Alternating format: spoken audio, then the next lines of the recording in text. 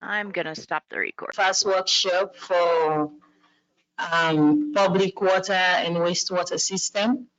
My name is Kima Boswa, and I am with the Oklahoma State University Solid Waste Extension Program. Just a little bit background about our program. We are operating under grants from the United States Department of Agriculture to provide technical assistance on solid material management to rural communities, tribal, and to communities with population less than 2,500. So in 2019, USDA required us to include PFAS in our education and outreach. And at that time, I had zero knowledge on PFAS. So I reached out to a couple of experts, and that was how I was able to get in contact with Andrew and the Tri-Hydro team to put this workshop together. Last year, last year we had our first workshop, and today we are here for the second one. And we have amazing speakers. So stay tuned for that. Just a little housekeeping for those in person. Restrooms are on the other end of the room, and there are coffee, donuts, water outside, and lunch will be here at noon also. And for those who might need a credit for attending this training, there is also a form that you can fill out and then submit it to Shirley. She's right over there. So you can get credit for it. And those attending online, you can fill out your form and send it to DEQ, the Department of Environmental Quality. If they'll submit their certificate to us, that's all they have to do. Okay, Shirley said all you have to do is to submit your certificate to DEQ, and then you are good to go. So without wasting much time, I will go ahead to introduce our first speakers and also call on Dr. Ken Eid, since he is our host on campus, to give us a brief welcome note, and then we go ahead with his presentation. Okay. All right. Dr. Ken F. Eid served as the director of the Environmental Science Graduate Program at Oklahoma State University, Tulsa campus. Previous to his position, Ken served as the Assistant Dean of Engineering at Oklahoma State University and the Director of the Hellmark Research Center. Dr. Eid is a certified hazardous material manager. In addition to his academic contribution to Oklahoma State University, Dr. Eid served 18 years as Environmental Health and Safety Manager for American Airlines. Dr. Eid's trust area of research include PFAS, hazardous waste management, environmental chemistry, industrial environmental sustainability, and industrial ecology. He served as manager of the following committees: Hazardous Waste Management Advisory Council for the state of Oklahoma, Environmental Federation of Oklahoma Hazardous and Solid Waste Committee, State of Oklahoma PFAS Committee. In addition, Dr. Eid has authored numerous articles on PFAS and directed and co-authored the first PFAS sampling guidelines for the state of Oklahoma. So, yeah. And then Dr. Eid is presenting alongside Dr. Adria Legistova. Adria Legistova is an environmental engineer and microbiologist for the American Airlines, environmental compliance and safety. Dr. Legistova graduated with a PhD in microbiology and cell molecular biology from Oklahoma State University. specializing in molecular tools and microbial processes impacting environmental remediation and production of biofuels. During her final semester, she was accepted into OSU's Professional Science Master's Program in Environmental Science and Management, which redirected her career path into applied science roles. She holds today with American Airlines and fostered the initial collaboration with Dr. Kenneth E., which continued to this day. Her primary role within American Airlines include environmental program management and regulatory compliance with Clean Water Act programs, site remediation and management of aerospace PFAS. So let's welcome Dr. E. and Dr. Legistova.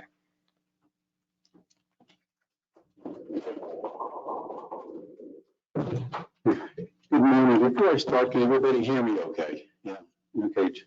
Generally, people from Boston, we don't generally even need a microphone, but I'll leave that there. Okay. So, first of all, welcome to Oklahoma State University. I have to do a little recruiting. If you're ever thinking about your master's degree, please contact me after this seminar. I know I see a lot of former students here, and so that's my plug for our master's degree. Again, Oklahoma State University welcomes you. It's also interesting, most seminars I attend, they address one topic, like treatment to PFAS. Today it was very interesting. I was looking at that. Dr. Legistova and myself are going to be addressing predominantly aerospace, AFFF, PFAS. Dr. Weaver, Department of Chemistry, more chemistry of PFAS. Shelley Shard, ODEQ, Clean Water Act. Don Shandy, the legal aspects of PFAS. Mr. Danny Chance, Accurate Laboratories, the chemical analysis of PFAS. Frank Marine, address Texas Molecular, disposal of PFAS. Andrew, toxicology of PFAS. Reed, treatment of PFAS. So what is nice about this seminar today, rather than 8 hours of one issue, it's going to be a nice variety, I think, for everybody, Okay. Roy. It got clicked out of the program. You got clicked it. We're good. No try. So here is the agenda for today. We're getting 5 professional hours, and it's good. And submit questions, I guess, submit questions online, is that correct? Okay, fantastic. Yeah, you can skip those. Okay, fantastic. Housekeeping, I think you've already done this, all right? And we've already had the introductions, okay. Here's our lawyers, they asked us to put this in, you can read that. But bottom line, we're not lawyers, we're not politicians, we're both environmental scientists. These are our views, these are our opinions.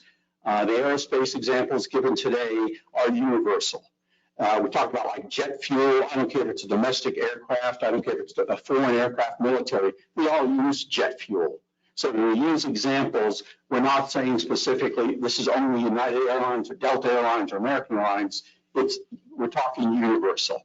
And again, just like jet fuel, universal kinds of things. To give things in perspective, I think these numbers are really interesting. $4 billion, $4 billion settlement between DuPont and Chemours, and I believe that settlement is to deal with the next issue. $671 million. One lawyer, one law firm, how much he has won so far from DuPont Chemours. We made a nice movie about him, Dark Waters. If you have an opportunity to see that movie, it's a really good movie. 200 million, estimated amount of Americans with greater than 1 nanogram of PFAS in their drinking water, 99.7. This is an estimate of the amount of Americans that have PFAS in their bloodstream. We believe it's higher than that. So far, 2854, the amount of locations in the United States that are contaminated with PFAS, 694, and this was of this year, the amount of military bases contaminated with PFAS, 50, the number of states in the United States contaminated their groundwater with PFAS, 10,000, the estimated number of molecules we believe are in PFAS. What is PFAS? We'll start off per and polyfluoroalkyl substances. Per and poly in chemistry means all or more than one. Fluoro means fluorine. Alkyl means carbon. So we have a carbon chain. We can either covalently bond one fluorine atom, two fluorine atoms, or on the end, it's possible to bond three fluorine atoms. That's all PFAS is. That's all it is. It's amazing something so simple is so complex.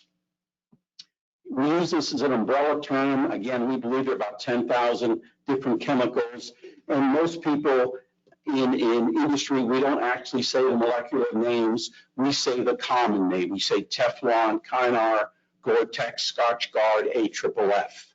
It's so much easier than saying the entire molecular name. To me, PFAS it's a large oak tree with 10,000 leaves. Each leaf represents one molecule. This is how complex this situation is. As Dr. Liebenstoffer was talking the other day, for this tree, underneath the tree is the root system, is all that mass underneath. We don't know about the precursors. We're not sure how many precursors there are for PFAS. This is how large and complex this problem is. How did we get here? PFAS is found in greater than 99.7% of the blood banks, almost every human on Earth. You can find it in polar bears, North Pole, South Pole, eagles. Most aquatic life has already been contaminated with PFAS. It is up in the Arctic, and I love this one here. They're so surprised they found PFAS on the top of Mount Everest. They find PFAS along the trails of Mount Everest. There's a climbing magazine, and I love this question: why are there harmful chemicals on Mount Everest? And you think about the tents are coated with PFAS, the clothing is coated with PFAS, the boots are coated with PFAS, the ropes are coated with PFAS, and the food packaging is coated with PFAS. And they're wondering, why is this mountain so contaminated with PFAS? It's a pretty interesting question. Louis Hemingway once said, all things truly wicked start from innocence. Great quote. All things truly wicked start from innocence. A freshly minted PhD student, freshly minted, he's 28, out of college, maybe a year or two, Dr. Plunkett, was with DuPont, trying to develop a gaseous refrigerant coolant. Let the experiment go too long. He made mistakes. He simply made mistakes. He accidentally developed the first solid fluorinated hydrocarbon. He did not mean to do this. It was a waxy solid that proved to be, at that time, the most slippery, most inert material in existence at that time. Today, we call it Teflon. The chemical name is polytetrafluoroethylene, but the common name is Teflon. Here's a reenactment of him doing this. I love this. He reenacts a failed experiment, but it has changed the world. What do you think? This interesting. DuPont tried over and over again to market this. It didn't stick to anything. So DuPont puts it on a shelf and says, this was a failed experiment. You know, we wasted all this money, and it was shelved. And again, it was supposed to be a gas. And that gas, by the way, was supposed to go in General Motors cars as your air conditioner refrigerant. That was the goal for General Motors. 4 years later, United States, Germany, and Japan. If you think about this, all three countries, to be honest, had at that time brilliant theoretical physicists, absolutely brilliant. These were the top individuals in the world. Germany and Japan had, in my opinion, the top individuals. To enrich uranium, all three countries were using the gaseous diffusion protocol. The problem with this protocol, separating uranium-235 from 238, it's extremely corrosive. A former DuPont chemist remembered this failed experiment. He remembered Teflon because nothing else was working and coated the diffuser with Teflon and was successful. Germany and Japan were unaware of Teflon at that time, did not have Teflon, and could not separate these two to enrich uranium. And here's a typical gaseous diffusion protocol separating U-235 from U-238.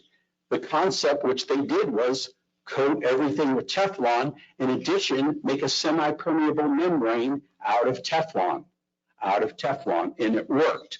We were the first country to make the atomic bomb. Then every valve, every seal, every gasket was either manufactured or actually made from Teflon. When you think about this, and this is interesting from a chemistry perspective, simultaneously, not individually, but simultaneously, this material was exposed to uranium hexafluoride in the gaseous state, extremely corrosive. HF gas, hydrofluoric acid gas, extremely corrosive, high pressures, high temperatures, and alpha radiation without breaking down. And to me, what was amazing is when they started, they said, we're going to put PFAS in a municipal incinerator. And I kept saying, what we learned from World War II, you put this in an incinerator, it's either going to go one or two places. One, it's up the stack, or two, it's going to stay in the ash. You're not going to break that carbon-fluorine bond. I mean, it's been exposed to this already. And this is my teaching moment from World War II. This carbon-fluorine, this covalent bond, and Dr. Weaver's probably going to talk a little more about this, is a carbon-fluorine bond is resistant. In chemistry, we use the word recalcitrant. In English, that simply means stubborn, but in chemistry means cannot break that bond, recalcitrant, to any biological attack. When you think of all the wastewater plants in the United States and the world, use microorganisms to break down organic matter. It's recalcitrant to it. It will not do it. We do not know right now of any chemical we can add that can break that carbon-fluorine bond.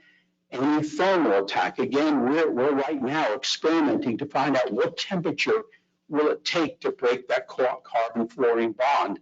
It is, again, unaffected or anything. The precursors we talked about may actually convert to actual PFAS molecules, but it's at the present time unaffected by conventional wastewater treatment systems. All right. Can everyone hear me okay? Good. All right. So now moving from historical, so we've learned from Dr. Eid, and thank you, Dr. Eid, that was wonderful. So we've learned about the creation of PFAS. We've learned about some of the historical uses that were essential, that really were important. And we've learned about why it's so difficult to now break it down, to get rid of it once it is in the environment. So looking at PFAS in the environment, one of the most significant challenges with finding PFAS in the environment is really finding the source. One of the most important vectors of PFAS for the Clean Water Act and just in general is the sanitary sewer, and we're going to talk about that more. So unfortunately, PFAS materials, they are everywhere and in high concentrations, which I think most of you in this room already are aware of. All right, so sources of PFAS to the environment unfortunately come to us a lot of the time. Where's the pointer on this? The red button? Okay. So sources of PFAS to the environment will a lot of the time come to us directly from the sanitary sewer. Many of these sources are domestic. So if we look at the first one here, many of them come from household products and their uses. So these products and the dusts that they generate We also have food and food packaging. So once you use those, also the wastes, and even our personal care products. So we have, there are PFAS in a lot of those. When you use them, then think about when you wash, take a shower, it all goes right down the drain. Okay. We also have leachates from waste disposal sites, so including landfills. We have PFAS from the manufacturers themselves, manufacturers and formulators. We also have industrial users that either knowingly or unknowingly use PFAS in their processes. We have the essential users of PFAS. This includes defense, aerospace, medicine, and technology. And then we also have certain individual PFAS-containing products that are really considered on their own because they generate such a large PFAS waste stream. Perfect example of that, and one that we're going to talk more about, is the AFFFs. Okay. So when it was created back in the 1940s, they didn't find a use for PFAS for this Teflon. Of course, Dr. E talked about using it in during World War II, and then shortly after, Teflon, its use just really exploded. So they started putting it in everything from frying pans to ironing board covers. They really just found that, and especially for the pots and pans, if you used it, your food didn't stick, it was easier to clean up, and of course that was very popular. So exposure continues here for wedding gifts. It became so popular that it really was the thing to give and the thing to receive. The center one here, they called it Happy Pans. People enjoyed it so much because it was such a joy to use that they started calling them Happy Pans. And I like this last one here. Choose a pan like you choose a man. It's what's on the inside that counts. So, some really clever marketing back then. All right, and so even for children's play sets, they would add, so if you look at this one right here, so Teflon tea set, just like Mom's. So not only were you getting it from the actual cooking and production of foods, you were also getting it, even the children were being exposed to it in their play toys. All right, so some additional common PFAS products. Generally, anytime you see the word stain resistance, there's PFAS. This includes carpets, fabrics, furniture, and the household dusts. Okay. Generally, anytime you see the word waterproof, there's PFAS. This includes your backpacks, tents, shoes, and your clothing and gloves. Okay. All of these things are also very important when sampling for PFAS now. All right, so the clothing and gloves includes, you're going to get a lot of them, Gore-Tex clothing, boots, hats, gloves, etc. Your Tyvek, any adhesive paper products or Post-its, polyester or nylon clothing or hats, any new clothing. So most new clothing is actually coated with something to protect it until it reaches the purchaser. So stain resistance, Scotch Guard, things like that to make it look good and keep it looking good until you purchase and wash it. So there are some exceptions here. 100% cotton generally is not coated with PFAS. So any clothing that has been washed with a fabric softener. Now, I think for most of us, that's all of our clothing. So you can see it really impacts us a lot on our daily basis. So also any clothing that is chemically treated for insect repellents, ultraviolet protection, stain resistance, those all contain PFAS. So, and also then any clothing that has ever been washed with any of these things contains PFAS. And then of course, important for the sanitary sewer, all of the laundry wash waters. So personal care products, we've got sunscreen, eye cream, moisturizer, shaving cream, favorite fragrances, hairspray, makeup, nail polish, toothpaste, etc., etc. You get the point here. So all of these personal care products that we use that contain PFAS, then whenever you wash your hands, take a shower, they go directly down the drain. Shampoo and cleaners, and then you shower. Okay. The cosmetics categories are especially high in fluorine. All of those really desirable characteristics such as long-lasting, waterproof, all of those are really the PFAS components in that makeup that give it those properties. So some additional products, low-density polyethylene, waterproof field books, treated paper, blue ice, plastic clipboards, binders, Sharpies, for those of you that didn't know Sharpies, pre-wrapped foods such as snacks, candy bars, energy bars, etc., and even microwave popcorn. So in this slide, I bet you can find one of your favorite types of microwave popcorn on this slide. I know I can. And really it shows, this was a study that showed that most of the brands of popcorn, at least all of these that they tested here, were like the containers were likely treated with PFAS. Okay. WebMD also looked at several fast food containers, and they showed that for desserts and bread wrappers, about 56% of them contained PFAS. For burgers and sandwich wrappers, it was roughly 38%. For paperboard, 20%. And now in this study, for their paper cups, they did not find any PFAS in the ones that they sampled, but that does not at all mean that there is not PFAS in these paper products. We will see there definitely is. All right. So as recently as March 24th of this year, Consumer Reports really took this a step further. And they really looked at the concentrations of total organic fluorine in many of the popular fast food brands. Okay. So first thing that I want you to remember is that the EPA lifetime health advisory for PFOA and PFOS is set at 70 parts per trillion. Okay.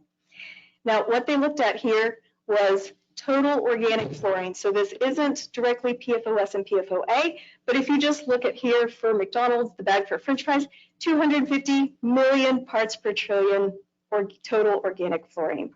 So not directly relatable to the 70 parts per trillion PFOS and PFOA, but it still shows there's a lot of fluorine and PFAS in these products, right?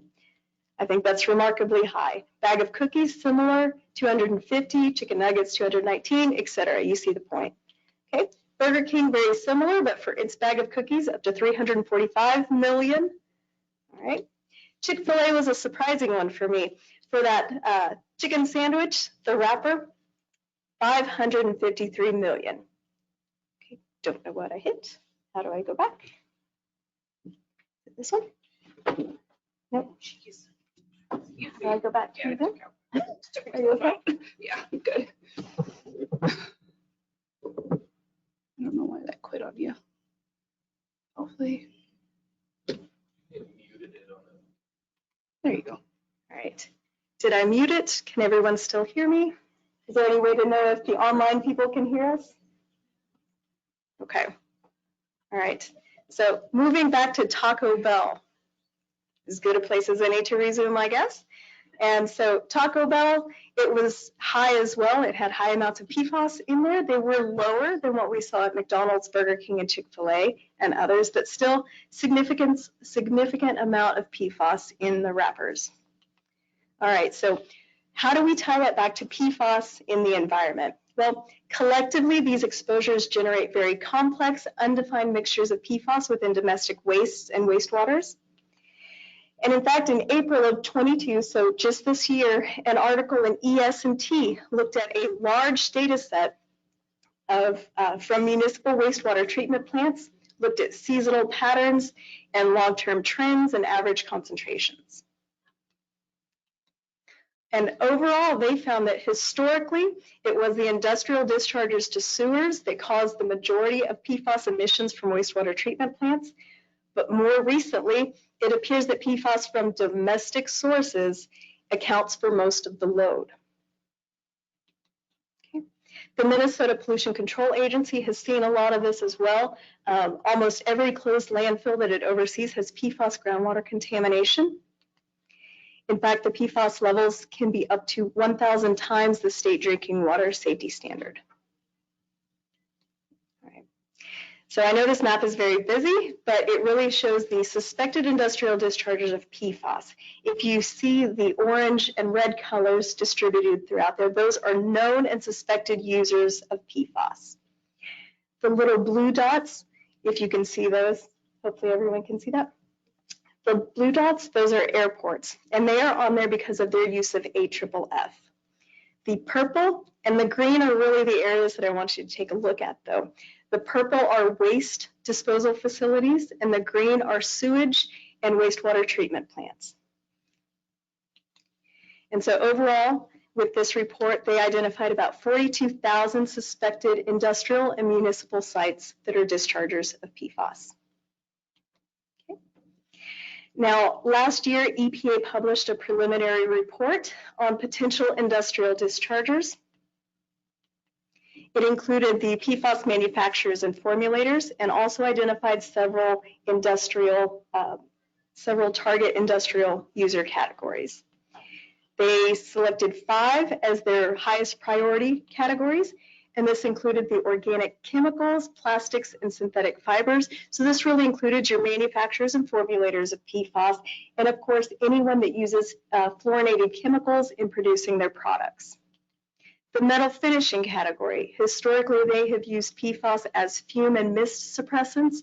They've also used them for wetting agents and surfactants. Pulp paper and paperboard, you can think about all of those food packaging that we just looked at. So anytime that you have a water repellence, a stain resistance, a grease resistance, you're going to have PFAS. Textile mills, this really aligns with the clothing options that we saw. And commercial airports because of their AFFF use. All right, so this report overall describes the PFAS uses, and it also talks about the types, concentrations, and averages that were detected. Okay, so switching gears just a little bit, what recommendations do we have? And then yes, also hope for the future.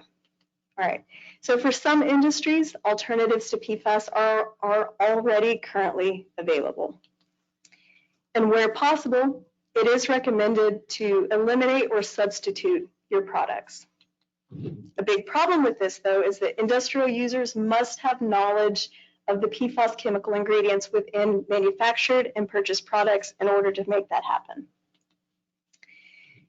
One big problem with this is that safety data sheets, the SDSs that you get with purchased chemicals, don't always list the PFAS ingredients. In fact, if the PFAS is in a product in less than 1%, or if they're considered confidential, proprietary, or a trade secret, you might not see it at all. Now for comparison, within fluorinated firefighting foams, this category that we really are looking at for PFAS and managing PFAS, the percentage of PFAS in the concentrate is only approximately 1.5%. Okay, so that really makes you think, imagine how much PFAS may be escaping unknown and undetected into our environment from the use of undeclared PFAS products. Okay. And so, of course, a big recommendation is a need for better disclosure of PFAS ingredients within safety data sheets. This is critical for industry in making procurement and waste management decisions, but it's also important for upcoming NPDES and pretreatment sampling, permitting and compliance, and remedial design. EPA just released a memo dated April 28th, and it really talks about addressing and reducing PFAS discharges from point sources and increasing monitoring of PFAS. And we're going to talk about this more later on in the day. Okay. So our last recommendation then is for industries that have known historical uses of PFAS, additional equipment decontamination or even possible replacements may be needed with the product substitutions to prevent residues and discharge of historical PFAS types. Two main categories that come to mind are then metal finishing facilities and AFFF users. Okay. So historically, the Department of Defense has been the largest user of AFFF. This map shows 704 military sites with known and suspected discharges of PFAS. And what you can see is that really everywhere, I did it again, all right. Let's see, how do I get back to, okay. I apologize, I don't know what I'm hitting on this, but okay, all right. So pretty much everywhere that they looked for PFAS, when they started looking at these military sites, everywhere they looked, they found it. And that's really one of the big drivers of changing the MIL spec, which is the military specification that requires the use of fluorinated foam in AFFF. Okay, so with that, I'm going to pass it over to Dr. Eid.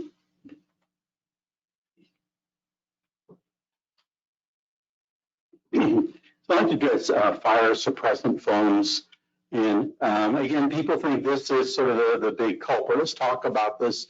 What is so interesting about these foams, 1902 was the first foam. A Russian engineer, chemist Alexander Lovin actually developed the very first foam. And to the right here, you see the old fire extinguisher. When I was a young lad on the East Coast, every school, every classroom had one of these. And I remember you had to invert it for it to work. It contained water, sodium carbonate, and aluminum sulfate. Mixed together, you get foam and carbon dioxide. That was the very first foam. It's been used for many, many years.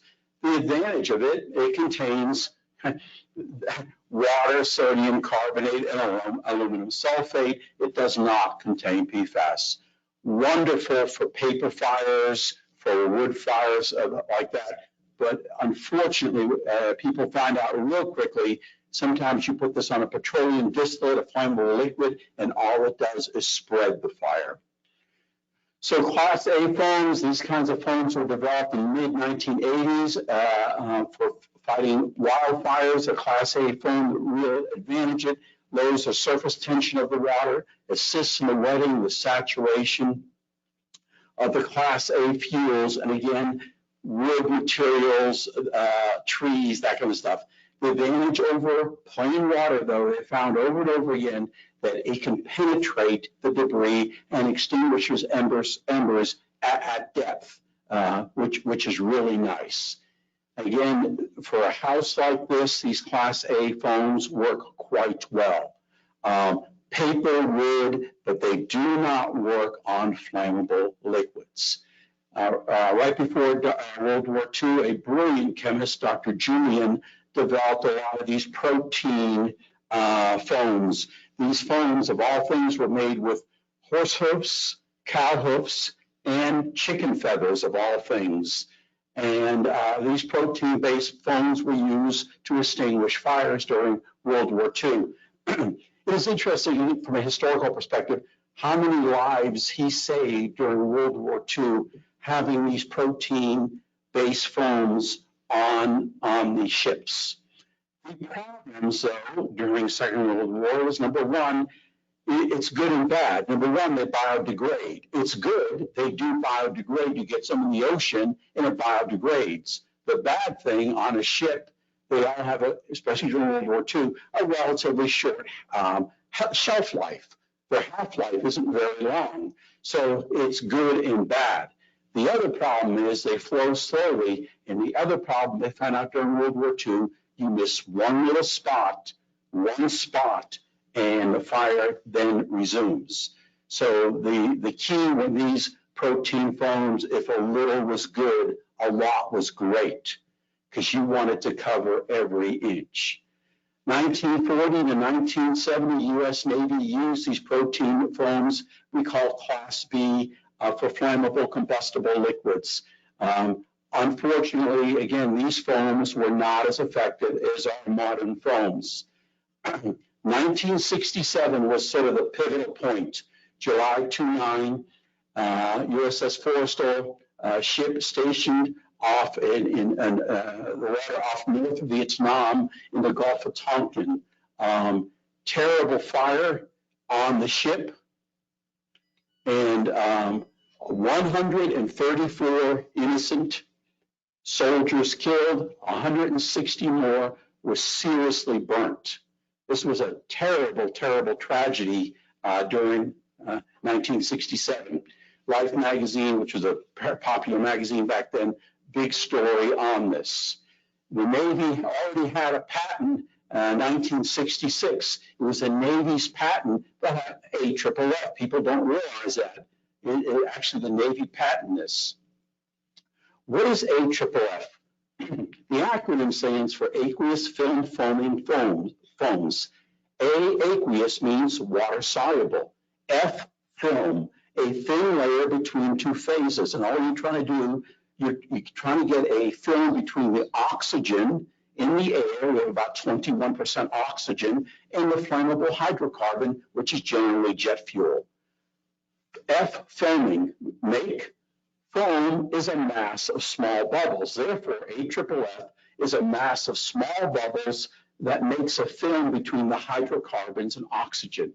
How simple is that? Like, imagine if you were to take a foam and add a PFAS molecule that does not burn, that does not decompose, that is recalcitrant. What an ideal fire extinguishing material. Again, AFFF acts as a fire suppressant with PFAS. And here's you can see a little picture here. Here's the AFFF, and there's that foam blanket. Also, even cools, so it has many advantages on AFFF. 2006, a C-5 Galaxy aircraft. And by the way, back then, 2006, these held approximately 52,000 gallons of jet fuel. One aircraft, 52,000. The joke was it took 4 railroad cars of jet fuel to fill one aircraft for one sortie. That is how much fuel these things contained. Terrible fire. They had 17 crew members and passengers. They used AFFF, 0 fatalities, 0 injuries. This is the advantage of being able to put out a fire within 1 to 2 minutes. 1 to 2 minutes. And not to be morbid, but when you're on the tarmac and unfortunately the aircraft is on fire, you want something that can put out a fire within 1 to 2 minutes. That is the advantage of AFFF, this ability to save lives very quickly. Unfortunately, that does contain PFAS. These tank fires, this was Deer Park in Texas, 2019. One fire, and again, these tanks are relatively close to each other, almost like dominoes, one after the other, thousands upon thousands of gallons. And you can see them starting to spray the AFFF. And it's, I mean, if you have a tank fire and you've got a dozen or so tanks, this is the ideal fire suppressant. It does work very effectively. The other advantage of AFFF, it can be used with a handheld hose or a deluge system from a hanger. And the deluge system actually comes from the ceiling. And we'll show photos of that. And this is a typical deluge system. You have the concentrate there in the drum. You simply add water at the ceiling and you get this foam. This is a very short clip, very short. It's 1 minute. When I was with American, we generally would let them go about 15 minutes. When this was done, this is just 1 minute. You have anywhere between 6 to 10 feet of foam. I've been involved in about 1 dozen of these, 1 dozen. And when you're in a hangar, it is like a blizzard like you've never seen, because you literally could not see your hand in front of your face even 3 or 4 inches away. It is unbelievable. When they're done, this is right in the middle of one. And again, it's 6 to 10 feet of this foam. Here it is empty.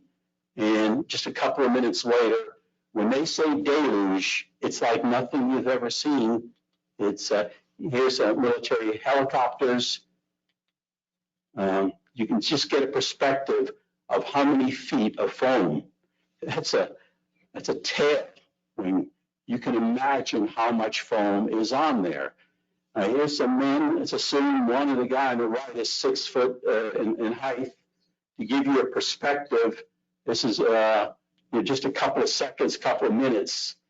And here is a young lady in the military cleaning up AFFF foam. I do not recommend you getting exposed like that. And again, put yourself in my position. You're the EHS manager of a large hangar. And I mean large hangar. These hold 5, sometimes 5 large aircraft. The deluge system went off 8 in the morning. 3 mechanics are either missing or never showed up that day at work. You do not know. And in a hangar, you don't have just 5 mechanics or 10 mechanics. You have hundreds of mechanics working on the aircraft. what do you do? What do you do? And the unfortunate thing is you open the doors. Because the thing that you always really that you're thinking about, did the person have a stroke? Did the person have a heart attack? Is the person injured on the floor of the hangar? To get first aid to that individual just as quickly as possible. And by the way, when you open hangars, that is not snow. That is not snow. This is what it actually looks like when you open the hangar doors.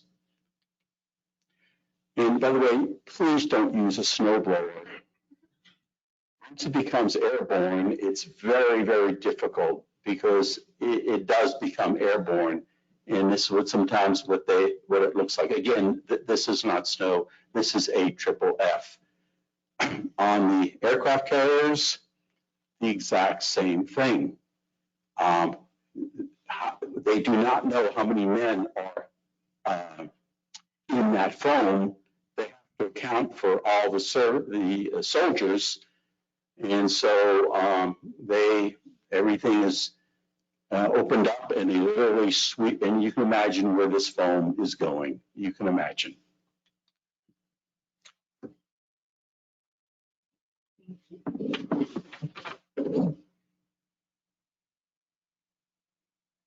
Okay, so what are we going to do about it? Aerospace AFFF in the 21st century. So the goal for both military and civilian aerospace is to maintain enough of the emergency response capabilities of fluorinated firefighting foams, but in an environmentally acceptable replacement.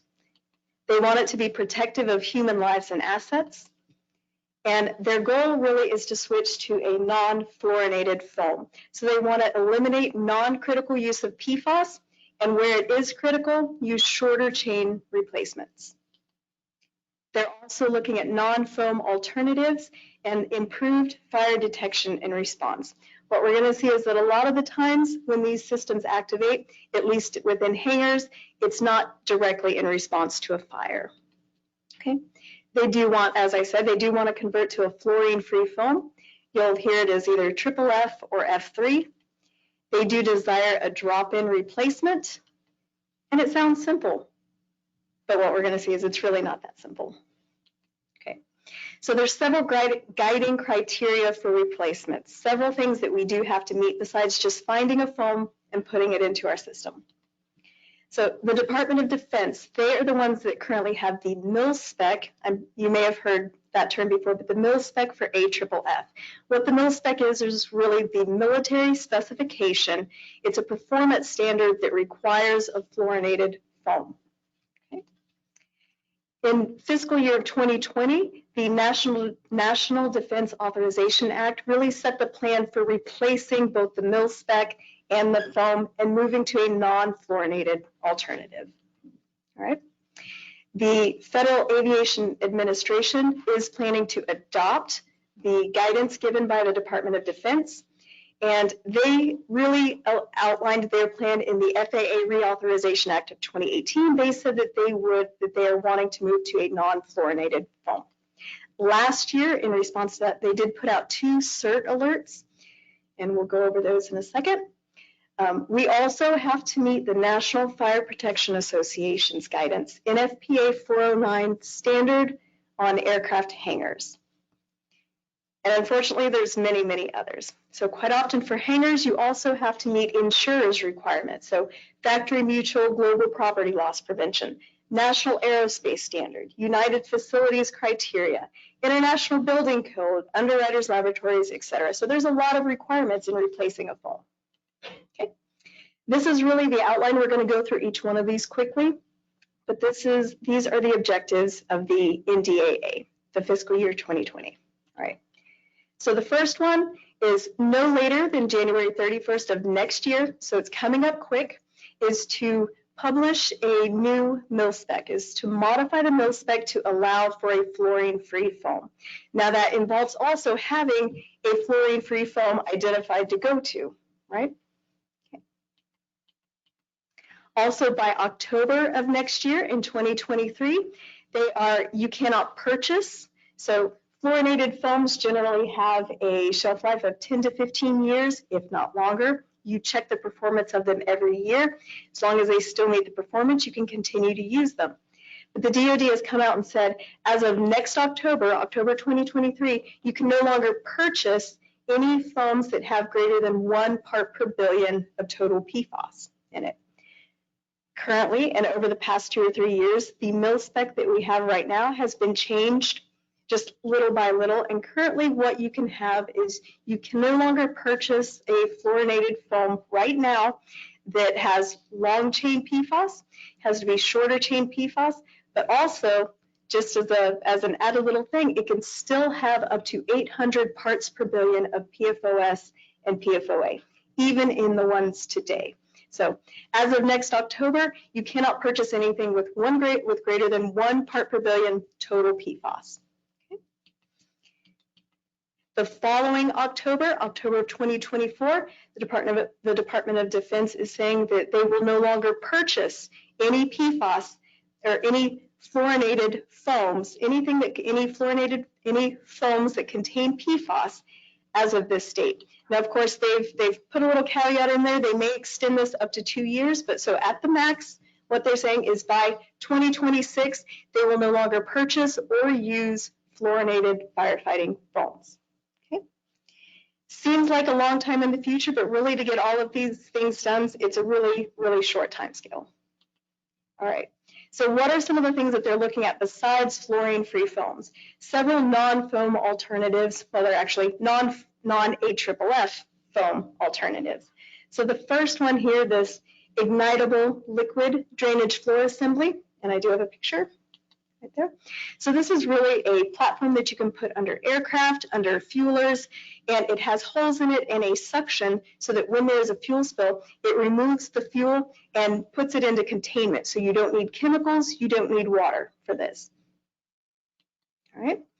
High expansion foams over here. These are a type of foam, but AFFF, they're what's known as low expansion foam. So they really rely on a small foam blanket and a layer of fluorinated surfactants. These high expansion foams do not have the fluorinated components, so they rely on a very thick foam blanket in order to extinguish the fire. All right, they're also looking at trench nozzles. And why are these different? So trench nozzles will use a fluorine-free foam replacement, but instead of being the hanger deluge system that uses a lot of material and ends up in 10 to 15 feet of foam, these actually come up out of trenches in the floor. They spray less foam, and then you also have the benefit of having the trench in the floor, which will contain at least some, not all, but some of the produced foam. Okay. They're also looking at water-only options. So we've got water-only sprinklers and water mist. And then one of the big ones here is the optical flame detection. So we're looking on improved fire detection and response, because right now, a significant portion of the times that these systems are activated, they are false discharges. Okay. So that's the military side. That's the Department of Defense. When we're looking at the civil aviation side, we're really looking at the FAA and the 2018 Federal Reauthorization Act. Within that act, they stated that you will no longer require the use of firefighting foam, firefighting foam containing PFAS by October 5th, 2021. And yes, that date has come and gone, right? So what did they do? Last year, they published 2 CERT alerts, one in June, saying that for testing of your aircraft rescue and firefighting vehicles, you no longer needed to use the fluorinated foam. You could use water, or you could use the specialized testing foam, which did not contain PFAS. You didn't have to use PFAS for testing. Later in October of last year, they did come out and say that you no longer have to use fluorinated firefighting foams at airports. Sounds like great news, right? But what they did say is that the existing performance standards that they still have to meet, which are the DoD standards, are unchanged. So what does this mean? It means that airports are still required to use foam that meets the mil spec. And then they've also committed to adopting the Department of Defense changes to the mil spec and alternatives, but as we just saw, this is not planned to happen until the years of 2023 to 2026. Okay. So it looks like, unfortunately, fluorinated foams will still be in use at least for the next couple of years. All right, so NFPA 409, the standard for aircraft hangars. The Fire Protection Research Foundation just published a report in January. And really, they looked at all of the data that they could find for the past, as long as the foam had been used.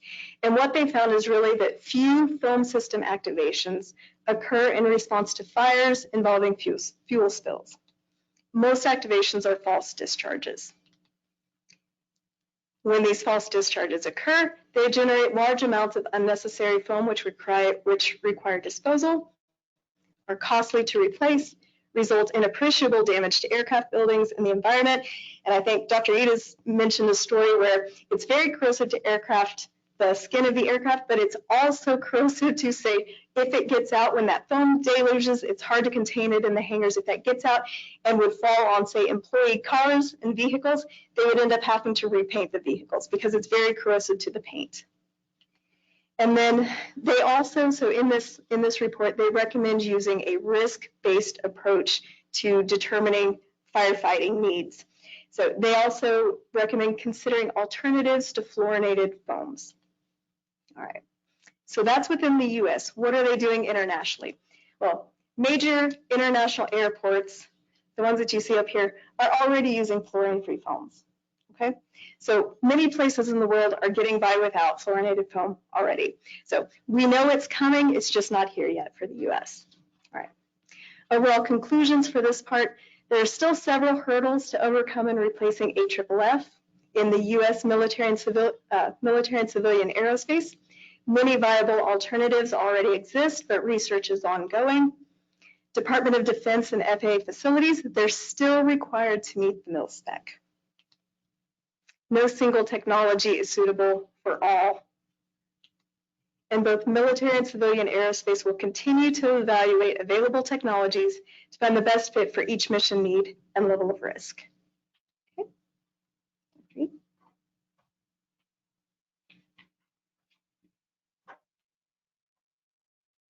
Really interesting issues people have asked me about, because you see this in the movies. I think it was Dog 3 or whatever those movies were, about this AFFF foam putting out fires. And I tell people I've been in aerospace, been involved since 1989. I have never actually seen AFFF used. Every deluge we had was an accident, every single one. And the infrared detector would have stopped every single one of those.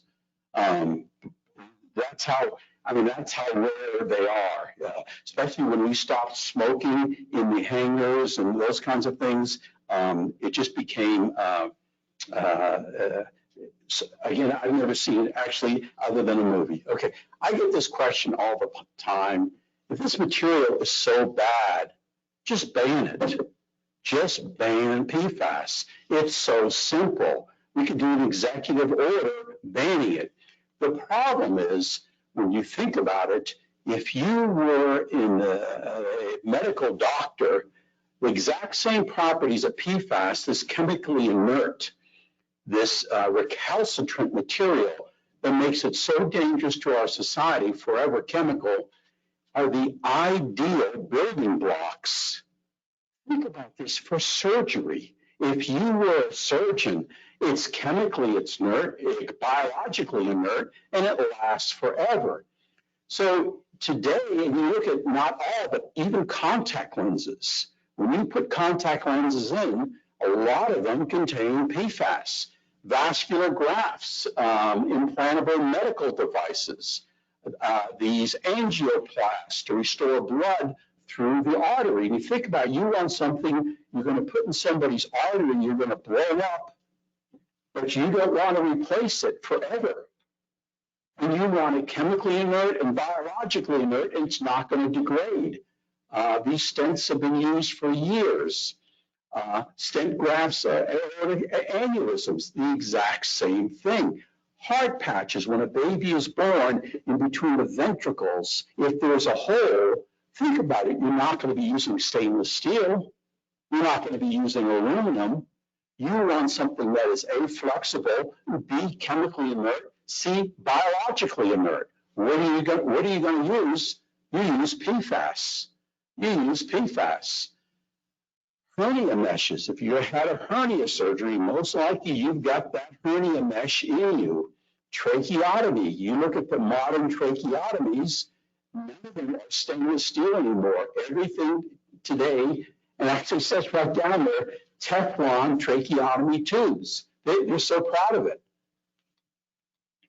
What can you do today? How about today? Well, I tell you, my wife and I, we've replaced all our Teflon pots and pans, and replaced them with non-Teflon pans. I recommend American-made stainless steel, cast iron, glass, enamel, or any ceramic alternative. But just stay away from the old Teflon pots and pans.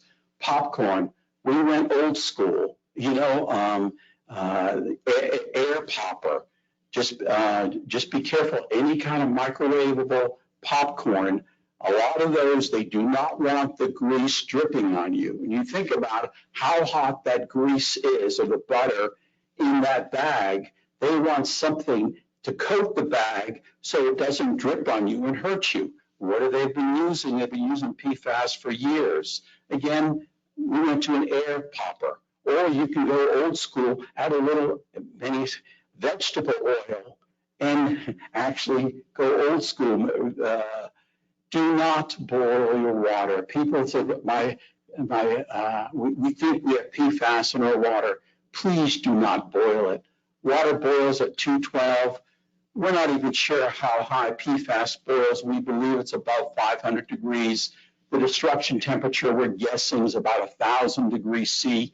When you boil your water, all you're doing is concentrating PFAS. That's all you're doing. Coats, jackets, gloves, again, go old school. Before World War II, waterproofing. You think about the sails on ships. Today they're all synthetic, but before World War II, they all were a cloth, and they were coated with beeswax and other natural products. No PFAS, the advantage, and you don't have to cause health issues to your workers. And here's some examples. And by the way, in the PFAS sampling SOPs for the state of Oklahoma, we actually put these kinds of issues in there. And you notice a lot of these are, it says here, wax cotton. And this is what you're looking for. Are they water repellent? Yes, they are. Is it good as PFAS? Nothing is good as PFAS, nothing right now. But again, they've been used literally for decades. A lot of these materials like Snow Shield, and again, you look at the SDS, all it contains is beeswax. The other thing I would recommend, and especially, and I can't emphasize this enough, if you are of childbearing age, the state of Oklahoma has published the PFAS, the sampling guidelines. In there, if you're going to sample, here are sunscreens. The next slide's a little bigger. These we know do not contain PFAS. Again, if you're a childbearing age, I would strongly recommend look at the state of Oklahoma sampling guidelines and use this for your personal care. So these are approved sunscreens. Tulsa, we had the privilege of working with ODEQ to develop the following sampling guidelines. General, the air PFAS sampling SOPs, drinking water for fish, soil, and sediment. If you're going to take a soil or sediment sample, and bottom there is the link, surface water, etc. So all these guidelines, it's really nice. It's on ODEQ's website. In addition to that, whether it is sunscreen or insect repellent, again, if you're childbearing age, I would strongly recommend pulling this up and look at what insect repellents do not contain PFAS. And those are the ones I would recommend using. Now, a lot of people say, well, why can't you look at makeup, you look at shaving cream, whatever it is, And I tell people, one thing you could do is just look for in the name of the molecule, fluoro. Because in nature, carbon has never been in nature covalently bonded to a fluorine atom. I don't know, maybe inside of a volcano, I don't know, but we've never found that. So when you see this fluoro in these molecules, these are man-made PFAS molecules. Now, the cosmetic people and other people have gotten smart about this. So they're using these acronyms. PEG2 actually means this. And now they're calling this, just call it PEG10 is actually this. This DEACA 18 is actually this. So they're literally hiding PFAS. And I wish in the future, cosmetics, shaving cream, whatever, like Proposition 65 in California, you would have some kind of a decal or a sign on the product. Yes, this does contain PFAS. I think people are going to be very surprised on how much material you use on a daily basis contains PFAS. If you purchase a home water system, my recommendation is get one that has approved the NSF or ANSI standard 53 for carbon filters or 58 for reverse osmosis systems. One or the other. And my other recommendation, and I tell this to all, and I'm a fly fisherman, get rid of this, do not purchase or use this fluorocarbon fishing line. Go old school, I've done it, went back to nylon, just nylon, which works great. I want to thank you very much. Are there any questions? No, thank you.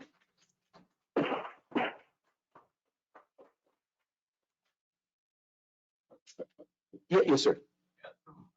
You guys mentioned that military specs are moving towards only using shorter chain PFAS, right? Than the longer chain, which was a surprise because they're a much more challenging environmental problem. You have any reason? I mean, that is I'm not moving the other direction, which would be an easier problem to solve. Yeah. Could you repeat the question with the microphone so people on the internet? Yeah. Can you hear me now? Hopefully? Yes. Okay. So, and it'll give me a better chance to more succinctly say. So you said the military specs were moving towards short chain PFAS. So it just caught me as a surprise because that's actually a more challenging environmental problem to try to remediate. So I'd be kind of curious what their motivation for moving towards the short chain as opposed to moving towards a longer chain PFAS would be. Right. So I think this is really one of those cases where as the information is coming along, we're learning things now that we could have really used in previous years. I think it was a jump. Back when we first started looking at the problems with PFAS, the DoD did jump. Manufacturers were coming out and saying that the C6 alternatives were less harmful. We didn't have the research yet to show that they are just as harmful and in some cases more. And so they did switch and put the shorter chain into their products. Now, one of the problems with that is that also when they used the shorter, and you won't find this on anything, but when they use the shorter chain PFAS products, instead of using a small amount of the larger chain ones, in order to maintain the function of it, they had to put a whole lot more of the short chain in there. So I don't think it's something that they were really wanting to do originally. I think that's something that just, it's something they did not have the information on the short chains when they made that decision. Could you address mobility? Short chain also. Oh, yes, and as Dr. Reed just mentioned, the mobility of the short chain. So of course, as we know, the short chain, not only are they more toxic, but they are also more mobile in the environment. Any other questions? Any other questions? No. Anything from people online? Yes, we did have one question. If PFAS in products like Teflon pans and Gore-Tex fabrics in a different form, that's limited in exposure through use. Hold on, I don't think I read that right.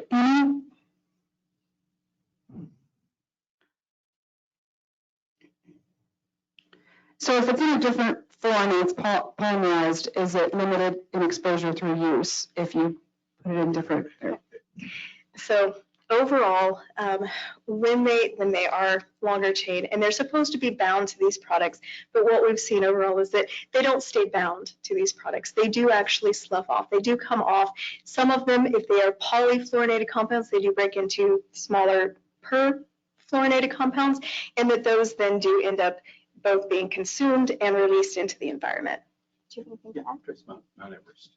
Oh, and a good example of that is a lot of the PFAS that you find on Mount Everest, that really came from, it didn't come from liquid sources. It certainly didn't come from AFFF.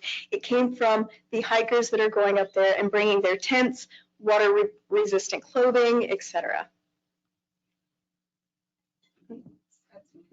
Okay, thank you.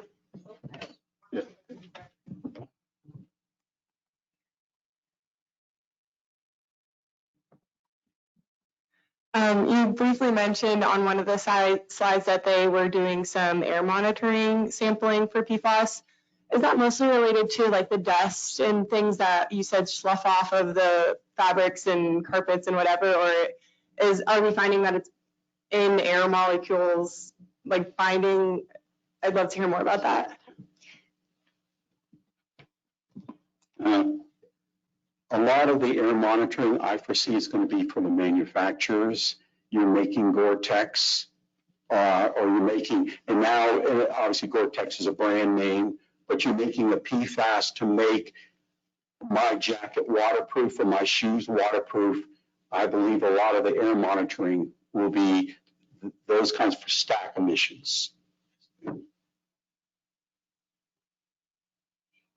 Any questions?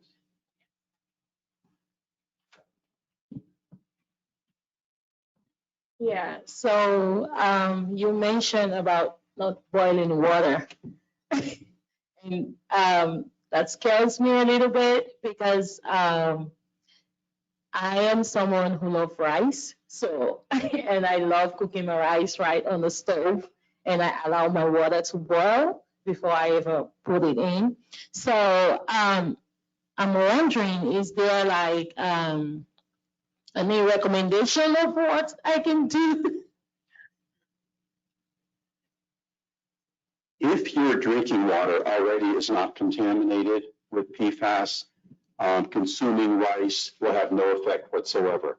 But if your drinking water is contaminated with PFAS, unfortunately, anytime you boil even salt water, all you're doing is concentrating the salt. PFAS is the exact same way. You're not going to be able to remove it. Yeah. So, and by the way, that's the reason why the city of Tulsa monitors our drinking water for PFAS. Yeah. This is Shelley Chard, Water Quality Director at DEQ. If you have bacteria contamination in your drinking water system, issues a boil water advisory, please boil your water before you consume it. It's a different issue. We don't want to concentrate metals. We don't want to concentrate chemicals like PFAS. But you have to know what contamination you're trying to address. So if your drinking water system is not contaminated with PFAS and you do have the chance of contamination or confirmed bacterial contamination, we definitely want you to boil the water to address that contamination. So you have to be careful about which contamination, how you treat what you're trying to treat. So I just wanted to clarify that. Yeah, that's an excellent point. And as a recommendation, if your water is contaminated with both, my recommendation is go through an ANSI-approved granular activated carbon to remove the PFAS, then boil the water. Therefore, you're killing the microorganisms and you're removing the PFAS.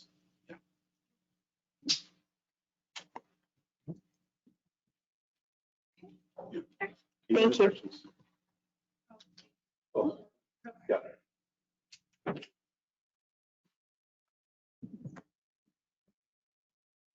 Thank you. This is Andrew Palitz, hydro and a toxicologist. I'll be speaking with later. But this question is not about that, but comment is a very good, thorough presentation. Appreciate that. So in context, and maybe it's a two-part question, a little bit for Audra, a little bit for Ken, is that we know that there is unwanted presence and potential effects of PFAS starting from the long chain to short chain now. So within the aerospace industry, is there a recognition enough for the industry to start phasing out all the PFAS, all and any PFAS, or maybe just some of them? And then maybe, and that's the second part of the question, Dr. E, like what do you see in general industry as their attitude towards PFAS and potentially also taking actions to eliminate it intentionally? And this is in addition to us as consumers making choices accordingly. All right.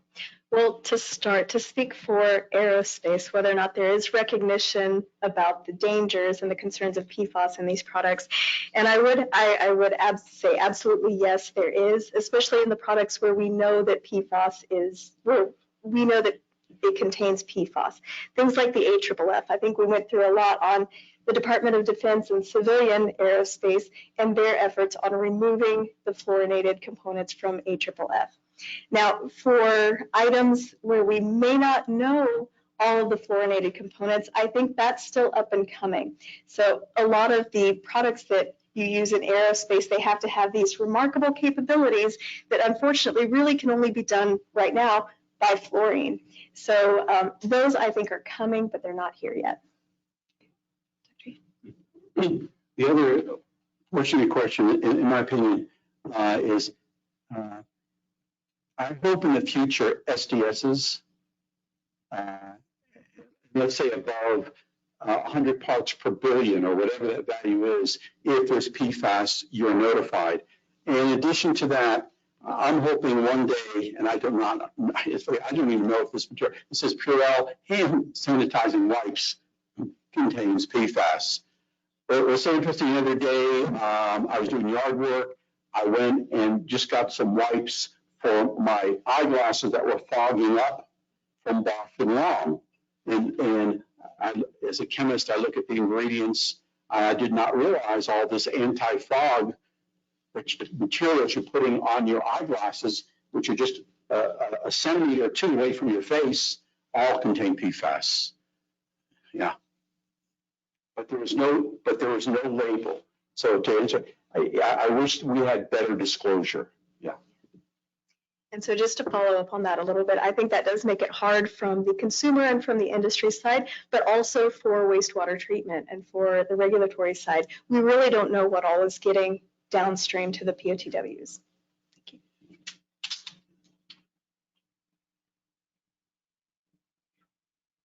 Okay, thank you so much.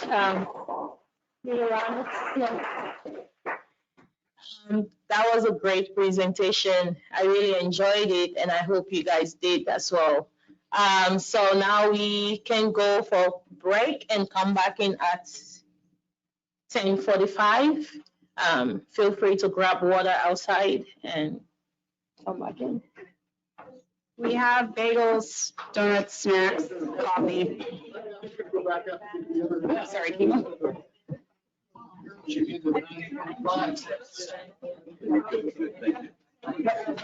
the first time we've done this together.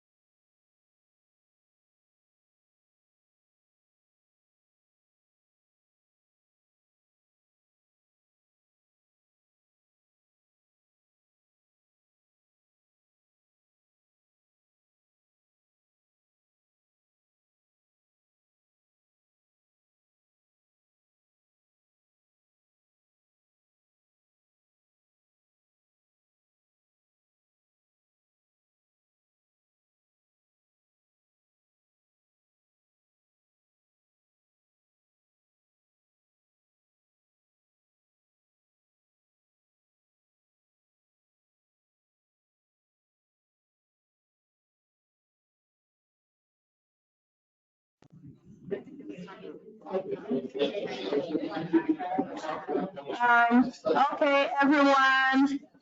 I think it's time. I know we are enjoying all the networking. So our next speaker is Shelley Chad from the Oklahoma Department of Environmental Quality. Shelley obtained a degree in chemical engineering and biotechnology from the University of Oklahoma. She has been the Water Quality Division Director of the Oklahoma Department of Environmental Quality since January 1, 2010, and has 29 years of experience in drinking water and wastewater profession. Today, she oversees drinking water, wastewater, stormwater, water reuse, biosolid, and operator certification and training.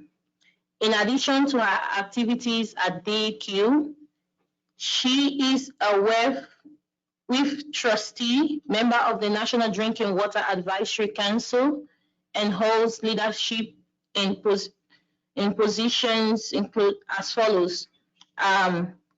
Association of Safe Drinking Water Administrators, Groundwater Protection Council, Association of Clean Water Administrators, Oklahoma Water Environment Association. So let us welcome. Thank you. So good morning, everyone. It's great to be here with you. So just one quick, in my role as the Water Quality Director at Oklahoma DEQ, overseeing operator certification, be sure to fill out a form down front for those of you present in the room. And if you will fill that out and give that back to me, I will get that submitted, so you will get your operator certification continuing education credits for today. Just be sure you give that to me, or you can put it up there with all of my stuff. And those of you online, if you will send us your certificate, Brandon will get that entered for you, so you get credit as well. So with that, it's kind of a tough act to follow. A lot of great information on the aerospace industry and kind of how we got to where we are today. So I'm going to talk about the exciting regulatory aspect of PFAS. We were talking at the break, it's kind of an interesting time. It's really kind of fascinating, and I find myself using those words over and over as we talk about PFAS and what's happening with PFAS, where it's going. And we keep talking about it as if it's this brand new thing. And as we heard this morning, it's not new. We just are now starting to deal with the chemicals that are in our environment. Okay, so I will just say I have a lot of slides and a lot of information, but you all will have access to them. So some of it I'm just going to gloss over because we've already talked about it, and you don't care maybe about some of the intricacies, but I do want you to have access to that information. So as we've already discussed today, PFAS is ubiquitous. There are a lot of chemicals. They're everywhere. Everything we do, everywhere we go, we come into contact with these chemicals. And we know, depending on which chemicals we're talking about, they can have a wide variety of health impacts, not just the end result of a premature death. There can be impacts to our children, impacts to all of us just as we go through our day-to-day lives. So we are talking about PFAS in a regulatory sense of, oh my gosh, EPA is doing all this and it's on a fast track and we're getting ready to have all of these regulations, and how are we going to comply? Well, even from a regulatory perspective, we've been talking about this since 2009. And well, that's not that long ago, except it's about halfway through 2022. So we have been talking about this a long time. And it shouldn't be a big surprise that we're starting to see some of the regulatory activities. So we started talking about PFAS compounds really in 2009. That's when we first got the preliminary or provisional health advisories. We saw PFOA and PFAS show up on the candidate contaminant list for what we might be looking for in drinking water, what we're going to do some of the preliminary work to get ready for regulation. The unregulated contaminant monitoring rule 3, which actually occurred starting in 2013, really started looking at PFAS levels in actual drinking water. Not, well, if a system chooses to look for it or they think they might have a problem. This is part of the nationwide drinking water review, looking at what do we see, how often does it occur, should we be regulating? Well, then we had our first official health advisory on the drinking water side for environmental programs for public health protection. That's the 70 parts per trillion. Then it got a little murky as, is this additive? Is it each individual? Could it be a high level of one, a low level of another? And this is what started the cascade of federal agencies doing one thing, various states doing another thing, and in trying to be protective, we created confusion across the country. Why is New Hampshire one level's okay? In Oklahoma, we're using the EPA number, so it looks different. So there were just a lot of things that are starting to happen in the regulatory world. Then we saw the next round of the candidate list where EPA is looking at, okay, we might need more information. Okay, there we go. So we kind of continued down this path. We're starting to speed up. We're getting closer to where we are today. EPA did make a positive regulatory determination to regulate, set a maximum contaminant level, an MCL, for PFOA and PFAS. We're also starting to see EPA doing more and more looking at other PFAS compounds. Should we branch out? Should we look a little further? It's having some internet connectivity issues. Oh, Here we go. okay, I don't know how I did that, so sorry. Seems to be a common theme today. Technology is awesome when it works, and then when the humans start messing with it, sometimes it doesn't cooperate. It's operator error. So we know, EPA is starting to look at some of these other PFAS compounds. We know we're now starting the unregulated contaminant monitoring rule 5. I heard some of you talking today that you just got your notifications that you are participating in that program, which basically if you are a drinking water system over 3,300, you are participating. This is an EPA direct implementation rule, and then they are also looking at some smaller systems. So if you do get those letters, those requests, you have questions, you can call DEQ, we'll help you work through it. We're already getting questions of, okay, I got this. Is this spam? What is somebody really trying to figure out? But this is a required drinking water regulation. We also know that EPA has told us they will be publishing a rule setting the MCLs and an MCLG, which those are the maximum contaminant level goals. So that will be coming very soon. Don't know what soon means. Those are, EPA uses words like soon, imminent, forthcoming, and yes. So when we see it, we know it's here and we try to get you that information. Some toxicity assessments have been going on the last 2 years by EPA. These are important because they come to us in the form ultimately in these health advisories, goals, or actual limits. So right now what we know in 2021, EPA did release updated toxicity assessments for PFBS, and in October for next gen. We know that they're working on 4 or 5 others. So those we will be waiting to see. 3 weeks ago, the director of the Office of Science and Technology for EPA said that before the end of spring 2022, we would have health advisories for PFBS and NextGen. And it was like, well, you know, it's the end of April, it's the 1st of May. She said, spring goes through the 3rd week of June. So I thought, okay, so I don't know if that's really a signal or if that's buying time, but I kind of feel like we are going to see something coming from EPA on the health advisories between now and the end of June. So EPA has done a lot of work. A lot of that work they do amongst themselves or within the federal family of agencies. Sometimes the states get invited as co-regulators.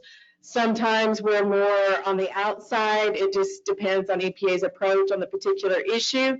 But one way that we do kind of get a glimpse into what's happening is there are 2 federal advisory committees that are created through a statutory process. Members have to be nominated, they have to meet special criteria to be appointed to these roles, and then they have meetings that are open to the public, which in some ways it has been extremely challenging the last couple of years. In some ways it's been much easier to engage because everybody's remote. It's not just one person or 2 people or the stakeholders, even the council members are remote and things are happening online. So the first advisory committee that has been working on PFAS issues is the Science Advisory Board. They specifically took up the PFAS issues in their fall meeting in 2021. They were looking at documents, research studies, hearing from experts, and they were looking at what should the MCLs or the MCLGs look like for PFOA, PFAS, and potentially others in drinking water, and also what new drinking water regulations might look like nationwide to try to eliminate some of the patchwork that's happening, particularly in the New England states. The one thing that information kind of brought through discussion is they are looking at reference doses, everything for PFOA, PFAS being decreased. We've heard the term reduced by an order of magnitude. So we're already in parts per trillion. So then that takes it to parts per quadrillion. I don't know how we do that since everything we touch, you know, we've now touched PFAS. So this is going to be, I think, particularly challenging in sampling, analysis, and ultimately treatment. So the National Drinking Water Advisory Council, I've put the link to the last meeting where you can go there. You can see all of the materials, the comments, the discussions, and this is also where all future meetings will be announced. All of the meeting materials by federal law have to be made available to everyone. So it's a great place to get really good information. You know the source of the information, you know if it's a manufacturer, you know if it's a drinking water system, you know if it's a regulator, you know where the information originates. So then you can decide, you know, how much weight you put in this document versus that document. And sometimes there does get to be a little bit of, you know, competing interest because anyone has the opportunity to submit for consideration any information. We spent a lot of time in this meeting talking about what's going to happen with PFBS and NextGen. There's some really good graphical information showing how, as we've seen a decline in PFAS and PFAS, We're seeing increases in some of the other PFAS chemicals. As something you can no longer produce it, okay, how do we modify it a little bit? And something that was shared, that while we are seeing these increases in some of the other chemicals, they may not be as toxic. Okay, so maybe not, and it's not as toxic. Well, I guess that's better. We're moving in the right direction, but I still think we're going to have to see a lot of changes in manufacturing process and specs for. Okay, I did not touch anything, so I'm not sure.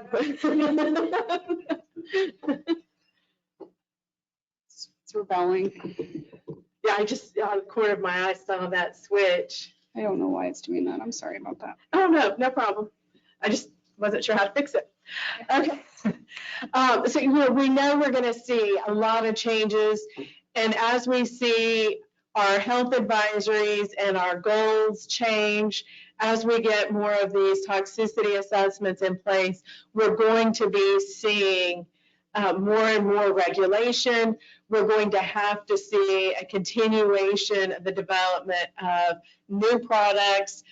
No one wants to outlaw flame retardants. That seems like a really bad idea. But we need to figure out how do we do that in a way that is safer than what we're doing right now. Okay.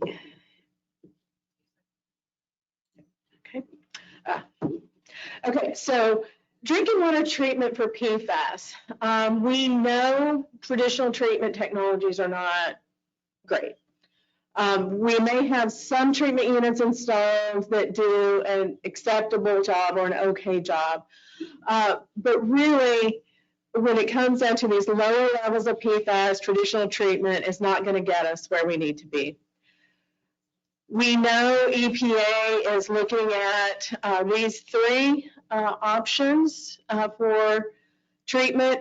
Activated carbon, we know it's very effective. It does a great job. But then we get into, okay, how much either activated or granulated carbon do you need? How quickly does it become fouled? How do you reclaim it or dispose of it in a safe, appropriate manner? We don't want to be using activated carbon and we're collecting all this PFAS and now we're going to take it to an incinerator.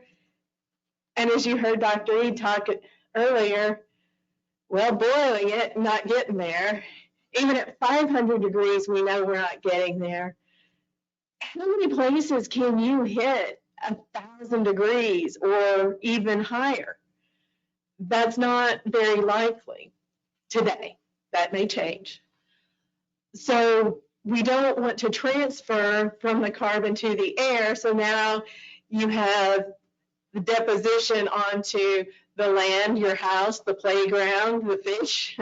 So we have to figure out how do we reclaim that carbon so that we're not having to build hundreds and thousands of hazardous waste landfills to try to collect all of this PFAS contaminated waste.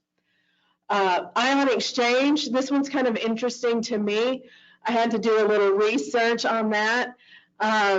It's not your standard ion exchange. We do have a few ion exchange plants in Oklahoma, but there are special plates and the operation is very specific to attract the PFAS chemicals, the compounds. But then again, how quickly do your plates foul? How do you reclaim them? How do you properly dispose of them? What does this operation and maintenance look like? Nanofiltration and reverse osmosis, we know it is incredibly effective. It's an incredibly effective treatment for tons and tons of things. In looking at just one application of reverse osmosis, because to me, although not drinking water and PFAS specific, magnifies what this looks like in Oklahoma. in a particular industrial treatment, if you treated the water with reverse osmosis, we would be building 3 to 5, I'm sorry, we would be building 25 to 35 brand new solid waste landfills just to dispose of the solid materials. Well, that's not happening anywhere. That's not going to happen across the country, let alone in Oklahoma. Areas where you have very low TDS, you may have better luck with reverse osmosis, but you are still generating a large amount of solids. And if you don't go all the way to a dry solid or dry enough to go to a landfill, then you're now looking for underground injection control wells where you can inject the slurry. Anybody fan of earthquakes? You know, we've been down that road on the oil and gas side, and you know, tornadoes, at least we know they're coming. You can go outside and watch them come, but you know, earthquakes just show up, and that's a little startling. So we can't solve one problem by creating another problem. So we have to find the right solution for each of our communities. And then sometimes we don't like it, but you know, we have applied the dilution is the solution approach to other drinking water contaminants. You know, when we look at how some cities have managed arsenic or chromium, other metals, if they have 5 wells that have very low arsenic and 1 well that's a little above, well, by the time it's blended, it's well below the MCL. You know, we may have to apply some duct tape and baling wire approaches as we work with our small communities if they show PFAS contamination or really any MCL violations or any contamination problem. We have to work with them to figure out how we can do the best job we can to make sure people have safe, adequate drinking water. So that's something that's definitely going to be a challenge, as with all things. Another issue, you know, we've talked about operator certification and everybody fill out your form so you get your training hours. But how many of you in your training are trained to properly operate and maintain nanofiltration and reverse osmosis? Not very many. That's very specialized. Becoming more common, but you have an operator in far southwest Oklahoma who has a C license, is the only operator, and it's the first time they've had somebody with a C license because they've had a D license before. The only operator, the next closest operator is 30, 40, 50 miles away. And we can, yes, we can, with the infrastructure money, we can build you a plant that can do this, but who's going to operate it and how can they pay the person the amount of money that it takes to retain someone who can operate this advanced technology? So just for perspective, in Oklahoma, we've got about 1,400 drinking water systems. Almost 900 are community water systems. These are towns and rural water districts. The 365 of them are schools. They're shopping centers with restaurants. And then we have things that are these the non-transient, non-community. They're the ones that you have people consistently present drinking the same water, but they are not a town, they are not a rural water district. The non-communities, several of the power plants where they're located, they have their own water system. We have some strip malls that are just on the edge of town, but not quite where they have water. Okay, so Clean Water Act, the wastewater side. Similar process, although it's been lagging a bit. Big things, the advance notice of proposed rulemaking for the effluent limitation guidelines related to PFAS manufacturers. That was re-signed, and so it is now a requirement under the current administration. We have the Clean Water Act regulatory roadmap that's part of the overall PFAS roadmap. We have all of the industrial sources, the pre-treatment side, looking at manufacturers of PFAS, electroplaters, apparently. Okay. I'm sure there's ghosts. Okay. Thank you for letting me know. So something that is really important for those of you that have discharge permits, there is a new water quality standard for aquatic life criteria for PFOA and PFAS that has been released.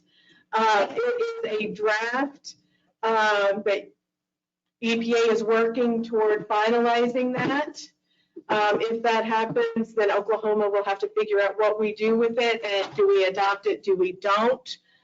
EPA has told us that as permits are drafted, anything that is an EPA federally issued permit will have PFAS monitoring in it. We've seen that in the Northeast where EPA has permitting authority. We've also seen EPA putting PFAS monitoring in stormwater discharges.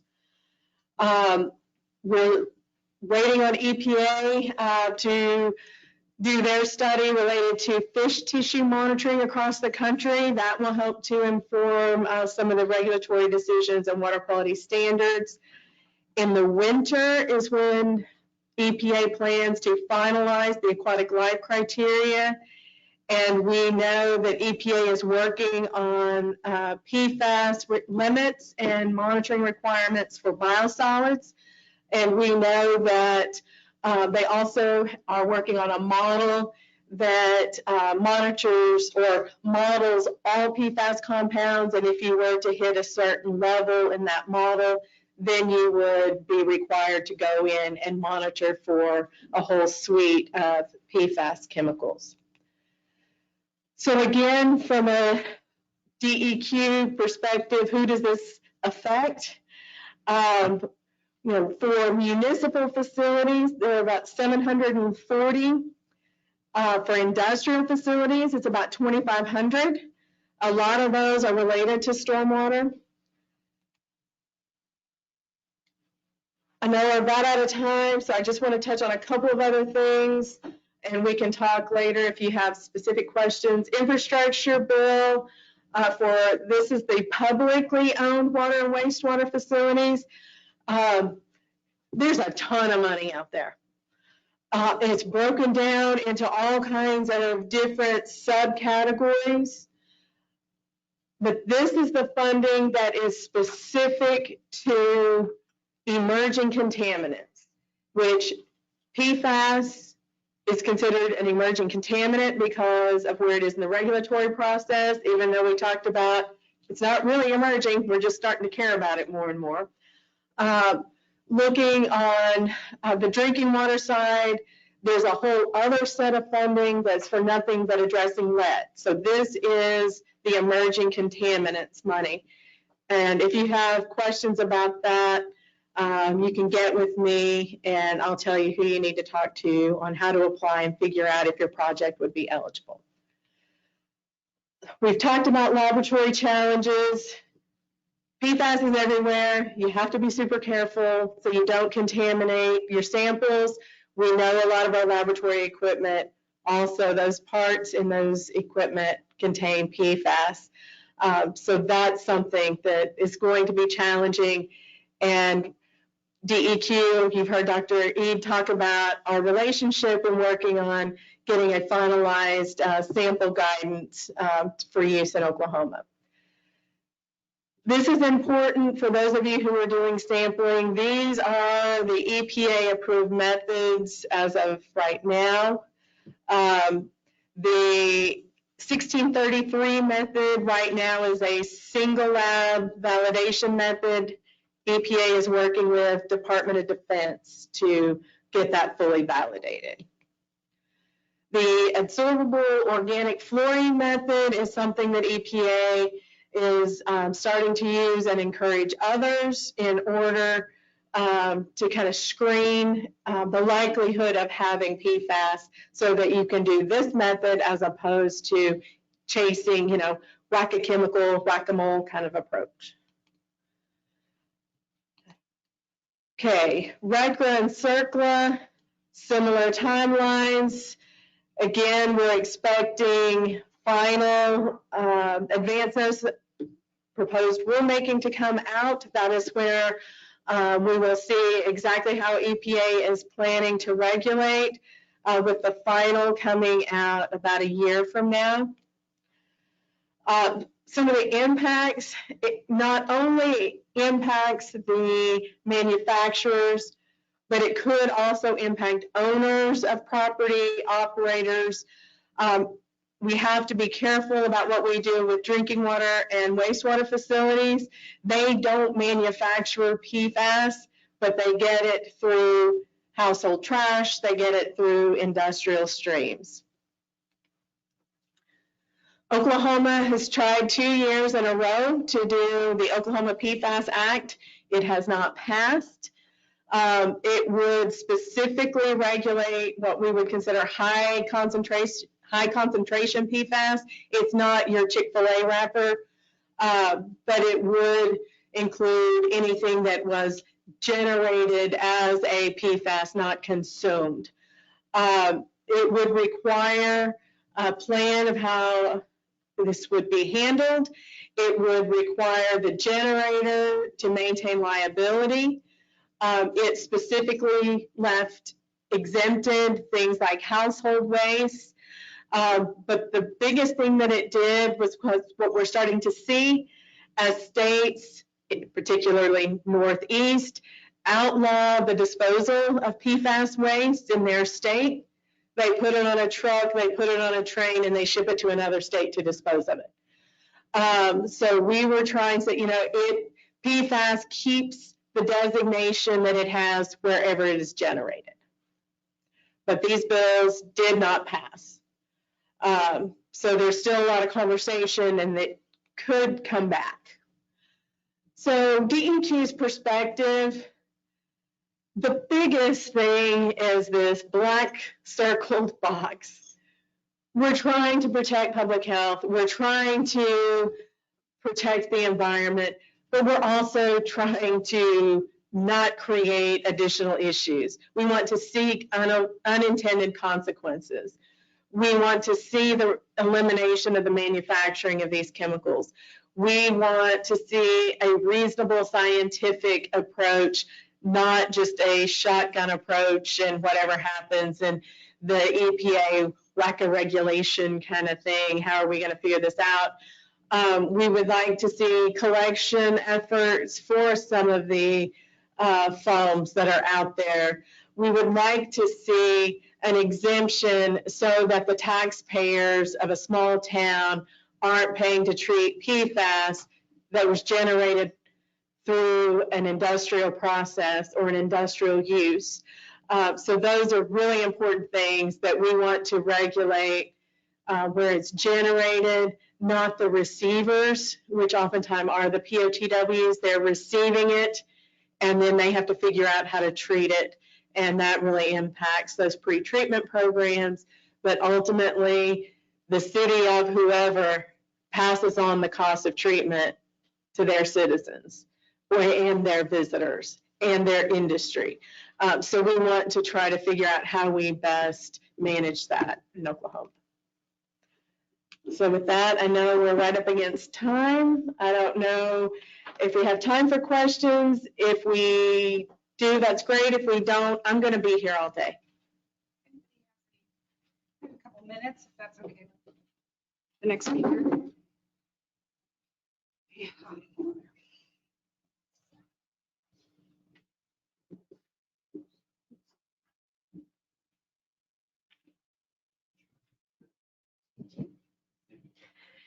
So my question, based on UCMR 3 results that, the monitoring that we've done in PFAS thus far in the state of Oklahoma, what is your perspective on the current state of PFA contamination in drinking water in Oklahoma? And how do you think that might change with UCMR 5? So based on the first round of monitoring, we had one water system that had detectable levels. It was one, that was all. So that I think is a good sign. There were not as many systems monitoring then. I think we're going to see more detections, partly because we are sampling many more systems, and partially because our detection levels have changed. So I think we're likely to see more. I am hopeful that we're not going to end up in an, oh my gosh, life as we know it. It has to be so totally different because we have this widespread contamination. We've been very fortunate in, while we have had detectable levels at our military bases, and some of that is surface level soils, some of it is groundwater. In most cases, that groundwater was shallow groundwater, and it was more of a confined aquifer situation as opposed to, you know, the Garber Wellington or something. We have had a couple of instances where there was some contamination found off-site. The military base was very responsive. They provided bottled water to those homeowners and paid the city the cost to extend water lines to those individual wells, to those homes. So we've been able to manage it so far. I think we're going to see bigger challenges, but I'm hopeful, and based on what we've seen so far, that it's not going to be the extreme cases we've seen in some places with contamination, but time will tell. All right, thank you all. Thank you, Sally. Great presentation. That leads us to the next speaker, Dr. Jimmy Weaver, from the Associate Professor of Chemistry at Oklahoma State University. In 2000, Dr. Weaver started his career playing football for the newly formed team, Crimson Storm, at Southern Nazarene University, and in this time earned a BS degree in chemistry with math and physics minor. After a year of working in an immunology lab with Dr. William Hilburn, he returned graduate school at the University of Kansas in the chemistry department, working with Dr. John Tonji, where he developed PD catalyst decarboxylative coupling reaction. After earning his PhD in 2010, Jimmy took a postdoc position with Dr. John Ellman at the Yale University, where he developed organocatalyzed asymmetric reactions. In 2012, Jimmy started his independent career at Oklahoma State University as an assistant professor of chemistry, where he has developed a research program focused on advancing the art of synthesis through innovative approaches. In this effort, he has developed expertise in organofluorine chemistry by demonstrating numerous new chemical reactions that allow expedited synthesis of challenging yet desirable fluorinated motif. In 2017, Dr. Weaver received early tenure and was promoted to an associate professor of chemistry in of chemistry. In 2018, Dr. Weaver and Mr. John Real co-founded a company, Weaver's Labs, that focuses on applied chemistry problems, including PFAS remediation, detection, and destruction. The company has received grants from US Air Force and NIH for the development of smart materials specifically designed to remediate PFAS from groundwater. Welcome, Dr. Weaver. Okay. Thank you, Kima, and thank you for the invitation. And I feel a little bad making you read that. It was quite a mouthful. Okay, let's see, just advance. All right, let me turn on the pointer. There we go. You guys see that on there? All right, I'm going to try to remember to use this so the people online can see what I'm pointing at too. I apologize. Chemistry tends to develop its own words, and then other people, it's almost like a foreign language.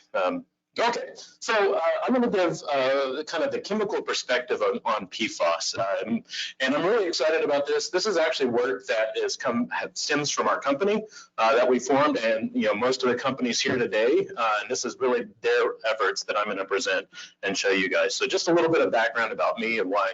I grew up in Duncan, Oklahoma, down here, this little dot, and moved to Oklahoma City area, and then to Kansas, up in the Northeast there, became a Jayhawk, and then to Yale. And then I was fortunate enough that there was a position open the year I tried to go onto the market and managed to land that position back at Oklahoma State. So it was kind of a return home for me.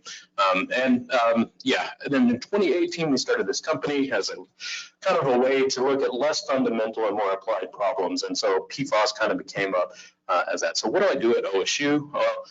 My primary assignment is teaching and developing a premier research program where we train the next generation of students. So here's just a handful of the faces that I've had the pleasure of working with. They're all really great, but I train a lot of PhDs and help them develop their research program, and a whole army of undergraduates that have come through there. But the other aspect of what we do is we really try to develop visionary chemistry that kind of leads society forward in how they do chemistry. And so, that's kind of the goal. So here's one example, and I tell you this little snippet to try to give you some sense of where I developed some of the expertise that we've leaned on. So this is Januvia. You might or might not recognize it, but it's probably several of you in here probably take it. It's a top 10 blockbuster drug, top 10 selling drug year after year for a couple decades now. It was developed by Merck, but it's an anti-diabetic drug. And so if you have type 2 diabetes, there's a good chance that you take it. So, actually the hardest part of that molecule that you saw there is actually that trifluorinated aryl ring that you see. The rest of the molecule is fairly complex, but that actually is the hardest part to synthesize.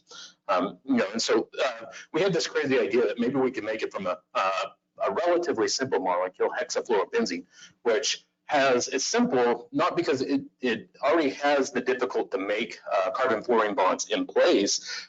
We just have to learn to take off the undesired ones.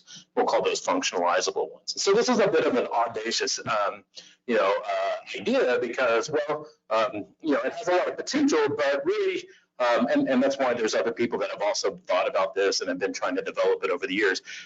Carbon-fluorine bonds are very limited in nature. There are about a dozen that are out there that are known natural products, but generally speaking, nature does not have the molecular machinery to make carbon-fluorine bonds or to break carbon-fluorine bonds, which leads to some of that long-term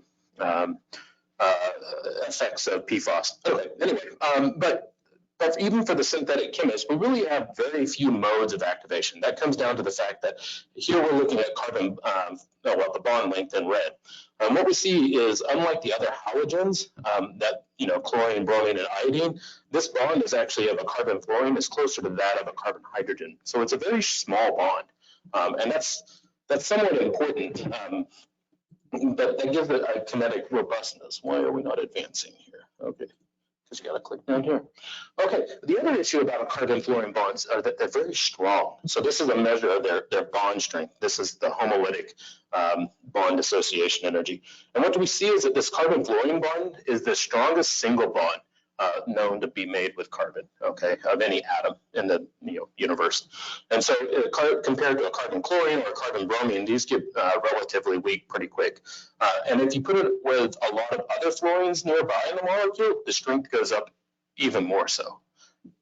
And so it's a really thermodynamically and kinetically robust bond. And so that really limits the number of ways that you can actually break these molecules. So we had some insight here, and what we realized is that it might, and I'm not going to go into it all, but there are a lot of issues to kind of work through and why this chemistry and these ideas had never really made it to the main stage. But we explored this idea of reductive fragmentation. That didn't land where it was supposed to, but that's okay. And so the idea was that we could use an electron to fragment that, and I'm going to just kind of go into this. So this is what the company Merck and Codexis won a Presidential Green Chemistry Award for their synthesis that took this relatively simple molecule that already has the 3 fluorines in it and made the final drug in just 3 chemical steps, 84% chemical yield, I think, for that. And their byproducts were like a commodity chemical and water that they made in their CO2. Really amazing chemistry. What they didn't tell you, though, was that to get that started,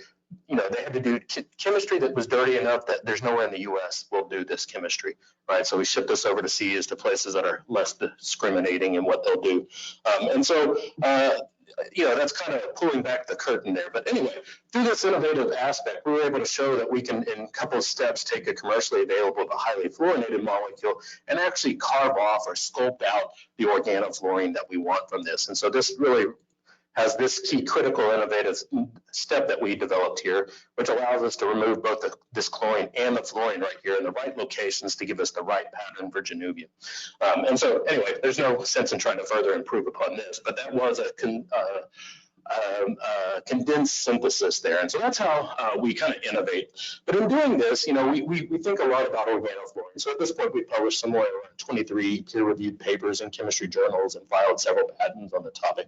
And I spent a lot of time thinking about organofluorines and the properties that they have. But okay, so not to give you PTSD about your college chemistry course, but I think you guys are smart and can follow a few things. So here's fluorine up here in the top right of the periodic table. It's the lightest of the halogens.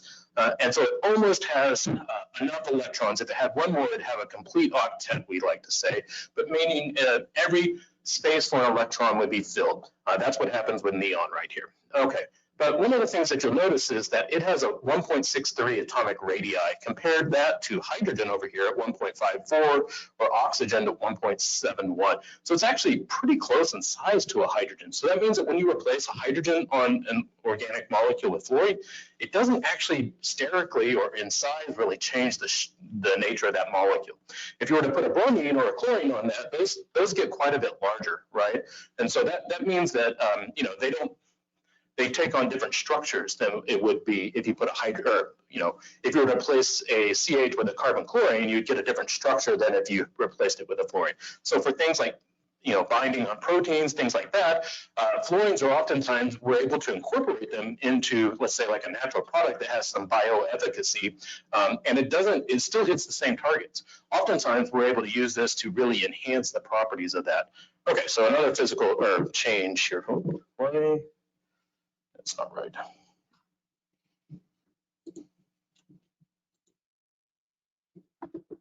Okay, hold on, guys.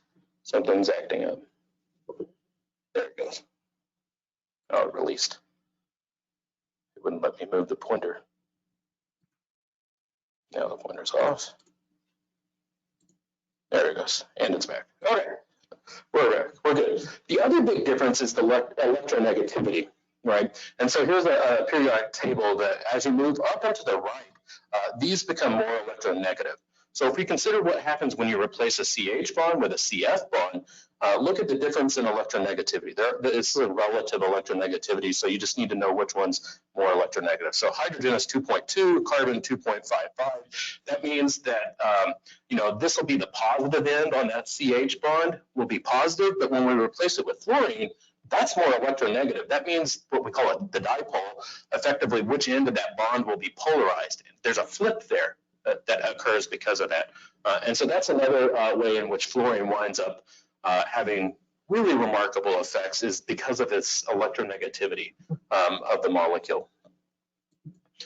Okay, and so one of the final things which has a real significant implication, so thanks for bearing with me and thinking about this, is the polarizability. Because our fluorine is so electronegative, when you put them all over a molecule, you cause that molecule to become basically really static in terms of where the electrons want to go. Those fluorines hold very tightly to the electrons. They don't share them.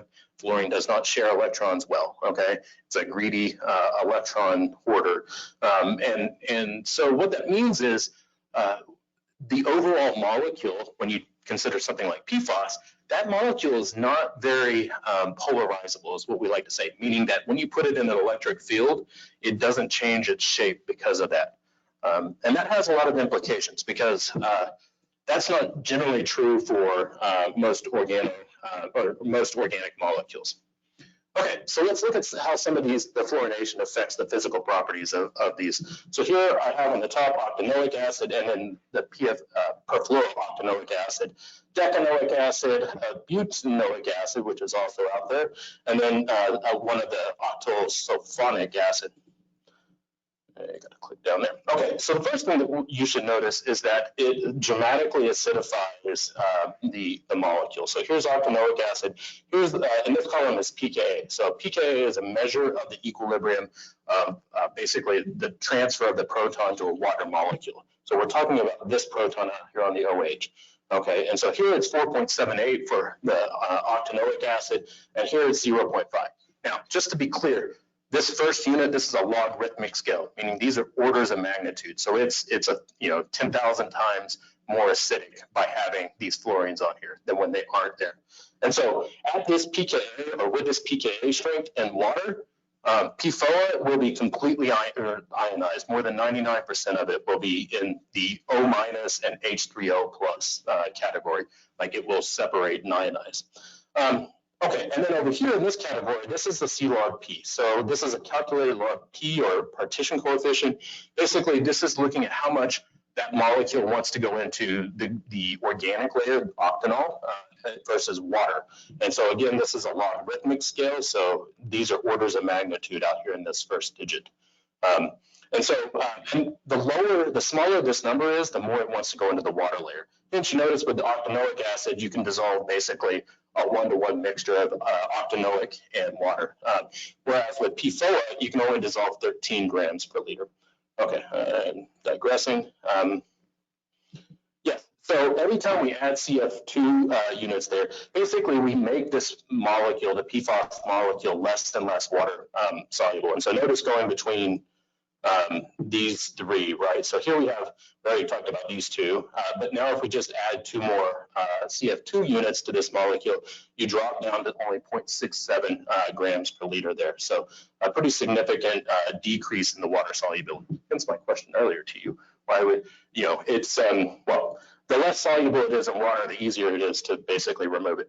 Okay, another key thing to remember, sulfonic acids with the same Latin root name have 1 more CF2 unit than the corresponding carboxylic acid, and correspondingly are less soluble. So if we compare the octanoic acid to the octane sulfonic acid, you see that there's about a 2 order of magnitude or twofold decrease, not 2 orders, twofold decrease in the solubility, or a factor of 2. Okay, and then one just kind of primary takeaway, all of these basically have the same amount of attractive interaction to water. That's all, because it always comes through the head group here, the carboxylic acid or the sulfonic acid. That's the part of the molecule that really wants to interact with water. And that's the same for all of these. What's not the same is how much of the rest of the molecule doesn't want to interact with water. So you can think of this as opposing forces and a balance between those. Okay, the other one's not really shown here, but that you see a dramatic loss in the polarizability. And then really importantly, this is probably not a name that's known by many people, but you see a loss of what's called the van der Waals interactions. And so this is basically a function of this loss in polarizability. And that really matters, and for reasons I'll get into in the next couple slides. So they're chemically robust, they're environmentally stable, and they're, as a result, given the moniker forever chemicals. Okay, so this is an example. I think we saw a thing kind of like this earlier. This is the part that will interact with water. This is the part that basically doesn't like the water. Okay, so here's an example of activated carbon at the molecular level.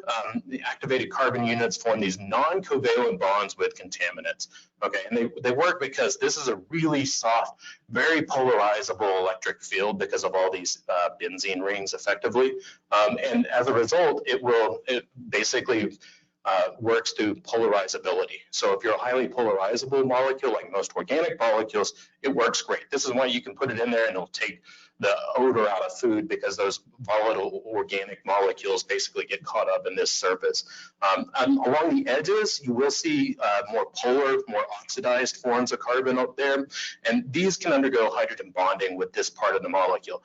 But really, because this molecule doesn't like van der Waals and it doesn't have much in terms of van der Waals, it doesn't actually have very strong interactions with activated carbons.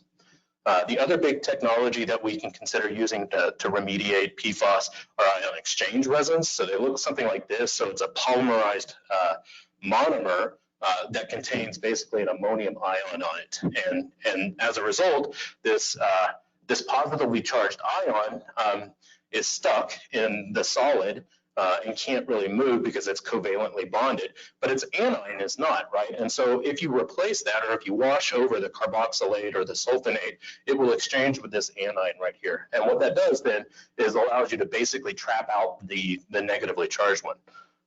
This interaction is basically electrostatic in nature. Positive and negative charge attract each other. So as long as you keep the positive charge locked in place, the negative charge won't go away. And so this works pretty well, but we'll get into that kind of next slide. All right, so the good, the bad, the ugly. So activated carbons, they're cheap, they're familiar. We've used them quite a bit in the technology or in treating water in industry. The bad is they rely on pretty extremely weak attractive interactions. And this becomes decreasingly effective as your PFAS becomes more water loving or more waterphilic. So the smaller they are, the more they're going to, the less this is going to work.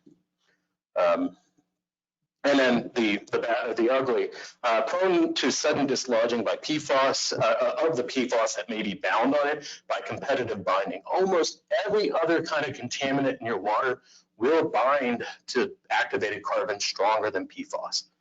Okay, so that means if, I don't know, there's a sudden warm up of the outside water that you're treating and there's an algae bloom, guess what's getting dislodged? The PFAS that were on your activated carbon. And so suddenly what you thought was well controlled is not. And so anyway, things like that can be a real problem. And then, you can regenerate these, but they have to, we've heard a few problems about when you start heating these, you have to heat them up to 1,000 degrees, have to be really certain that you're not, sending them up into the sky on accident. And there's been evidence that it does happen more often than not. Okay, let's talk about ion exchanges. So typically, these are actually pretty broadly effective. That Coulombic interaction is pretty good. But they can be extensive, and regeneration is possible with these, but you have to usually send those off to get that done and use hazardous solvents to do that. And that requires, generally speaking, a special facility to do that as well. They are subject to competition from other ions. So if you're using a hard water source with, oh my goodness, lots of chloride in it, I gotta hurry it up. These can be problematic, and they lose their effectiveness when you get to short enough chained ones. Okay.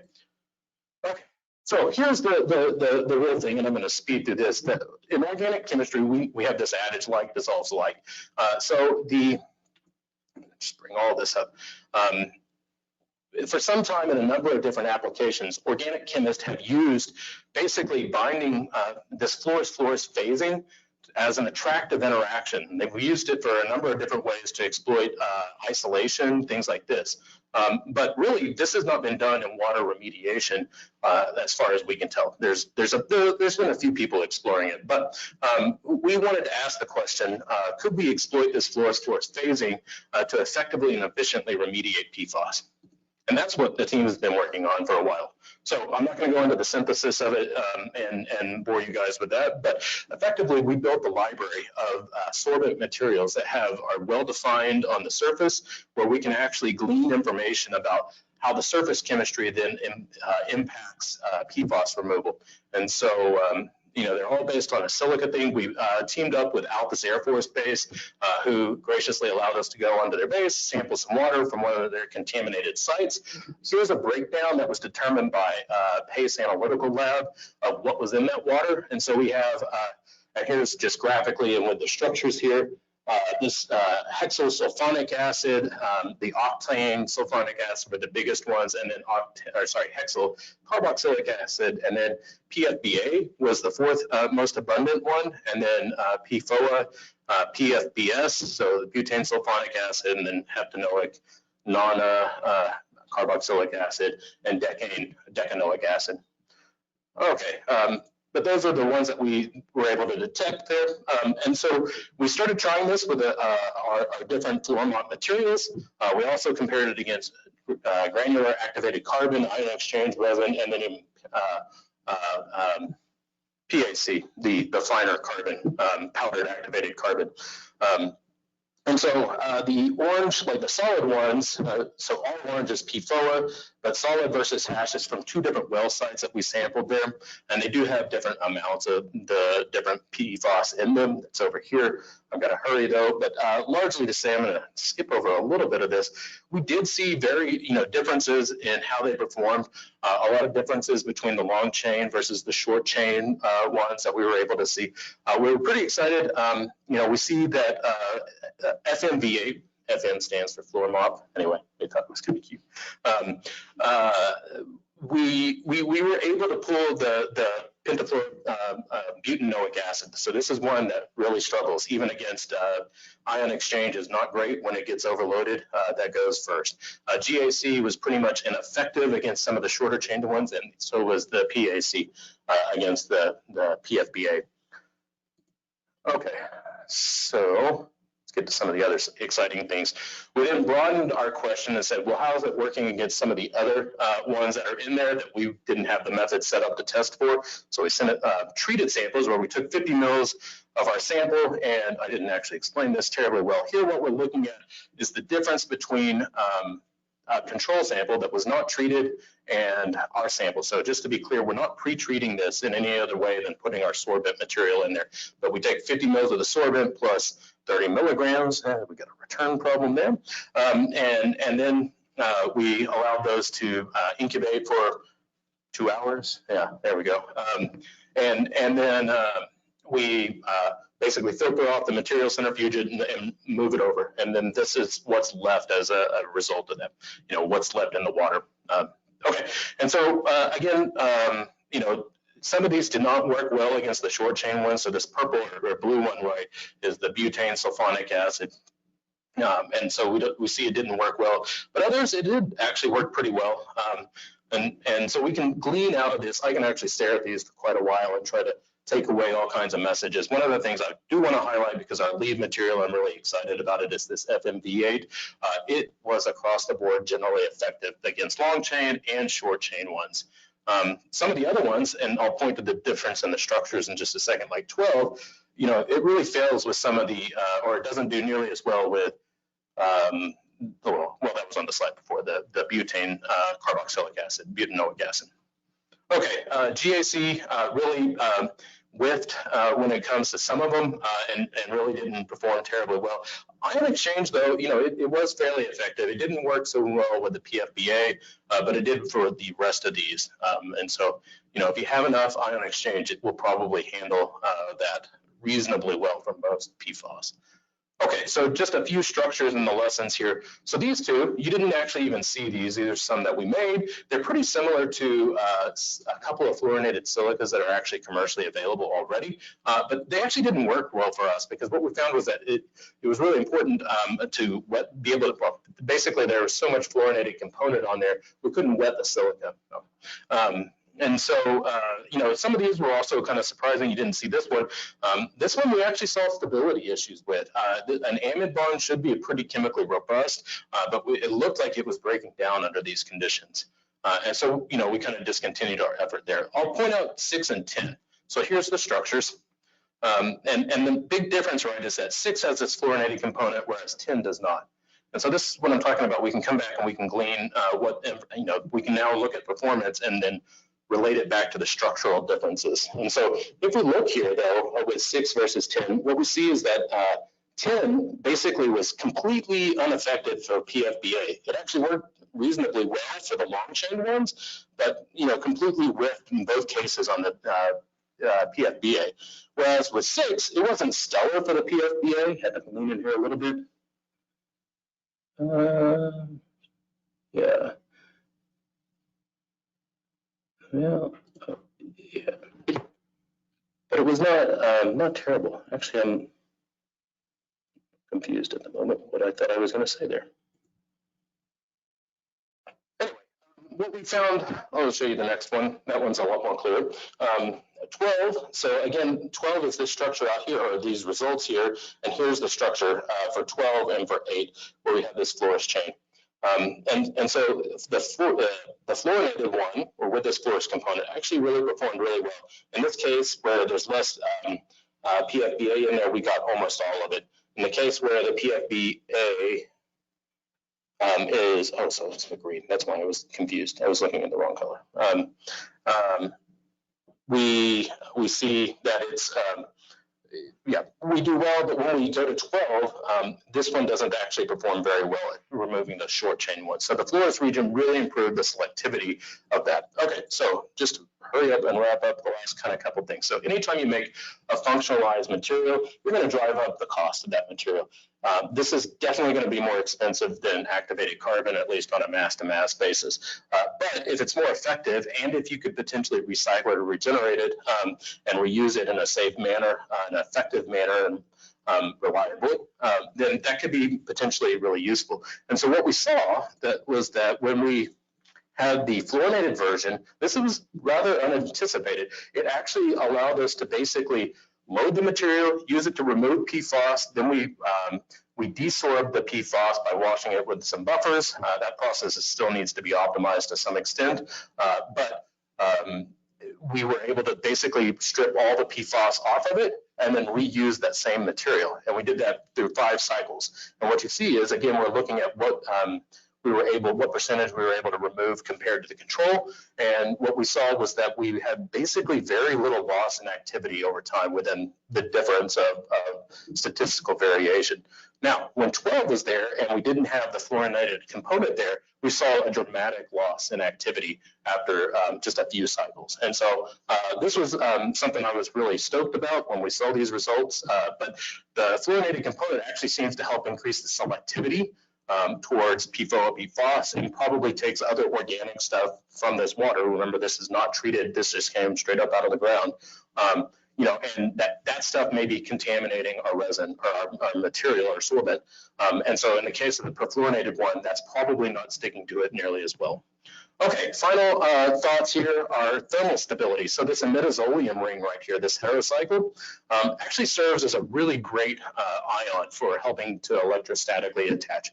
So ion exchange resins typically use these ammoniums like this over here on the left, and they're not very thermally stable. Most of them are only rated to be heated up to 40 degrees Celsius. Right, and so you can actually follow this. This is a TGA experiment. So this is basically the initial weight, looking at it as a function of temperature. And so as you look at this, you see basically this orange line in here. That's probably all we really have time for. It basically decreases all the way down. So this material is definitely decomposing with temperature. On the contrast, though, when we look at both FMV8 and FMV12, if we follow this red line, what you see is that it actually is quite thermally stable. This is about 250 degrees there before we start to see a pretty sudden and dramatic loss, where we see something's cleaving, it's changing its mass. And the same was true for this imidazolium-based one as well. And so, so the imidazoliums, these are chemically robust. We're not expecting these to undergo decomposition under normal conditions. You're probably not going to be treating any water at 250 degrees Celsius, but if you think about potentially wanting to incorporate it into other applications, that could be actually pretty important. But anyway, all right, let's move on, because all I really need to do is kind of conclude what I need to say, and that is that takeaways are that current technologies marginally remediate long chain PFAS and will certainly fail with in the instance of short chain PFAS. A combination of electrostatic, hydrophobic, fluorous reagents on the sorbent all can lead to a sorbent material that's capable of actually capturing even the short chain ones.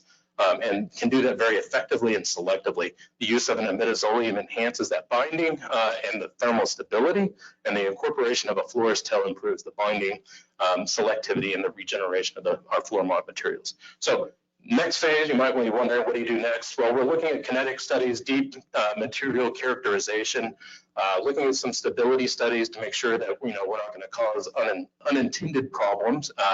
And then optimization of our regeneration process, and then working with other partner companies to try to perform application-specific tasks to see if we can work with them or get our stuff into their materials. But anyway, last things I need to do is think funding, and that is that we funded this project through the Air Force as well as through NIH.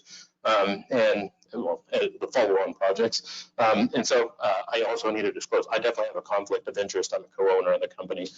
So anyway, I'm excited. This is the first time I've actually presented company work, not my academic work. But anyway, I'm here and Joel's here right over there.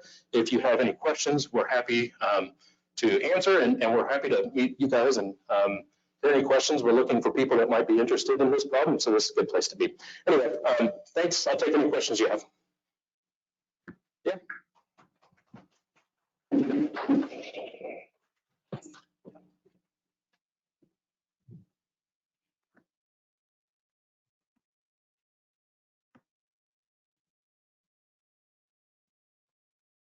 So during the regeneration of the materials, what did you do with the solvent? How did you dispose of that? Yeah, I mean, it's a question of what will we do. What have we done? I'm guessing we wasted it along with some of our other waste. I'm guessing, I don't actually know what they did with it. It's certainly a suboptimal process at this point. We still have a lot of parameters that we want to exploit or investigate how to make that happen. A bigger question, I'll be fully admit, I don't know how much we actually concentrated the PFAS, because it binds so strongly to our material that removing it from our material is not trivial, which is a good thing if you're trying to pull it out of water. But but I'm confident that there's other parameters that we can play, especially given that we can warm it up too. But ultimately, we want to be able to concentrate it, and then if you can stick it in a bucket, we can wait until chemists come up with a better plan for destroying the material. But that's I think we should be able to do that. So we can talk more, get into the details if you want later, if you're interested. Thank you, Jimmy. I know we are out of time, but let me pose this firecracker of a question. You indicated that solvents alike, they tend to work together nicely. And the application here is analogy is essentially you're fighting fire with fire. So from a regulatory perspective, how would you know that unintended consequences is a theme today, that your residents fluorocarbons are not being picked out by some type of analytical methodology in context of regulations of the medium you're trying to treat? So. Right. Well, I mean, so while they are fluorinated, they are different, and mass spec, can detect things down to, high resolution, so sub mass unit resolution. So just because it's fluorinated, we can know the difference whether that's CH2, nitrogen there versus, with a fluorine chain on there. Let's say they were both 10 carbons and contain some fluorines. We could definitely detect that was coming off of our material. But it's certainly a valid question that we want to ensure any potential users that, we're not starting more fires, so to speak. But frankly, the amount that we have on there is actually going to be pretty small compared to the amount that you're removing from water eventually. But, so it's kind of a catalytic effect, so to speak. I think that's Oh, Okay. Okay, thank you guys. I'll be around all day if you want to ask me.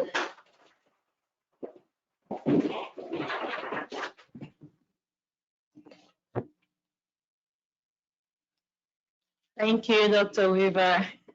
You brought back a little bit of my chemistry memory. Okay, so that leads us to our next speaker before we go to lunch. Donna K. Shandy. Donna is the director in the Farm Oklahoma City office, the Crow and Don Valley. Throughout his career, Don legal practice has been focused on environmental and energy areas. Don has worked on projects in 41 states and 5 foreign countries. He has interacted closely with numerous state and federal agencies, including the Environmental Protection Agency and the Department of Justice. In 2001, Don was nominated by the Western Governors Association to become Assistant Administrator for Air and Radiation at the EPA, but ultimately decided to remain in private practice. He has interfaced with various White House administrations and agencies regarding global climate change. As both in-house and outside counsel, Don had responsibility for a wide range of legal matters at international manufacturing facilities, where he engaged regulators and other foreign officials to resolve issues. He has experience with European Union regulatory matters and has negotiated trade barriers issues between various countries. Don has worked with supply chain logistics operations encompassing more than 60 countries and has experience with laws, regulations, and international convention impacting movement of global commerce. Don has represented a number of industry sectors, including exploration and production, midstream transmission, refining, pulp and paper, aerospace, and cement manufacturing. Don earned his Bachelor of Arts and Juris Doctor from the University of Oklahoma. He is licensed by the Oklahoma and Texas Bar Association and is an American College of Environmental Lawyers Fellow. He frequently writes and lectures throughout the United States on a variety of energy and environmental issues. Welcome. I guess, oh, he's online. Okay. Over to you, Doug. Okay, can everyone hear? Are we good on that end? Yes, we can hear you. All right, if you want to advance to the first slide, thank you for that kind introduction. And my understanding is I'm going to direct to advance each slide on this end, and if you'll help me there. First of all, I want to say thanks for the opportunity to try hydro. I apologize for not being in Tulsa. I'm actually here in my office in Oklahoma City late yesterday afternoon. I had an issue arise that demanded I be here right after lunch today, so I couldn't be two places at once, but so I regret not being able to attend in person. I've been involved in a number of PFAS matters for about 2.5 years. And I will tell you, just listening from the start of the presentations this morning, and also having sat in a number of presentations, including with US EPA, this is the best presentation from a group of folks that I have seen on the issue of PFAS. And I know we still have a number of other things. I know Accurate Lab is going to present, Danny Chance, excuse me, will present later. And so I'm looking forward to that. They do a nice job in terms of the analytical work. So One of the things I will mention, and I spent a 2-year sabbatical at Kerr-McGee Corporation, and it was a company that spun off the chemical division. We inherited a lot of different liability. The punchline to the story is ultimately the U.S. government recouped about $5 billion, that's with a B, $1 billion, for a whole litany of issues, including nuclear liability and creosote type things, and other manufacturing plant responsibilities. But a $5 billion settlement, and at the time it was the largest environmental settlement in U.S. history prior to the BP blowout in the Gulf. Why do I mention this? Well, I mention it because I think the issues around PFAS will dwarf any environmental liability case that we have seen in the history of the U.S. judicial system. And I'll explain why as we go on here a bit throughout the presentation. I'll try to get through this as fast as I can. I know everybody's ready to get on to lunch, but as you've heard from some of the speakers, we have a health advisory, a drinking water health advisory at 70 parts per trillion. Now this advisory is not enforceable, but as I'll describe here in a second, you will see that that has not stopped various states from taking action, and certainly from a litigation perspective, there have been a number of settlements, and we'll talk about that. Dr. Reed mentioned some of that a little bit earlier. If you could change the slide, please.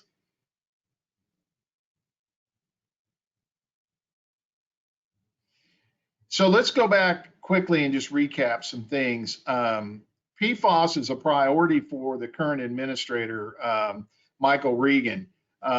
Mr. Regan came from the state of North Carolina. He had really two primary issues that he was focused on in a big way while he was the administrator there in North Carolina. One of those was PFAS.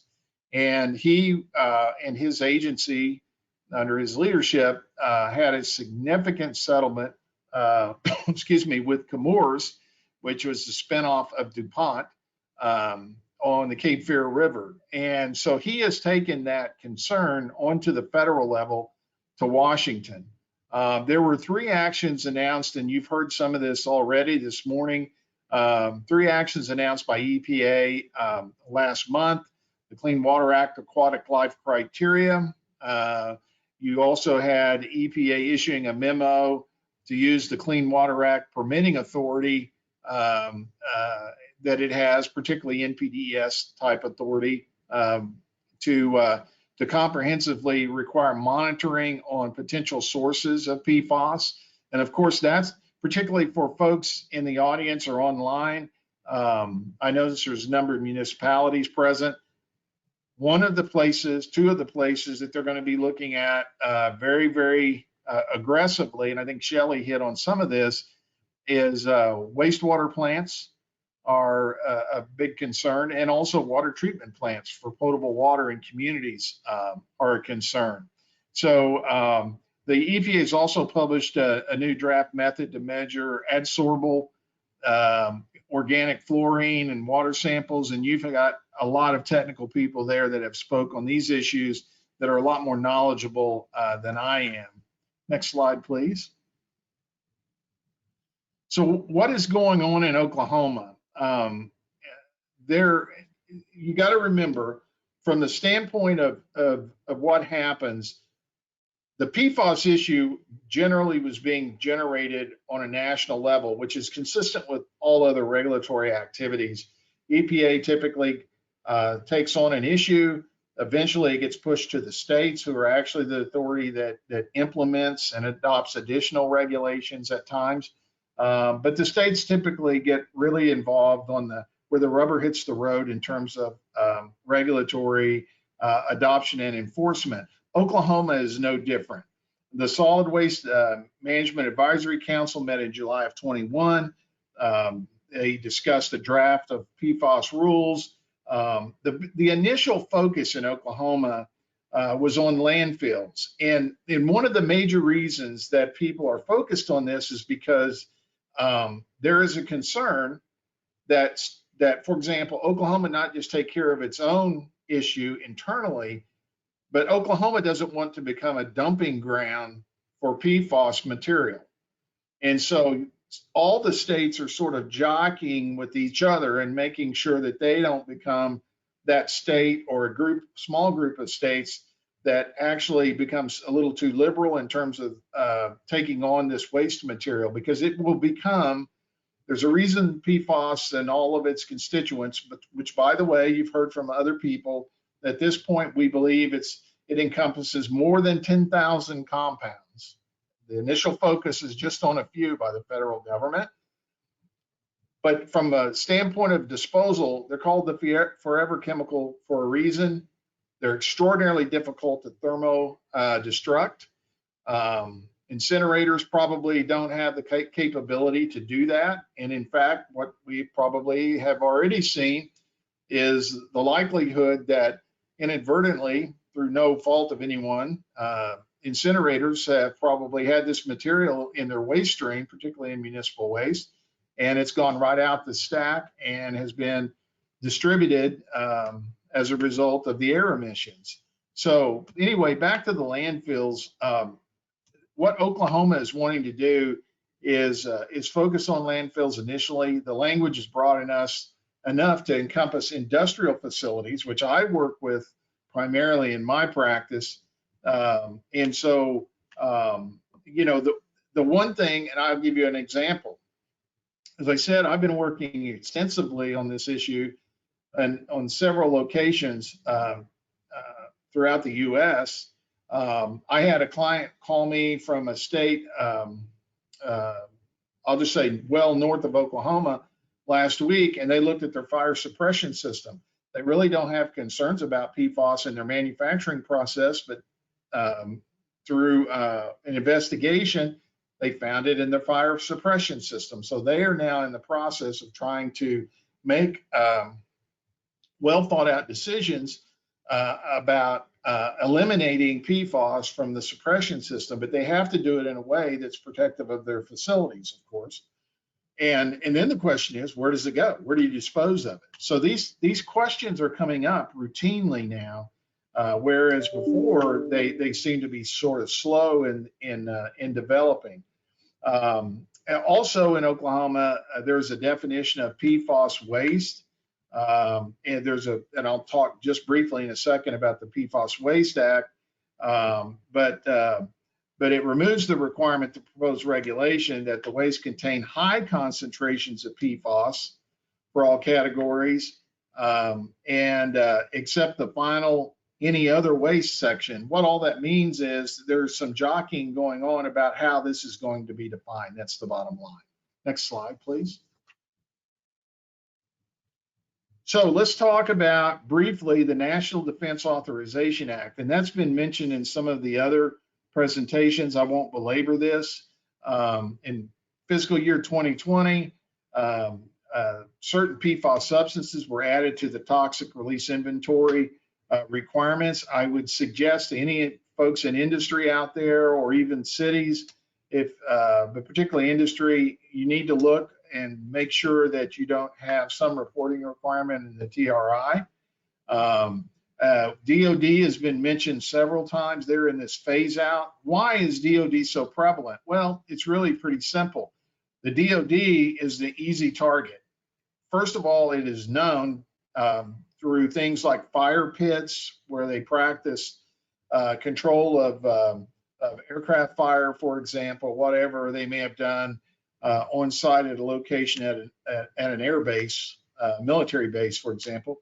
The DOD is under the jurisdiction of the federal government, obviously, and so the feds have more of an opportunity to impact those kinds of facilities quickly. So I think that's why you're seeing action there. There's also going to be increased PFAS obligations under the Safe Drinking Water Act. That's already been mentioned. In fiscal year 2021, the National Defense Authorization Act did define PFAS similar to what Oklahoma is looking at currently. But these are works, many of these things that I'm talking about are a work in progress. And there are going to be additional things that will have to happen before a lot of this stuff becomes final. Next slide, please. Just a quick recap, and again, you're looking at in fiscal year 2021. Somebody previously mentioned there's a lot of money out there. Certainly, we're probably now starting to feel the inflationary impacts of so much spending, but there is $1.4 billion for remediation at DoD facilities, $90 million for research, $15 million for the Centers for Disease Control to study the health implications. And of course, you saw what levels of PFAS were present in, for instance, the Chick-fil-A bag and those sorts of things. Nobody really knows definitively what the health impacts are. So there's going to continue to be a lot of studies that are going on.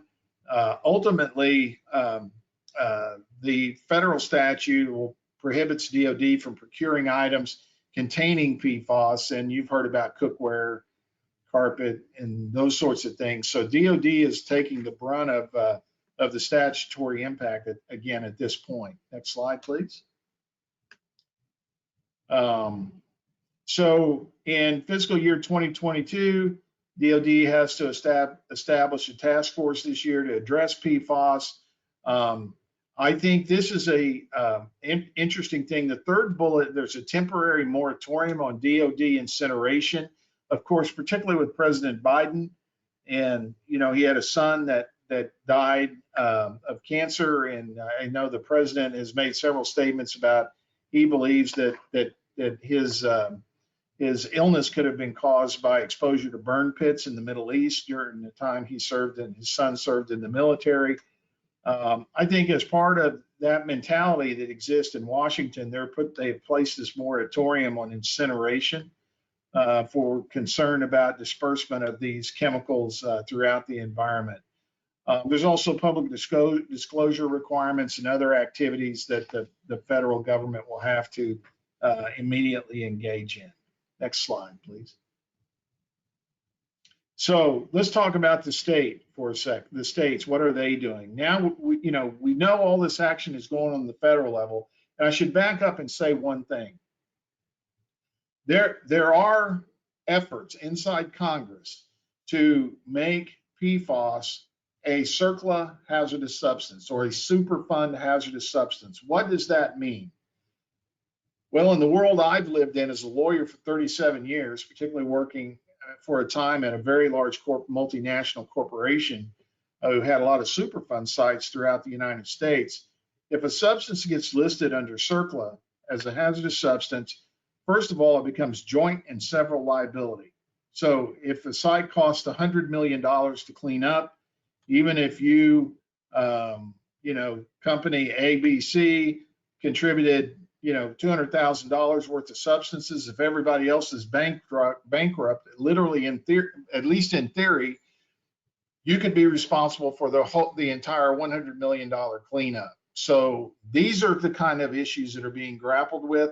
I can tell you again, before I jump to the states, there's an enormous lobbying effort that's going on in Washington because a lot of folks are very concerned about what this could do to literally the financial future of some huge companies in this country should these substances be the subject of Superfund. On the state level, this is completely separate than what the federal government is doing. There are 20 states, at least 20 states, with regulation or guidance pertaining to drinking water. There are 11 of these states that have a concentration lower than 70 parts per trillion. There are 6 at 70 parts per trillion and 3 with a higher concentration than 70 parts per trillion. Now, when I got out of law school a number of years back, we were testing in the parts per million with an M, and we thought that was a big deal. Shortly after I get out, it became parts per billion with a B, and that was phenomenal. Now we are at parts per trillion, and there are in some instances where we are now testing sub-part per trillion levels. And I'll leave that to to Danny to talk about accurate. I'm sure he has some thoughts about that, but the challenges of when looking at some of these levels that are present in the environment, it's pretty staggering. The last state I'll mention is Maine. In 2021, they adopted a law banning PFAS products. They have a phased approach with the sale of new products containing intentionally added PFAS. Now, what does that mean? Well, there's some operations out there, they don't even know they have PFAS in their process at this point. So, you know, Maine that's a very aggressive law, but there may be some flexibility there. And you know, as a practitioner with clients that operate in multiple states, it used to be that you just had to be mostly concerned about, you know, the proposition in California being the biggest concern in terms of chemical analysis. But that's not the case anymore. You've got to be careful and understand what's going on in a lot of different states. Now, the other thing Maine is doing by 2022, they're banning biosolids containing PFAS in land application. So think about this. Where is this stuff going to go? Where will it go? These are the policy issues that we're grappling with. And if Maine bans those substances, I can guarantee you the place that they would first go is across the state line. So if you abut Maine or you're up in the Northeast, you might have some concern about that, just like Oklahoma has had concerns about the importation of these materials. Next slide, please. Well, let's talk just a little bit more about the Oklahoma proposed statute. There was and we're talking about a bill that was introduced in the 2021 session. It moved out of committee, but no further action was taken as of May 6th, 2022. And the highlights in the pending bill in Oklahoma, ODEQ has to promulgate rules for storing, treating, and disposing of PFAS. There's a financial liability for generators of PFAS waste. And again, various parties, you'd have generation, transportation. It would be similar to either under the RCRA, the Resource Conservation Recovery Act, which is waste disposal, or depending on if any of these substances ever get caught up in Superfund, there could be a bit of different treatment. But bottom line is Oklahoma is looking at liability for generators of the waste. And then they look at, from a definitional standpoint, AFFF, which is Dr. Eade and others have talked about that, the firefighting foam. And then the statute will look at waste containing high concentrations of PFAS. And then there's a number of things, sub-bullets under that the statute attempts to address. Next slide, please.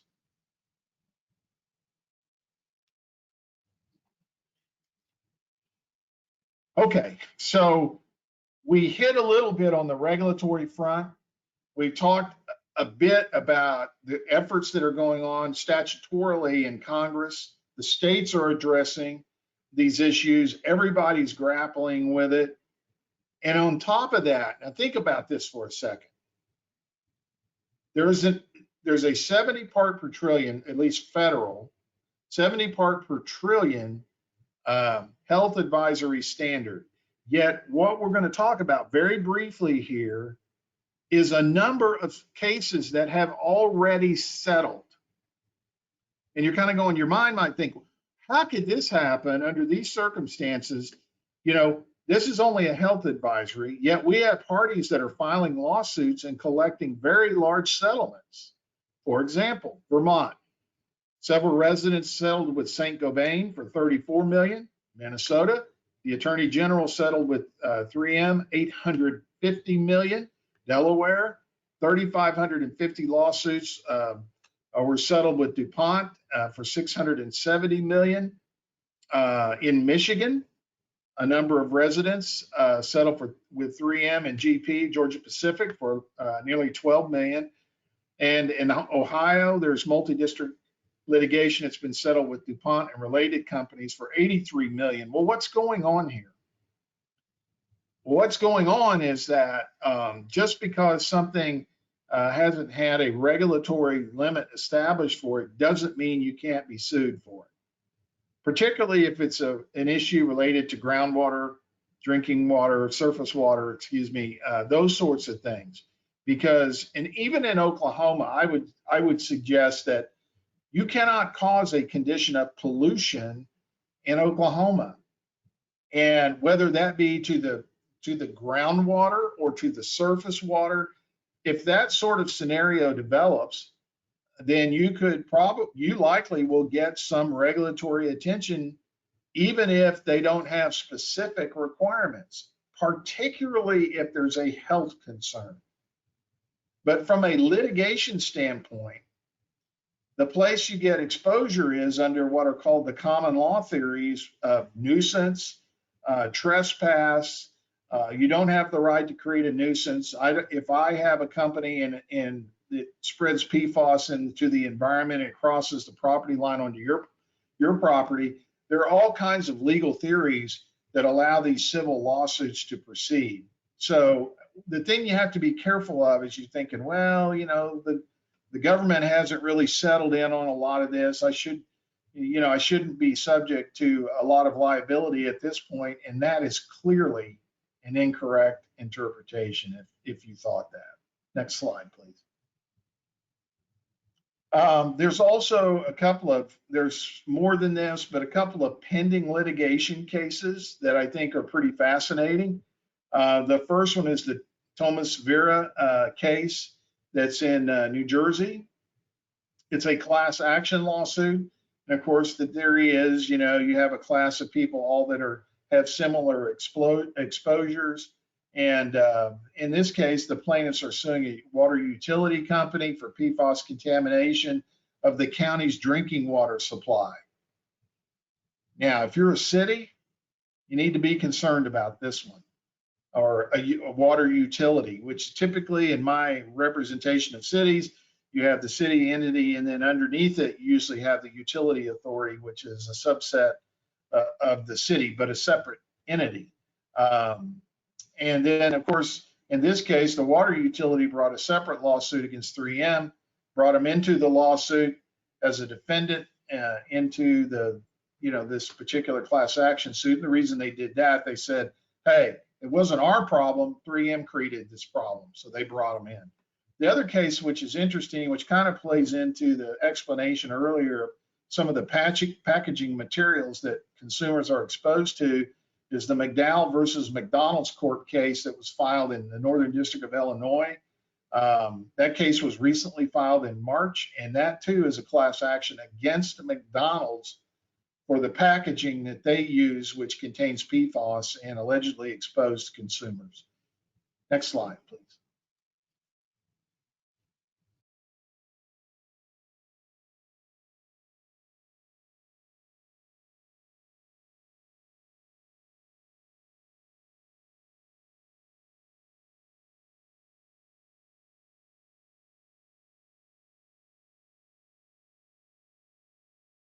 I don't know why I'm muted. Can you hear me again? Hopefully.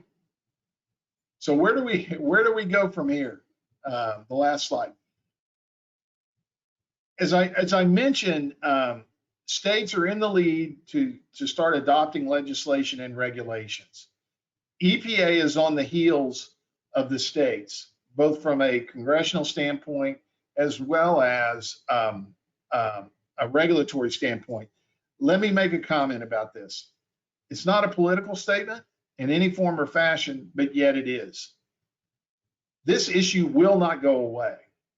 I've been around a long time. I've worked at a lot of different EPA offices, different White House, Democrat, Republican, interfaced with lots of different people. You had a lot of different political appointees coming in and out of these organizations. The career people are there for a long time, and they're long-term thinkers. And in this case, and this pollutant, with respect to this pollutant, they are exactly right to be concerned and to be focused. What am I saying? Well, what I'm saying is when President Trump was in office, PFAS was moving, this whole PFAS concept continued to move ahead. Yeah, there were a lot of other things that maybe got slowed down or policy issues people didn't like.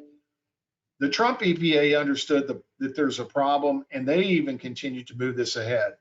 Obviously, with the Biden administration, this whole issue is accelerating rapidly. In other words, politically, policy-wise, this issue will never go away. And that's a very, very important thing.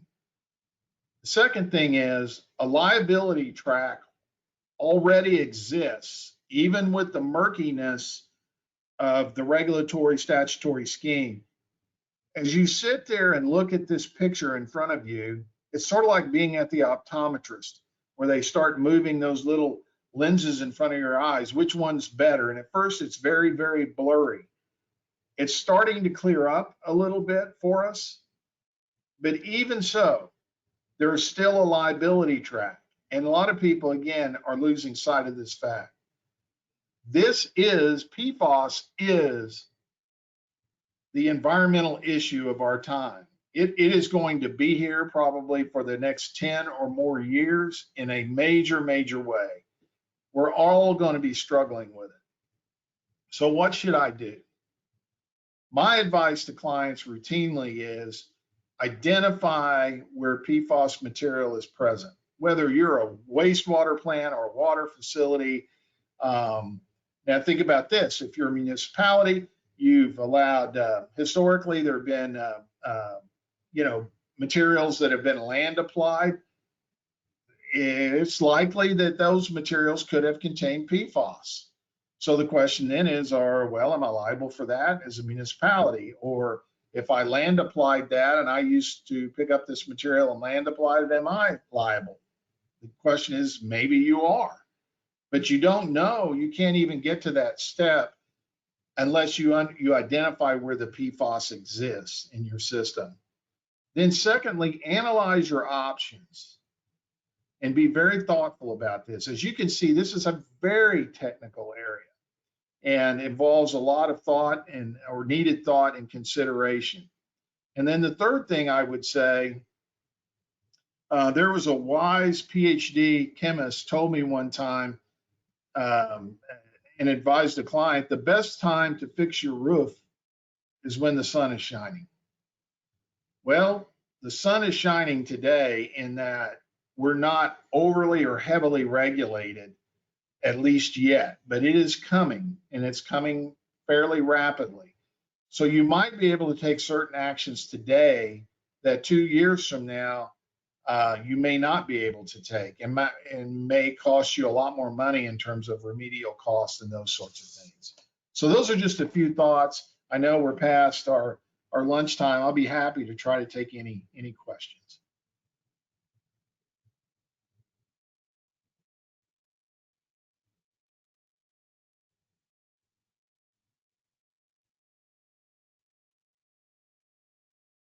I do have a question.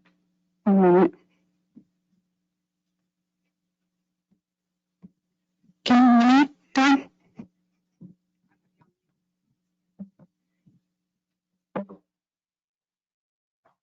I'm having difficulty hearing on this end.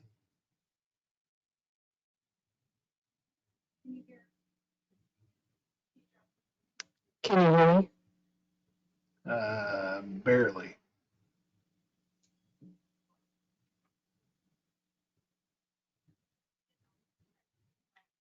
Okay, can you hear me? Yes, I can hear.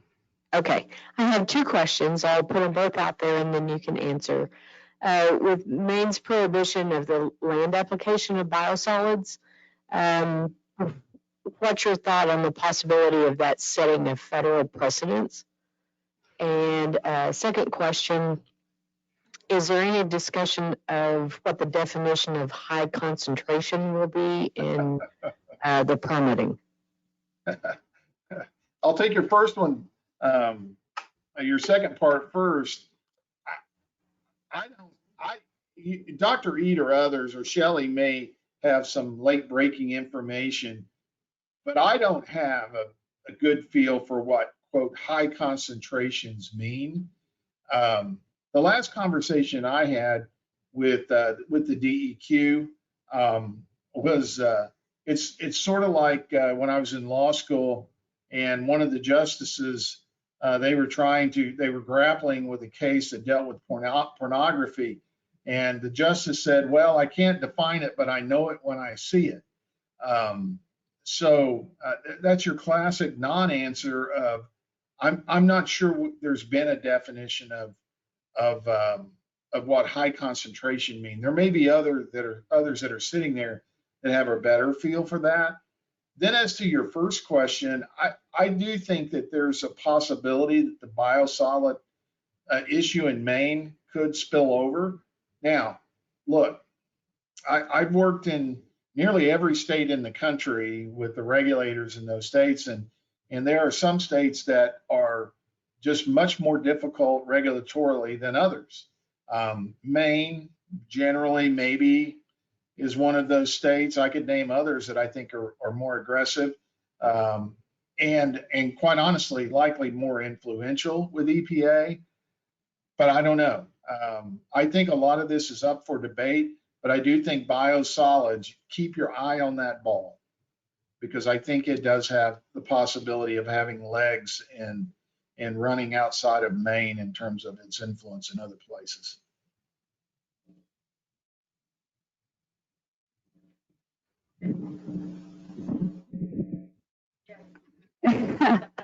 Hold on one second. Shall we comment? Hey, Dawn, this is Shelley. So yes, absolutely. EPA is getting bombarded constantly with requests to prohibit the land application of biosolids. We have been getting in Oklahoma a lot of inquiries about what are we going to do about this toxic sludge that's being land applied. And when we ask questions, they're talking about biosolids. We're also getting questions along the lines of, why are you allowing this poop and human manure that's contaminated with industrial waste to kill our farmland? So there are lots of commentary at all levels. EPA is trying to grapple with it. They don't want to prohibit land application. At least the people at EPA that I would say are kind of at my level, the office directors or even the assistant administrators, but they may not be the ones making the decision ultimately. It may be a congressional decision. And, you know, people in New England, it's super easy to go to Washington, D.C. And voice your opinion. Very large states that are known for aggressive regulation have senators and congressmen and women in leadership positions. So they do have that influence when it comes to legislative decision making, and that's not always based on the science. I think EPA right now, they're hiring 3 to 5 new scientists into the Office of Science and Technology to do nothing but biosolids work for the first time in about 15 years. I'm hearing things like revamping the 503 regs. We haven't heard that in a really long time. And the focus is on PFAS. I think we're going to see something. I just don't know what something is. Oklahoma will be waiting to see what EPA does. Absent an absolute horrendous crisis type situation, we will not be out in front on additional regulation of biosolids, but every city, every utility ratepayer for wastewater services need to be paying attention, because I do think we're going to see some movement from EPA in the next couple of years or so. Great comment. And Shelley, can I ask you a question? And we briefly talked about this before. You know, I made the comment, technically Oklahoma doesn't have a regulation directly addressing PFAS, but do you agree with me that the DEQ particularly your division there at the agency, if you saw a situation where you had high concentrations of PFAS in a water treatment plant, or a surface water body or something, or a source of PFAS that was going into a surface water body, does DEQ have authority to address that in your mind? So we would be using something like our public health statute, our emergency operations statute, or a general nuisance statute. So we do have avenues that if it was an emergency situation, we have mechanisms.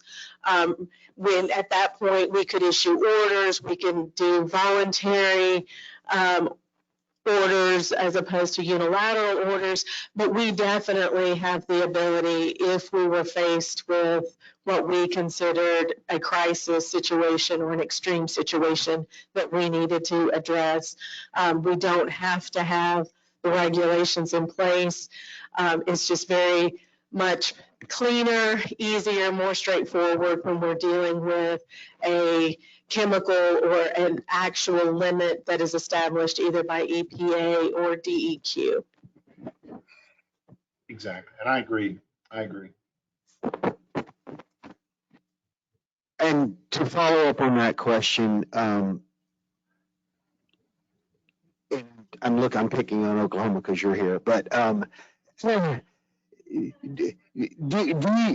have the authority, and do you more importantly have the intestinal fortitude to actually and just simply say, we shall test all the biosolid outlets in the state, just do a one-time test. Let's see where we are. I mean, because you could test the filtrate off filters, you could test the centrate off centrifuge, and simply require a one-time test. Couple $100, somebody would know what's there, and you just have a benchmark of where you're even at. So if there was the political will to do that, it's pretty straightforward. I'm not a person who gets to make that decision. Absent a regulation by EPA that we are implementing, we have to have specific legal authority from the legislature to mandate that everyone does something. That's not an emergency. That's not a nuisance. We don't know that there's a problem. Now, scientists can make an legitimate argument. We don't know if we have a problem unless we check, and there are all kinds of other things. So I'm not going to answer you directly, but what I'm going to say is it's highly unlikely in the current administration that we would be doing something like that, because we are, as the state agency, an arm of the executive branch of the governor. And so I don't expect that we will be doing that. However, things change. Stranger things have happened. I think a lot of our larger cities are doing that monitoring. It's just not required, so they're not reporting it to us, but we know it's happening. And I'm assuming and I'm hoping that those that are doing that monitoring, if they see something that is concerning, that they would let us know so we could work collaboratively. And if we started seeing that on voluntary monitoring, that's a good way to push to that next level of at least all that dispose of biosolids on a regular basis. We have a lot of systems that only dispose of biosolids every 20 to 30 years because they're a total retention lagoon system that's large enough to maintain that on site. So not a direct answer, but probably the best I can do. And Shelley, if I could take the flip side on behalf of, if I were advising a city or a community or someone that owned a POTW, I would actually, given where we're at in the policy political cycle and where we're at in the regulatory cycle and where with what you're seeing in the litigation that's ongoing out there, I would advise clients, just like I said at the very end of my presentation, you need to know if you have PFAS in your system, you need to know that. Because if you stick your head in the sand, I think the consequences could be much more aggressive in the future. Okay, quite an interesting conversation. So if you have more questions about this topic, I guess we have a roundtable discussion later today. So keep all your questions and we can talk more about that. And Don, thank you for a great presentation. We have a lunch break that ends at 1:15. All right. Enjoy your lunch. See you guys. See you after. Yes.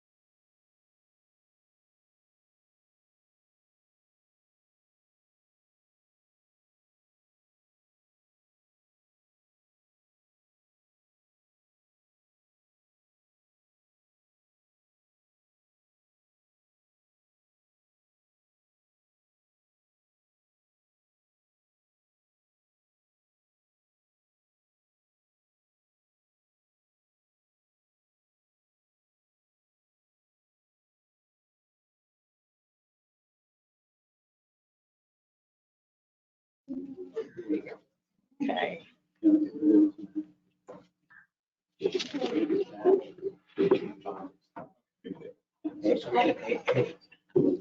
All right, welcome back, everybody.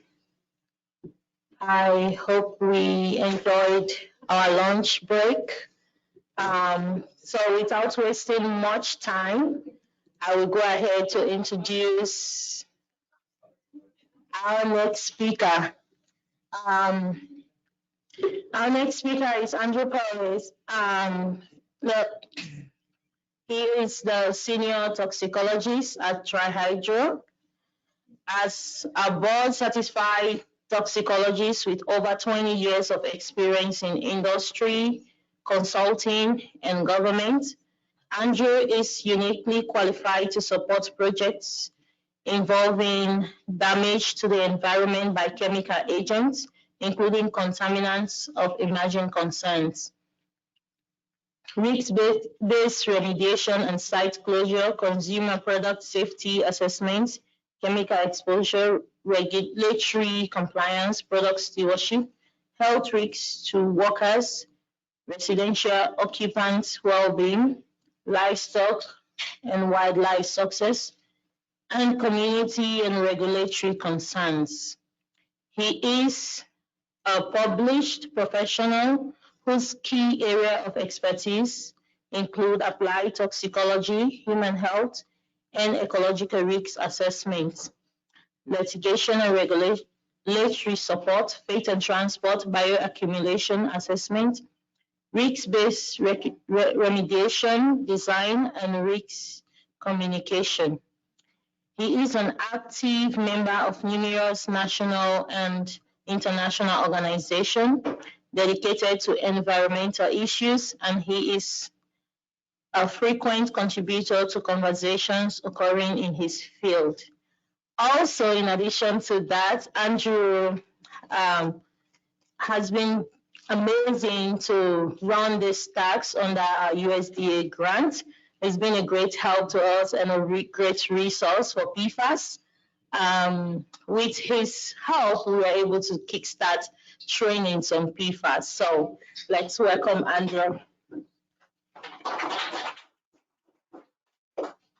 Thank you, Kima, for this introduction. Can you all hear me well? Thank you. I'm using a clip of microphone. Hopefully that comes in well. So thank you, Kima, for having us here.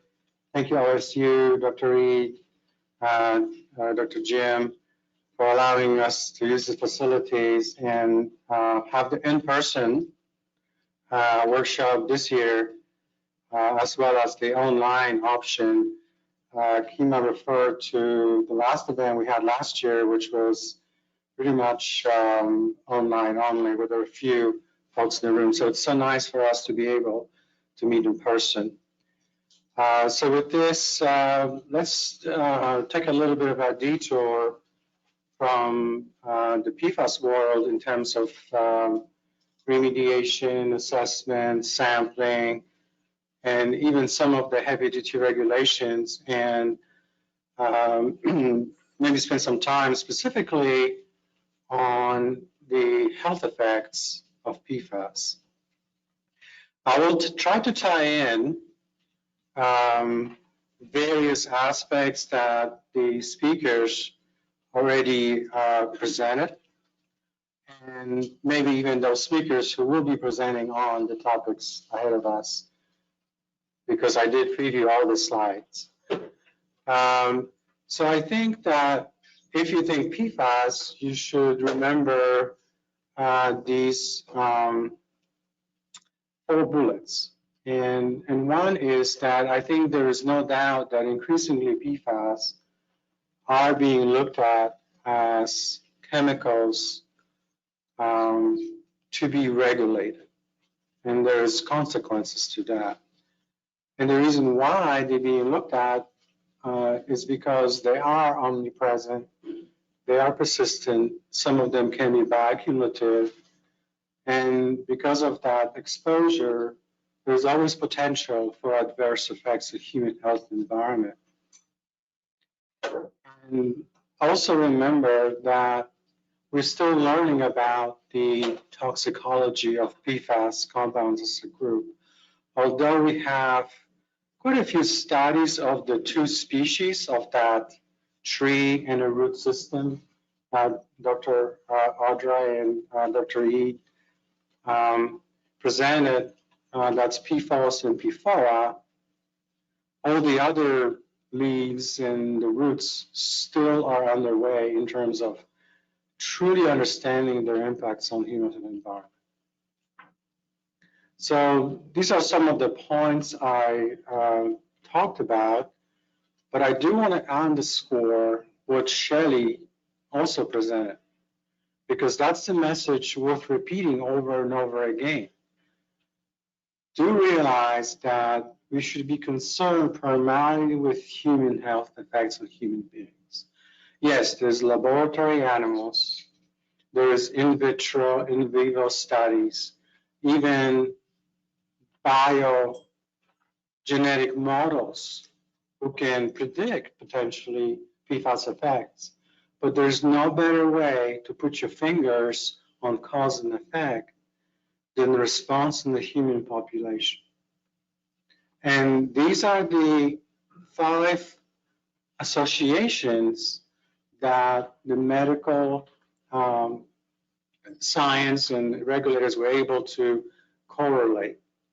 between the PFAS exposure, some of it was quite high in occupational setting, and the actual effects at the clinical level, these are them.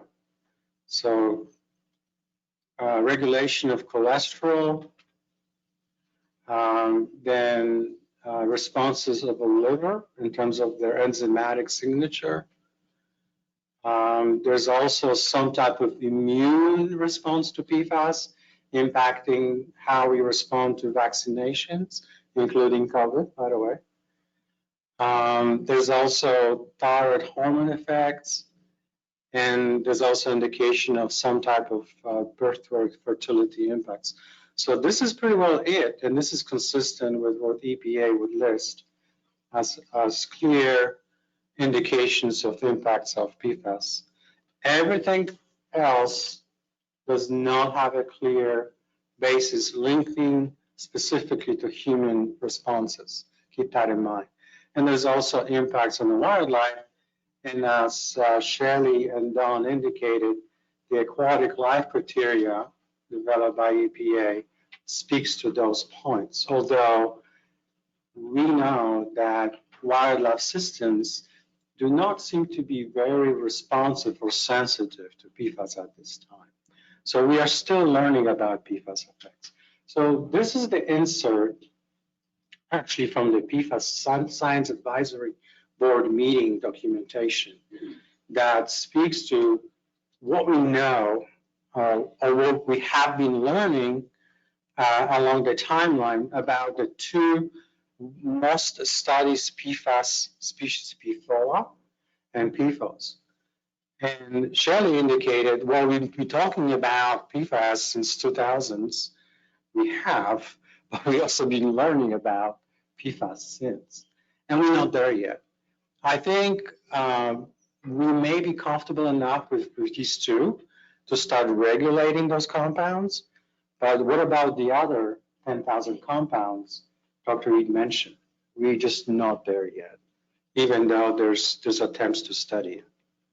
Right?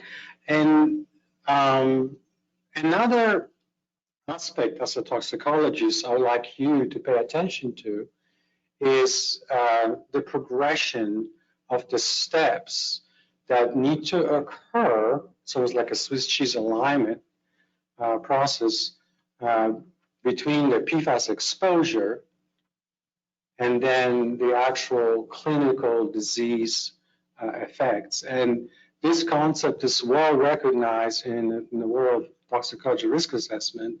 This is the adverse outcome pathway.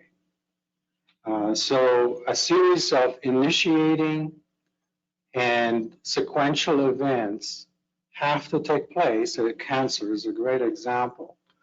You do not get cancer a day after you're exposed to carcinogens. It takes a long time, and very convoluted process in your body has to take place for you to actually demonstrate cancer. So the point of this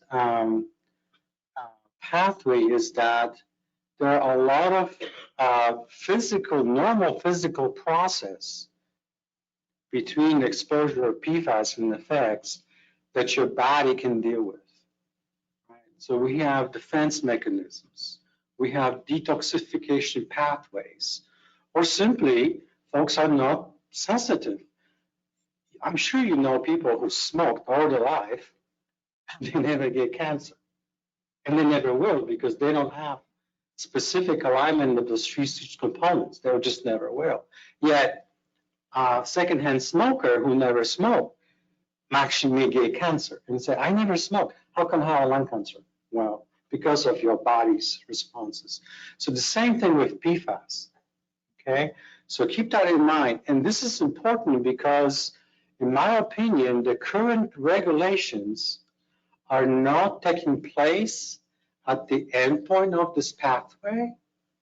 They're actually taking place very early here, where your body still has a chance to remediate the problem. And in a way, I view the regulatory bodies as jumping the gun a little. Let your body deal with it, because PFAS is the only chemical contaminant we ingest or breathe in or exposed to every day. There's thousands of them. Okay, and we are still alive, and I think our life expectancy has been increasing over decades.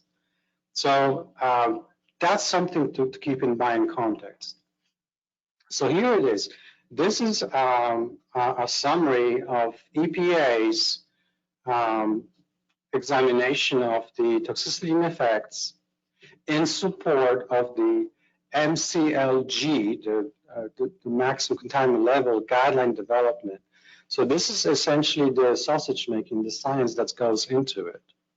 So they have identified 350 PFAS studies on human subjects and 338 for PFAS, the other compound, mostly studied. There's some animal studies, models, but the outcome is good because they are focusing on the receptor of interest, us. But also look at the types of responses each study brought to bear in terms of the response we have to PFAS. So you can see there is immune, developmental, cardiovascular, productive. That's a pretty good mix, but actually there could be some responses they may not be tantamount to adverse effect. This is really quick. I'm not going to spend too much time on it, but this is the context of how the MCL, MCLGs are developed, specific for PFAS here in the timeline. So I'm going to skip through this one now. So let's talk about how an MCLG, the guideline, is developed, because this is important. Just sort of, we can lift the hood and see where all the data will go into. So the most important driver in all this is the toxicity reference dose. Okay? And this is used mathematically in concert with the drinking water intake, which are standard for EPA, adults and children. So there's not much room there. And also, there's some debate about relative source contribution, and I'll talk about that, explain it. But essentially, what it means is that how much of sources other than water would EPA allow you to have? So just think of it that way. All right, so here's the outline of the scientific approach. The point of this slide is very comprehensive, very systematic. As such, it's good science. I don't think there's anything about the process that anyone, toxicologist, risk assessor, or scientist, would really have issues with. And then speaking specifically to the MCLG development, which is for drinking water, which is ingestion through drinking water pathway, these studies do look at specifically at the oral route of exposure. So there's no extrapolation between air, skin, or other ways to be exposed to PFAS. This is another also exemplary slide taken from EPA's assessment of toxicity. And again, this speaks to a very systematic, very comprehensive, very thoughtful evaluation of all the lines of evidence, effects, the strengths, the weaknesses, and then the subsequent ranking up. So from the process perspective, the churning, the analyses, the filtering of the data, the process is very, very sound, quite comprehensive. And the last set of slides, this is the most important part of the presentation. If you can try to absorb the information here. So what do you see in front of you? These are the toxicity reference values, which is the most critical component of that MCLG equation, as proposed recently by EPA for P4 and PFAS. And here are the key points for you to take a look at. In terms of the magnitude of those reference concentrations, this is in a way unprecedented. Okay? Because if you look at the scientific exponential, we're almost talking double digits here. So it's -9. Okay, so that's a lot of zeros. Okay, that's one. And then in context of the EPA's 2016 health advisory, we have been hearing about today of 70 parts per trillion. That's 10,000 times lower. Okay. So what we did in 2016, fast forward to 2022, we've dropped by 4 orders of magnitude. Okay, so that's significant. The question is why? What happened? Okay, why are we so low and we weren't so low before? And to demonstrate the point I was making previously is that rather than looking at the manifestation of the disease after our bodies were not able to deal with it, we're looking way ahead. We're looking now at the immune effects.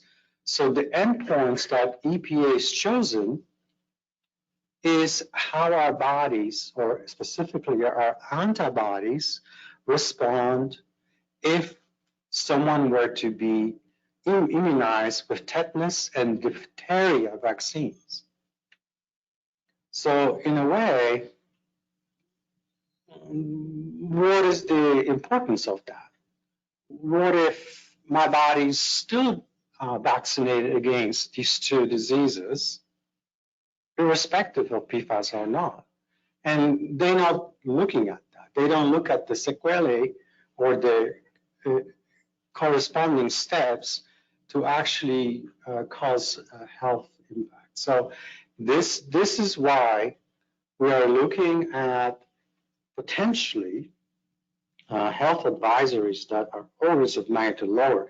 And then Shelley's probably having a heart attack because she talked about unintended consequences, and all of you who have to deal with a standard so low that's technically infeasible, unattainable. Then what? Where's the sympathetic ear in the regulatory space to deal with that? I know the MCLG, by rule, should be as close to MCLs. They don't have to be because the MCLs can be negotiated, taking cost, feasibility, technologically and otherwise into consideration. But it's unlikely that these two will diverge by 4 orders of magnitude. It's just impossible. So that's something. Another context here is we understand that PCBs are bad things. Dioxins are really bad. And we know that these are really problematic contaminants in the environment.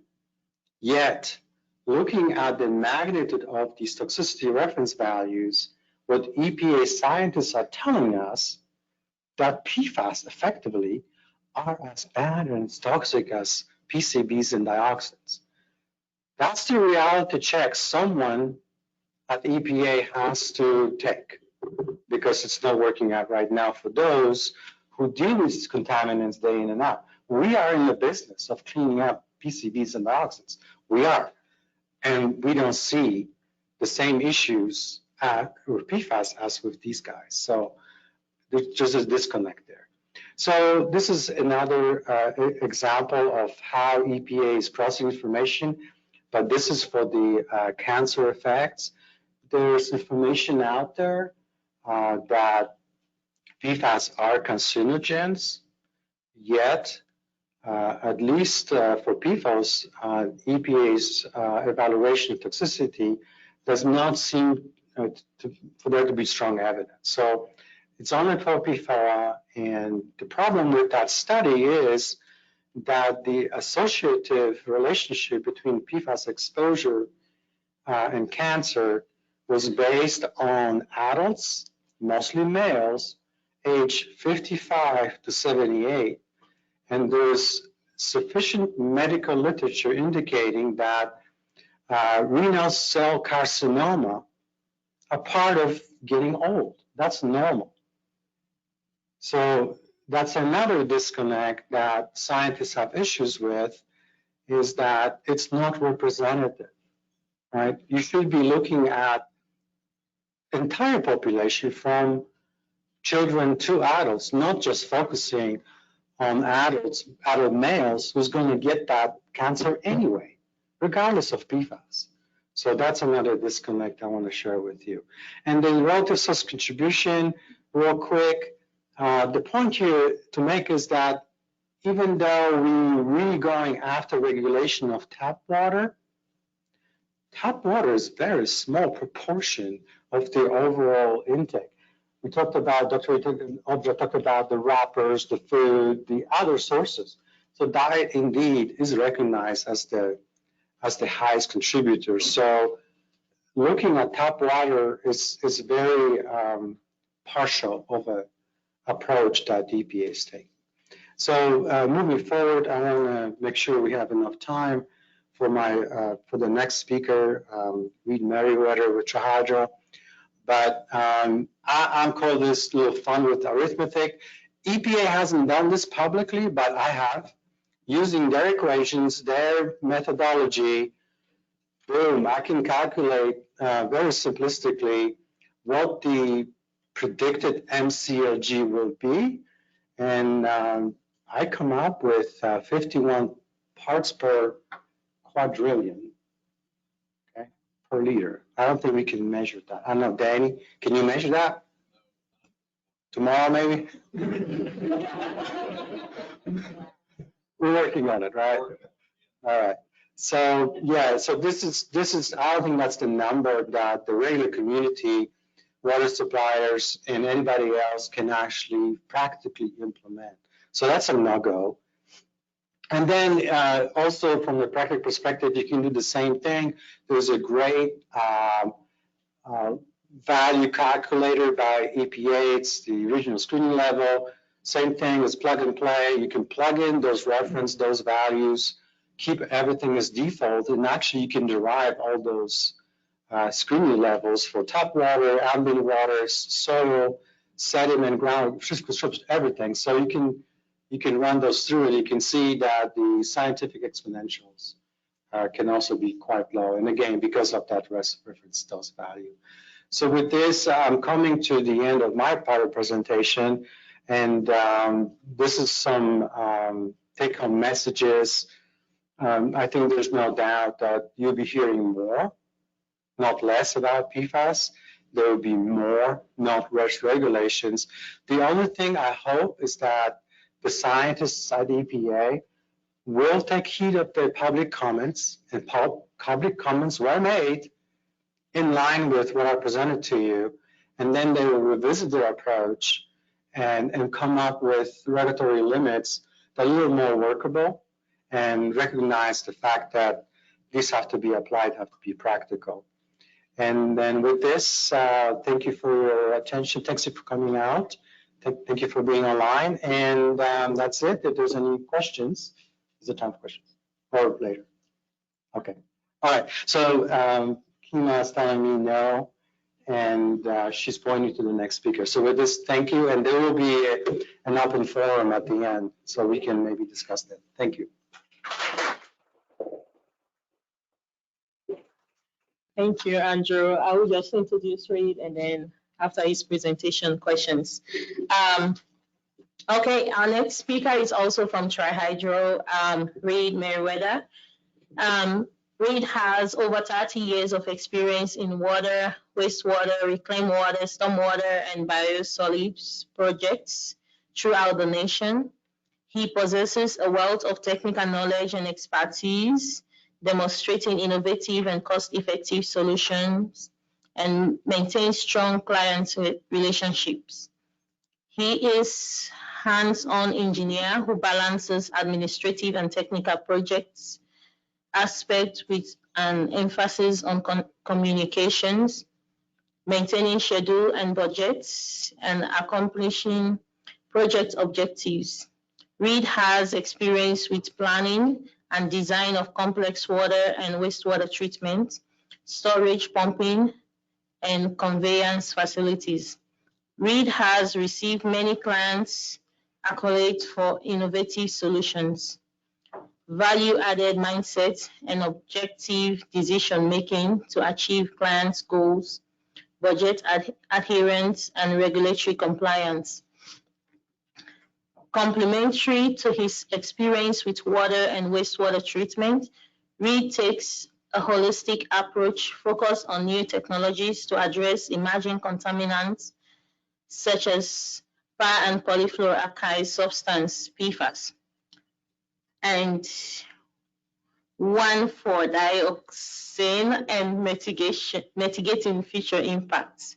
He has planned, designed, supervised, and conducted field investigation for surface water, groundwater, and soil impact from chlorinated solvents, metals, petroleum hydrocarbons, PFAS.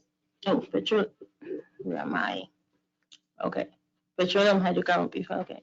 Reed has provided visible evaluation and application of innovative remedial technologies such as bio-augmentation, bioremediation, in situ chemical oxidation, phytoremediation, pump and treat with advanced oxidation reactor system, multi-phase extraction, soil vapor extraction, and monitored natural attenuation. Okay, Reed, over to you.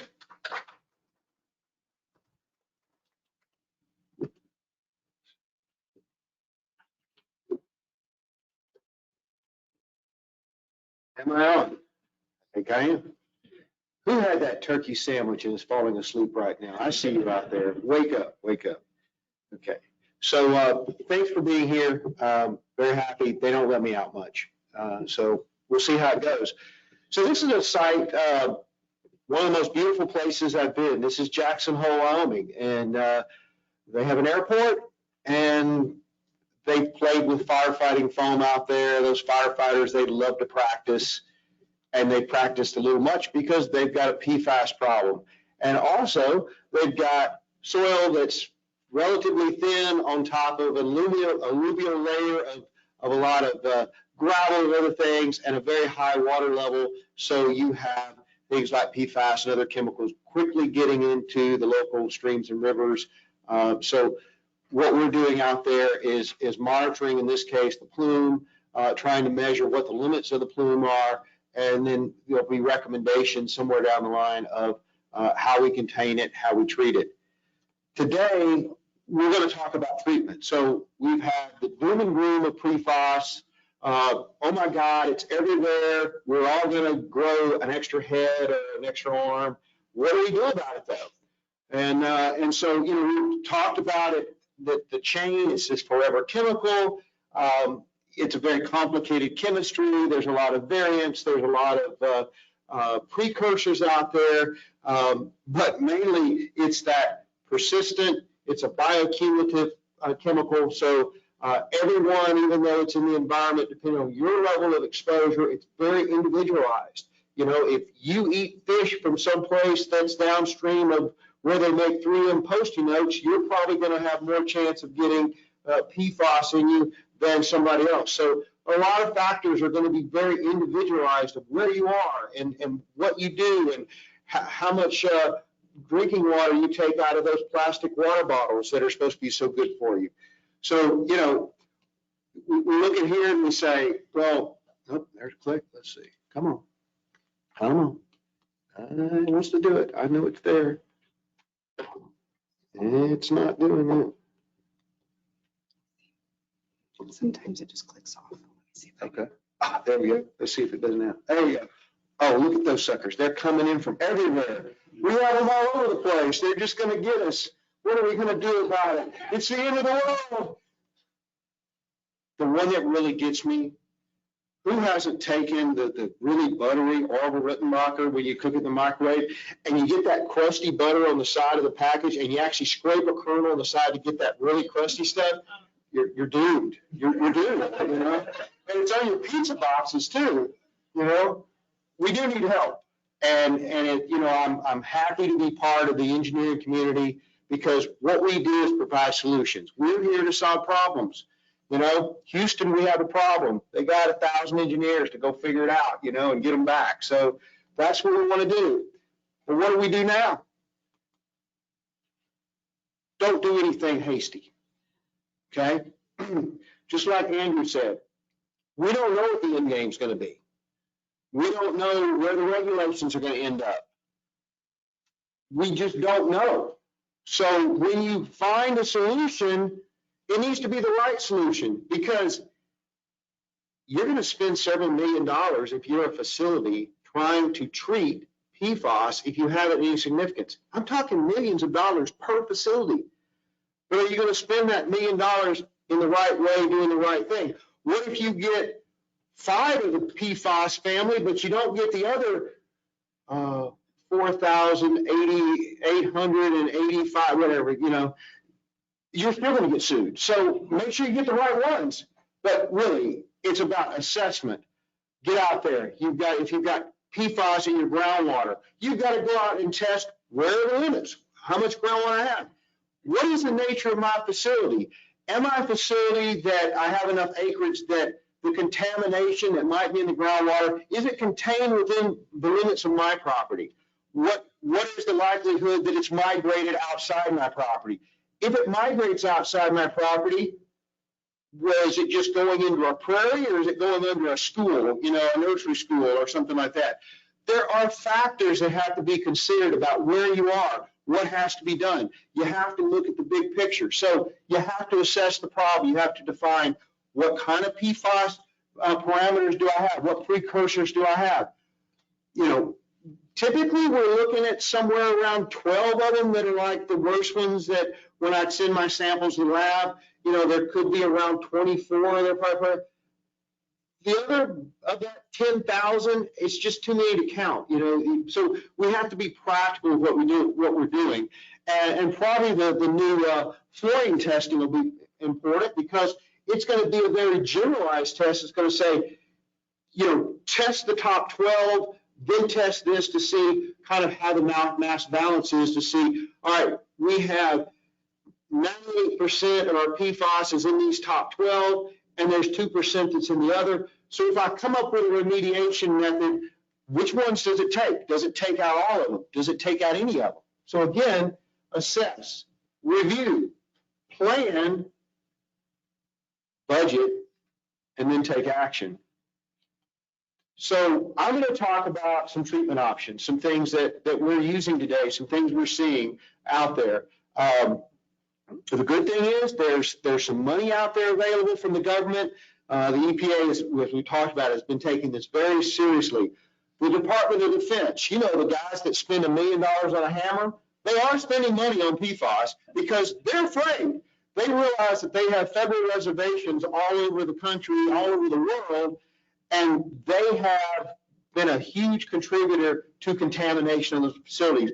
Not anyone's fault. Who knew that all that practicing with that AFFF was a bad thing? They were just trying to put out fires and practice when they had a disaster.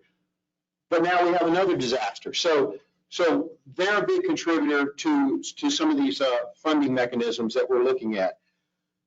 So we're going to talk specifically about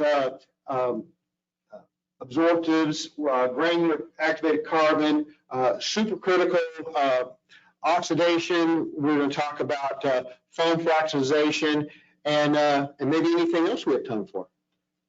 So the granddaddy of PFAS treatment, granular activated carbon, it does a good job. It works on water in most any phase, whether it's groundwater, drinking water. It's a proven technology. It's been around, but it has its limits. It has its pros and cons. It has to be disposed of. It's expensive. Does the landfill want it? Is it a hazardous waste when it comes off? Is it not? Is it regenerated? What happens to all of that gas when it's regenerated? Is it regenerated hot enough to make sure that it's not just removing the PFAS out of the cells, the pores of the granular activated carbon, but is it destroying it during that process? So all of that has to be considered.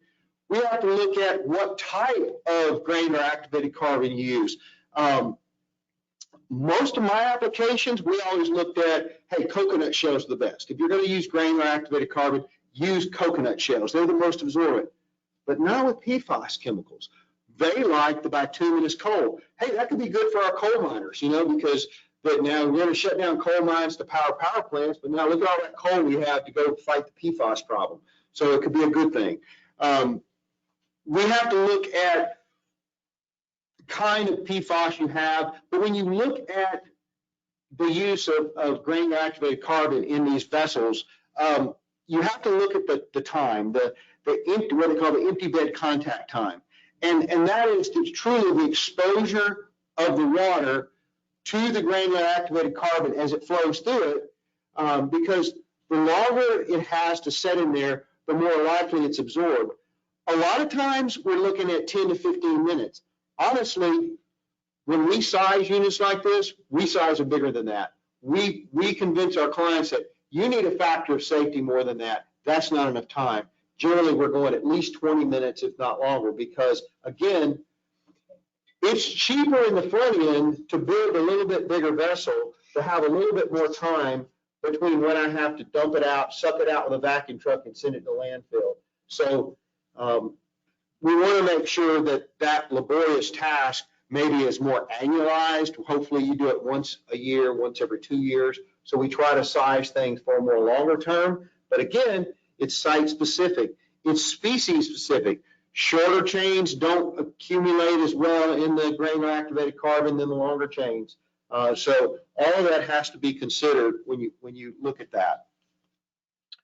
Then there's resin technology, very promising. So as we talked about earlier, this really is one of the top ways to remove. I mean, you can remove a lot of them down to non-detect. I mean, it's amazing what you can do with the right resins. And there's a lot of them coming out. And these resins, they are beads. They look like little plastic beads, and they're porous. And so what they've developed is they're charged. So the PFAS is anonically charged, and then the resin is positively charged. And so it's drawn into it, and it's attached, and it holds that bond.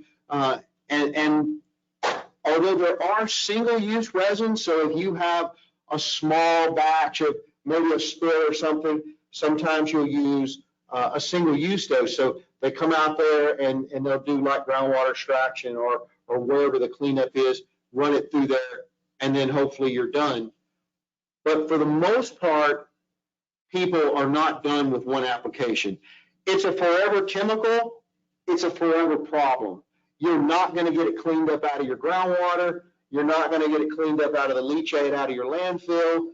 If you have it, you're going to have it probably forever. What we're trying to do is, can we create containment to keep it on your property so that it's not traveling outside and contaminating areas outside of what you control. So the resins are really good because they can be regenerated, and so then you have to deal with, what am I doing with that regenerated material, that waste that comes off of it.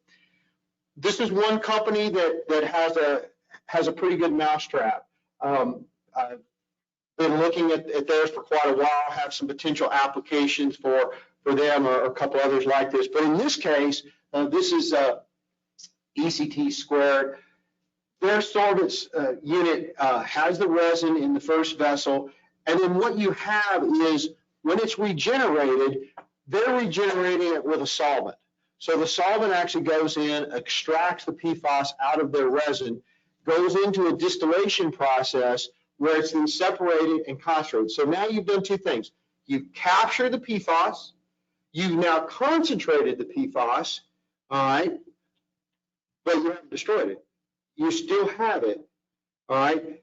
The resin, from what I'm seeing, the resin itself lasts almost indefinitely. I mean, they have it been out there 10, 15 years, and a lot of it was developed by DuPont, and it lasts. It keeps going. What you have though is, now you've got the backwash of it.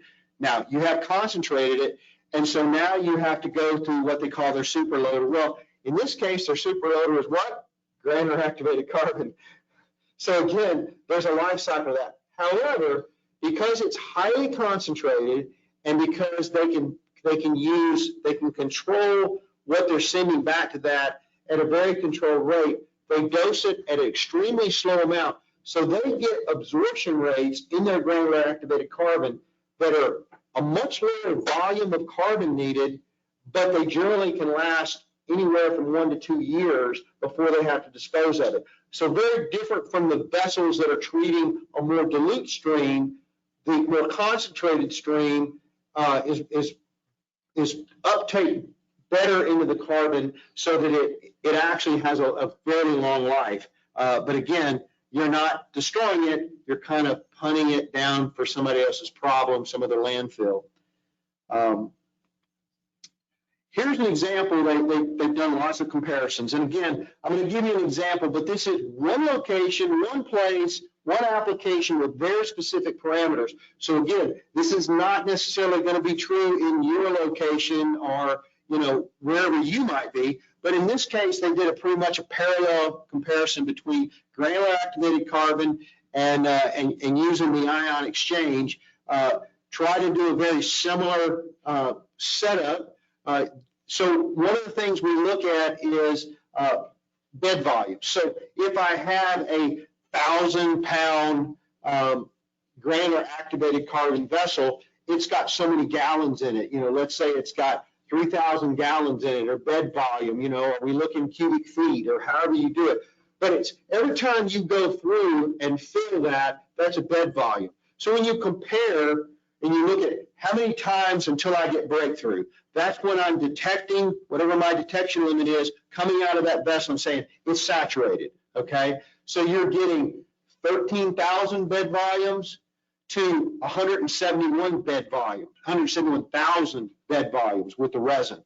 And when we look here, we can see that, well, over to the left, you've got the granular activated carbon. You can see it reaches breakthrough fairly fast, whereas when you look in the other, on the ion exchange, well, they basically didn't even reach breakthrough here. They just kept on going. So it was very effective in getting almost down to like non-detect limits with PFAS, and it works on most of the species, better on the long chain, a little less on there, but it gives you a really good average absorption. And they can get better by doing backwashes more often. They can get much even lower limits where they don't even reach breakthrough. They just keep washing it and sending it and taking the solution out and concentrate it, but it gives more open pores in their system to absorb it even more readily. Now, one of the things about the ion exchange, and even more so than probably the granular activated carbon, is both of them have a certain amount of porosity in every grain of granular activated carbon or every grain of resin. They're taken up by other things first. They're going to be taken up by VOCs, by other carbon compounds, but by anything else in the water other than PFAS. So it's like they're going to use up all the other space before that. So pre-treatment in both cases is very important. At a minimum, you need to have really good filtration, cartridge filters. Some people even want to do other things to maybe take out some of the more volatile organic carbons and other things that might be there to leave more room for the PFAS. That's why that action plan that I talked about at the front was so important, because failure to plan the entire system is going to cost you more in the downstream end treatment that you're really trying to do, because you're not going to get the results that you want. We talked about reverse osmosis. Reverse osmosis is really good. It's been shown to remove the long chains, the short chains, does a really good job at both. I worked in Florida with a lot of reverse osmosis for salinity. Almost every city on the west coast of Florida and on the Gulf Coast actually uses small RO plants. So RO has always been an issue. So, oh gosh, you don't want to go RO. It's terrible. You know, operators, no, RO is easy. It's easier than a standard water plant. It's so mechanized. It's so SCADA controlled. Everything is on skids. It's in a very small plant. The operator doesn't have to walk around to 10 different clarifiers and basins, on 20 acres of land. It's all basically in a warehouse. Everything is very computerized. There's tests to see when you break a noodle in a cylinder that you need to go and plug that noodle. I mean, it's not the beast that people make it out to be. It's something that the industry has gotten very good at it. The problem with RO is that it doesn't destroy it. You still have 5 to 15% reject stream that's now more concentrated, that's now also full of brine, that now you have to deal with that. So now I have this waste stream that I have to deal with. There are places that I deal with, they use deep well injection for that, where they're just worried about, from a salinity standpoint, a lot of times they send it out to the ocean. But when you use it for PFAS treatment, that's not going to work. So you do have this concentrate stream that you've got to deal with. Another option that falls right under RO is nanofiltration. So one of the things we look at is we look at the porosity. So RO is a membrane. It's a synthetic membrane with micro holes in it. So when we push the water through it, the water molecules go through, but other molecules that are larger stop. So that's the idea. The PFAS molecules are a little bit bigger than the water molecules. They stay on the other side of the membrane. Same thing with salts. Nanofiltration is similar to that. Yeah, they have gotten to where nanofiltration starts at where RO goes down and goes up, but there's actually nanofiltration that's available in ceramic membranes. Now, the ceramic membranes are very nice for industrial-like treatment because what we deal with these membranes is fouling issues. There's biofouling. There's all kinds of other material that's in the water. You have to do pre-treatment. But if you can use ceramic like nanofiltration membranes, they can be more robustly clean. So normally we've got what's called these polymetric noodles. They literally look like spaghetti noodles that the water goes through, soaks out, and they have to be backwashed. The issue with the ceramic is that you can hit them with acid. I mean, you can knock those things and really get them clean, and that's important for industrial applications. And you also have a drastic difference in pressure. When I have to push water through reverse osmosis membrane, I'm using like 80 bar of pressure. That's high. When I'm pushing it through nanofiltration, I'm already dropping down to maybe 10 bars. So your difference so pressure is energy. That's pumps. That's wear and tear on every fitting, every pipe, every joint that I'm having to super pressurize the water to squeeze it through that tight membrane. But if I can use nanofiltration, just that difference, I can still pull out the PFAS, but now I've got much less energy involved to do it. This one's really nice. I like this one. I hope these guys get this going because this is Battelle, and they've come up with supercritical water oxidation. Now, they didn't invent this. This has been used to destroy Agent Orange. This has been used to destroy all kind of biological weapons, chemical weapons, other things for years. What it does is think of a Sprite under superheat and pressure. So what you're going for is this supercritical water point where you're compressing the water, you're heating the water, and then all of a sudden you release it, like you shake up that Sprite can and release it. All that pressure comes out as these micro bubbles that are super energetic, and they literally start to form the radicals that break down and want to come in and provide that energy, these OH radicals. And in doing that, these hydroxyl radicals, what I was trying to say, they go after almost any carbon and they break that carbon bond. They break those fluorine bonds. They do it. They knock it out of the park. And when they do that, you no longer have any PFAS molecules left. It takes out the big chains, the small chains, the precursors. You're basically left with CO2, carbon monoxide. You've got, you may have phloretic acid, but that can be neutralized with simple sodium hydroxide, and you've got inert salts. So you've got a waste stream, but it's a manageable waste stream. It's not a hazardous waste stream. But right now, they're doing 50 gallons a day, 50 gallons a day. So when I'm dealing with a stream to somebody's drinking water plant or something like that, it's pretty small. So they haven't quite scaled up yet to get to millions of gallons a day. 50 gallons a day is not a whole lot. I've got one little landfill and they're 50 gallons a minute. So, and that's a tiny stream. Okay, so they got to get somewhere to get it scaled up. And right now they're kind of in a little trailer, which looks like something that you grad students will put together. I mean, they're doing the best they can, but they got a ways to go.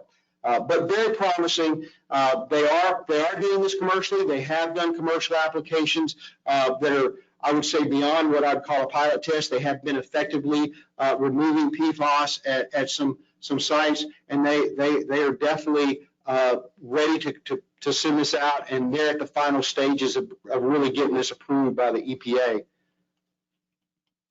It's doing that thing again. Let's see. What did I hit? Oh, the mouse. Okay. Oh, there we go. Thank you. Again, on that, this is just part of their process, showing the different stages. Quite a few bells and whistles and gizmos in this, a lot to maintain, but you've got high pressure heat exchangers, separation of the water column. You generate some corrosive gas and other things that you have to deal with. So you've got to have the right equipment. You've got to have the right venting of that. But again, very promising technology because it is one of the few that actually destroys all levels of PFAS. Now, there's been a lot of promise with this. This is foam fractionalization. What this does, it takes advantage of what a lot of PFAS is. It's based on a surfactant, that foaming action, that what was inherent in the PFAS, this takes advantage of. It creates micro bubbles that actually float the PFAS and separate it out of the water column. And they do it very effectively. I mean, it's getting, 99% reduction of PFAS by floating it out. So what you're getting here is, again, separation and concentration, but you're not getting treatment, but you're doing a great job in separating this. They have also, and I'll show it on a slide at the end, they've taken this one step further, and you have ozone fractionalization. So instead of just using air, you're generating ozone. Now, ozone is normally a strong oxidant that we look at, but in this case, it's not strong enough to actually destroy the PFAS. What it is strong enough to do is it provides a higher bonding. So that bonding of the ozone molecule, that bubble as it comes up and floats that out, is more attractive to PFAS, so it's able to attract even more of it. So the efficiency can go up even more by using the ozone fractionalization than air. So again, this technology is there now. It's being used in Australia. It's coming to some landfill to America at any time now. It's on its way. I know the guy that runs this, and he's saying we're building this right now. We're building one 10 times bigger than what we did in Australia because it's got to be bigger because we're going to use it in Texas. So that's bad for Oklahoma, right? Now you can see it's not simple. There's a lot of vessels in this, but it does fit in a containerized trailer. So you can take a standard 8 by 30, 8 by 40 foot trailer, and this is something that can be brought to a site, can be set up either permanently or on a temporary basis.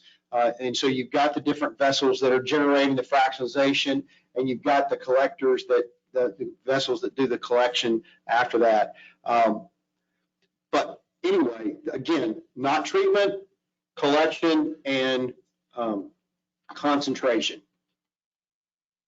So those are just some treatment that are out there. We have some other treatment that's also available, and I just want to mention some of these because they all have merit. They all have pros and cons, and they're all being developed and funded because, the Department of Defense, they have those deep pockets. The EPA has some deep pockets. There's political will now across the states and across the federal government to do something.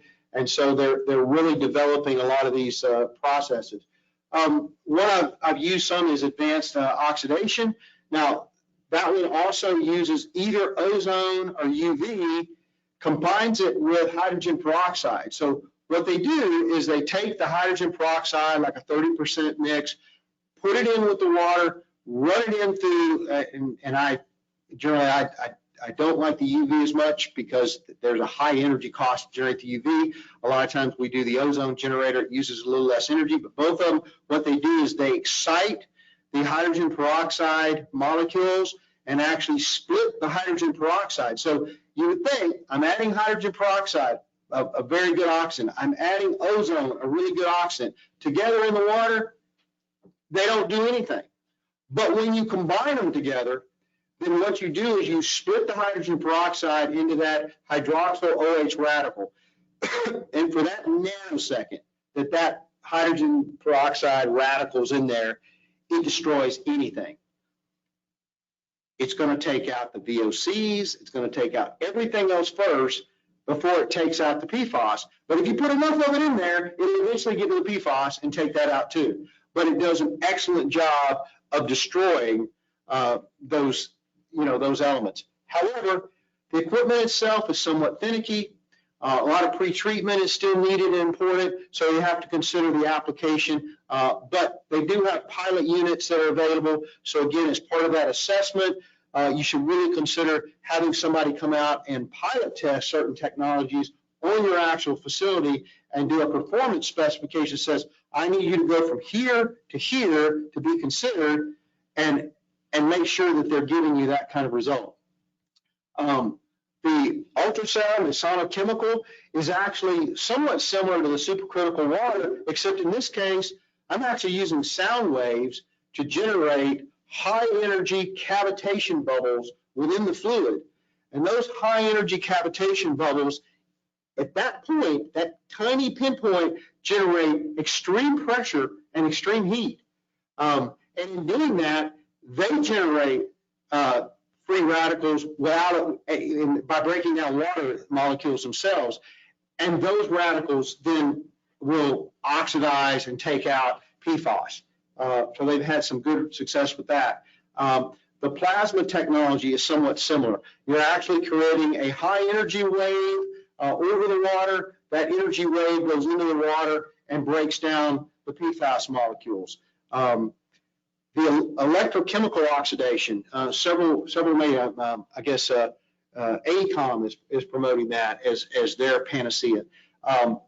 What they've developed is electrodes that can withstand the environment and hold up, because they're juicing the water with a lot of current, and those electrodes are going in and actually causing a cathode and anode. So they're pulling the PFAS over to the electrode and destroying it.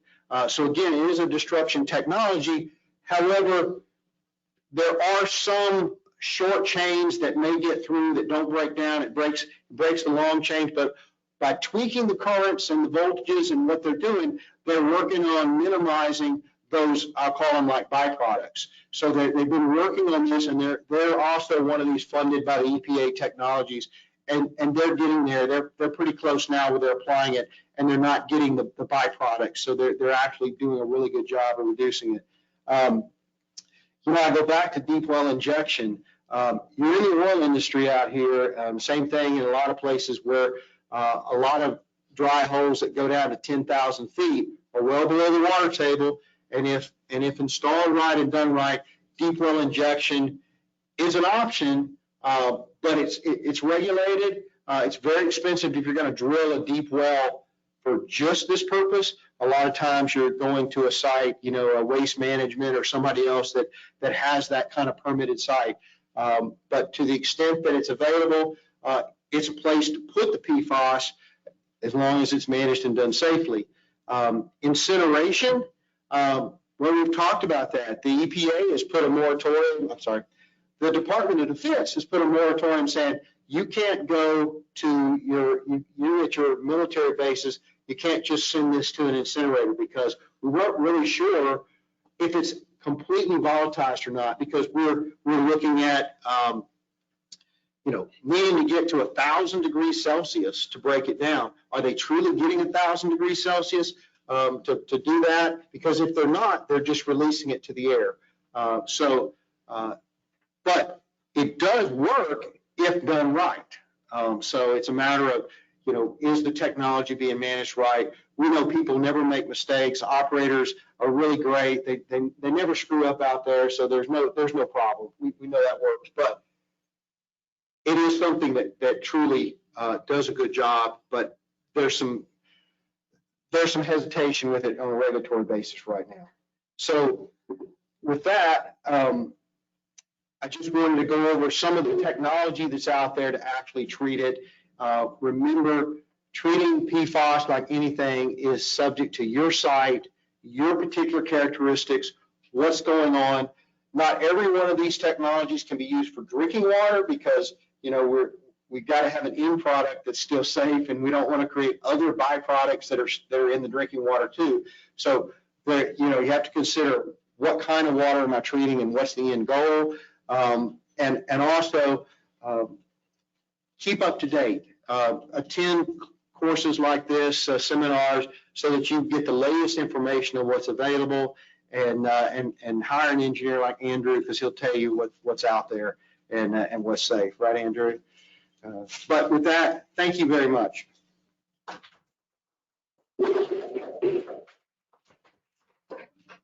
Thank you very much, Reed.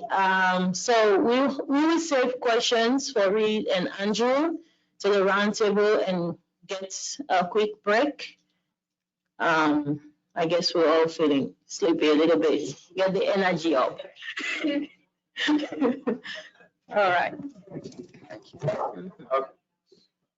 Oh, and then the forms. If you need a credit, please fill out the forms and submit to Shelley. Then those online can submit theirs to DEQ.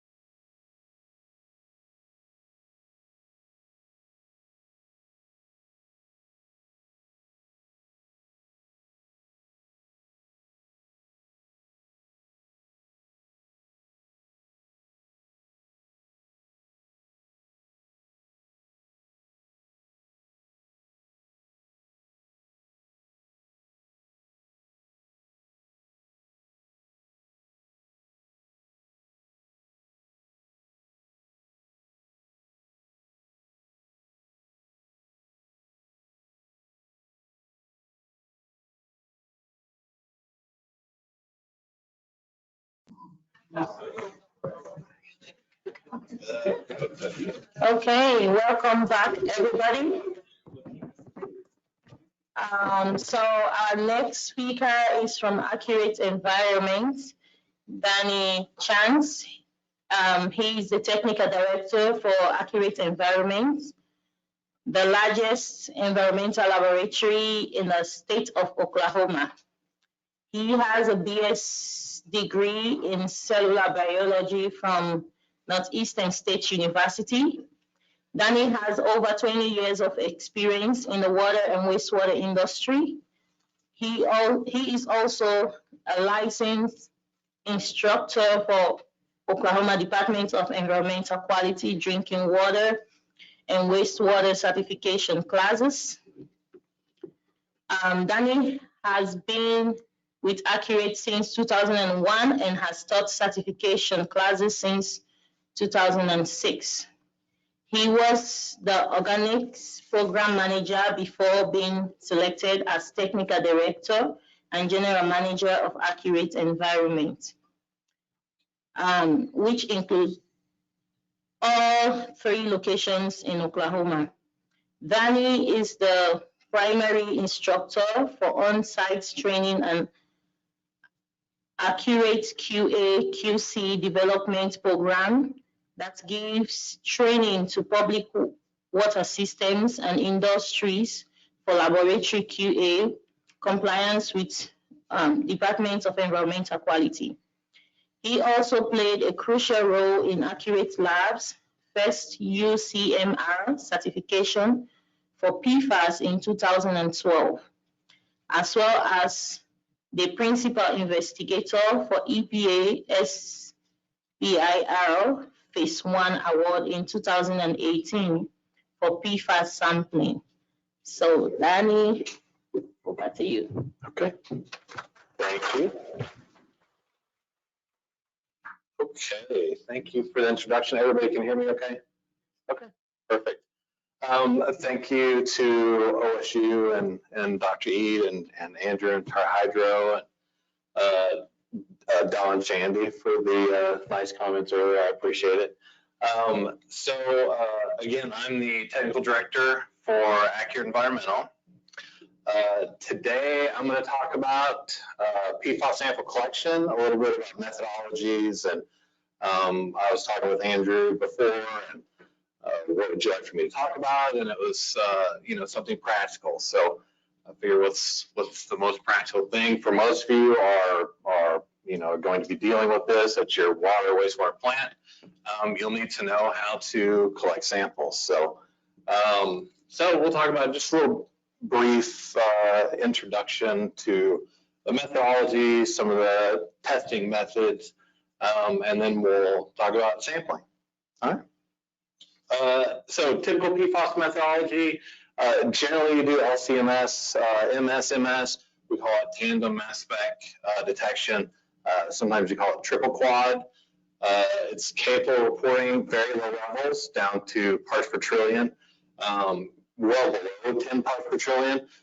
When we first started doing the analysis, 10 parts per trillion was kind of the goal of the analysis, and since then, as we had talked about earlier, we're looking quite a bit lower than that now. So LCMS instrumentation, unfortunately, is very expensive. It's a couple $100,000, $300,000 per instrument. As an environmental lab and processing samples, we need some redundancy. So unfortunately, that would require us to purchase at least 2. So it's very expensive. It's definitely cost prohibitive. So anywhere between 4,000 and 10,000. We've heard 10,000 quite a few times today. These different PFAS compounds are in existence. The LCMS really just looks at specific compounds. So I was looking online the other day, and I think probably the largest the largest list that I saw a lab analyzed for was about 40 compounds. We're doing 29 right now. It's, you have to buy standards for each one of these. Standards are very expensive. And each one that you buy a standard for, you're building a calibration curve, and it's just very time consuming. We're not able to look at all 10,000. Some of you analysts out there, you can only imagine. So 29, honestly, of these PFAS, especially running the isotope dilution and so on with all your different internal standards, extracted, non-extracted, it's quite a chore just to do the one method. So EPA PFAS methods have had an emphasis on drinking water. We talked about that earlier. For example, is UCMR, unregulated contaminant monitoring rule. That's been kind of the focus in the last decade or so. The UCMR 3, for example, it was 6 compounds, so not a whole lot. At that time, there's not a whole lot of PFAS analysis going on. So 6, we kind of thought, EPA thought, well, let's just see what's out there. And so we'll go ahead and do these 6 and see what kind of results we get. So back then we were using EPA method 537. So none of the 0.1s or 33s that we're going to talk about later. And reporting levels between 10 to 90 parts per trillion. So as we were talking about earlier, parts per quadrillion. Back then, these were relatively easy to see. Again, we were shooting for 10, and so, but not quadrillion for sure, parts per quadrillion. So now after that 537, and kind of during the UCMR method, or the UCMR 3, laboratories started doing modifications. People wanted to know about wastewater, what was in the wastewater, maybe what was in the sludge for land application, as we were talking about earlier. And so the 537 method is very specific to drinking water. It doesn't address any other matrix. It's just drinking water. And so if you didn't have any other methods, we'll talk about 1633 here in a few minutes, but they didn't have any other methods. And so labs started to do their own modifications, different extractions, different matrices, and so on.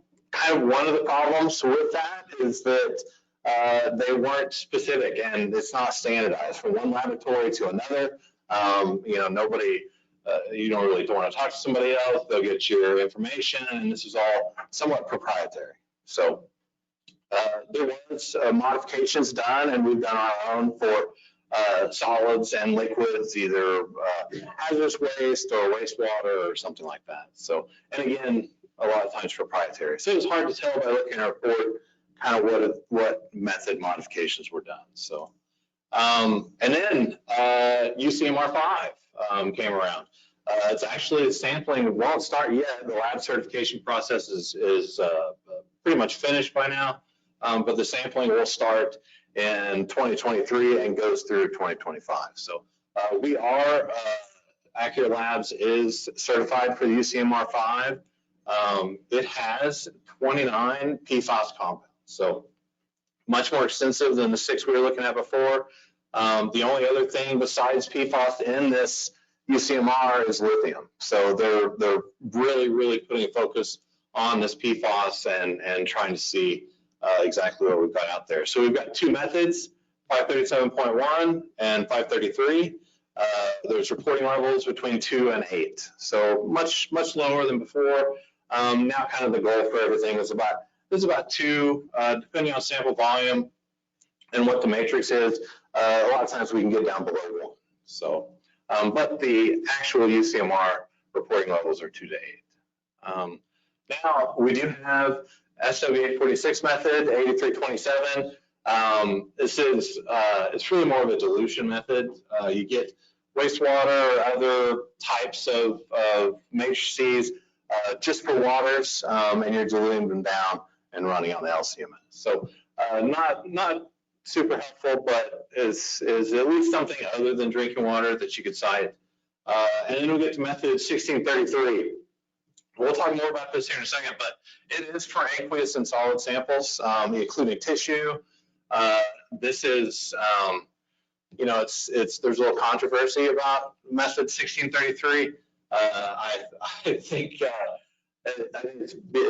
it's very encompassing. It's trying to do a lot of things, and honestly, at this point, we really don't have anything else. And so, and it is a draft method, so hopefully we'll get some other laboratories to do some validation. Currently, it's only validated by a single laboratory. So We'll see, and I'll talk more about some of those controversial topics here in a minute. So, and then there's ASTM methods. So I'm not familiar with ASTM methods. I've never ran any of those, but they do have ones that are very similar to the EPA methods and are validated and so on. Okay. Then there's total organic fluorine. Some of the people earlier talked a little bit about this. Just generally speaking, there aren't any carbon fluorine bonds, as we mentioned earlier, that are naturally occurring. I mean, there's a few, and it's fairly rare. You go out in your backyard, you're not going to find any. And so, but if you do, that's what we're talking about, is these PFAS compounds. So we're using this organic fluorine bond as a basis for measuring these PFAS compounds. So, and I'll talk a little bit about that here in a second, but measuring the compounds, it generally just gives you a total PFAS. Now, you're measuring the free fluoride, and this is just a generality, but you're measuring free fluoride by ion chromatography. Sample is combusted at 1,000 degrees C. We've heard that temperature quite a few times today. 1,000 degrees C, and then you determine a total fluorine. So the difference in those two, we're making the assumption that those are the organically bound fluorine, and that's your PFAS, your total PFAS concentration. So again, as we mentioned earlier, it's not specific to a particular compound. It's a total. So so it should be used, and somebody mentioned that just a minute ago too, I think trihydro, that this needs to be used in conjunction with the LCMS method. So for LCMS, you get an idea of, maybe I've got a few of these, PFOA, PFOS, and PTFE or whatever it is. But then also you do a total. You say, there's maybe 20% that we haven't identified, but at least we have a total concentration. So still, very good information, and doing those in conjunction is very helpful. Okay. So LCMS laboratories offer analysis, again, with a targeted list only. So check with us, give us a call, make sure that the list that we have, or whoever you're going to use, is specific and works well for your project. I'm going to talk about this here in a second, about a sampling program.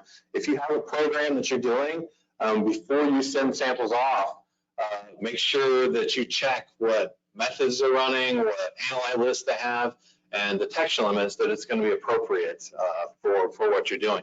And we were talking a moment ago, some of the hazardous waste samples, some of the really high concentration, laboratories don't want to deal with that. We're looking at, the very, very low parts per trillion numbers, and you send something in that's in a percentage concentration, that can be devastating to a laboratory. So, giving a little heads up to the lab is very helpful. But get with them, make sure that they understand your particular situation and kind of what you're expecting.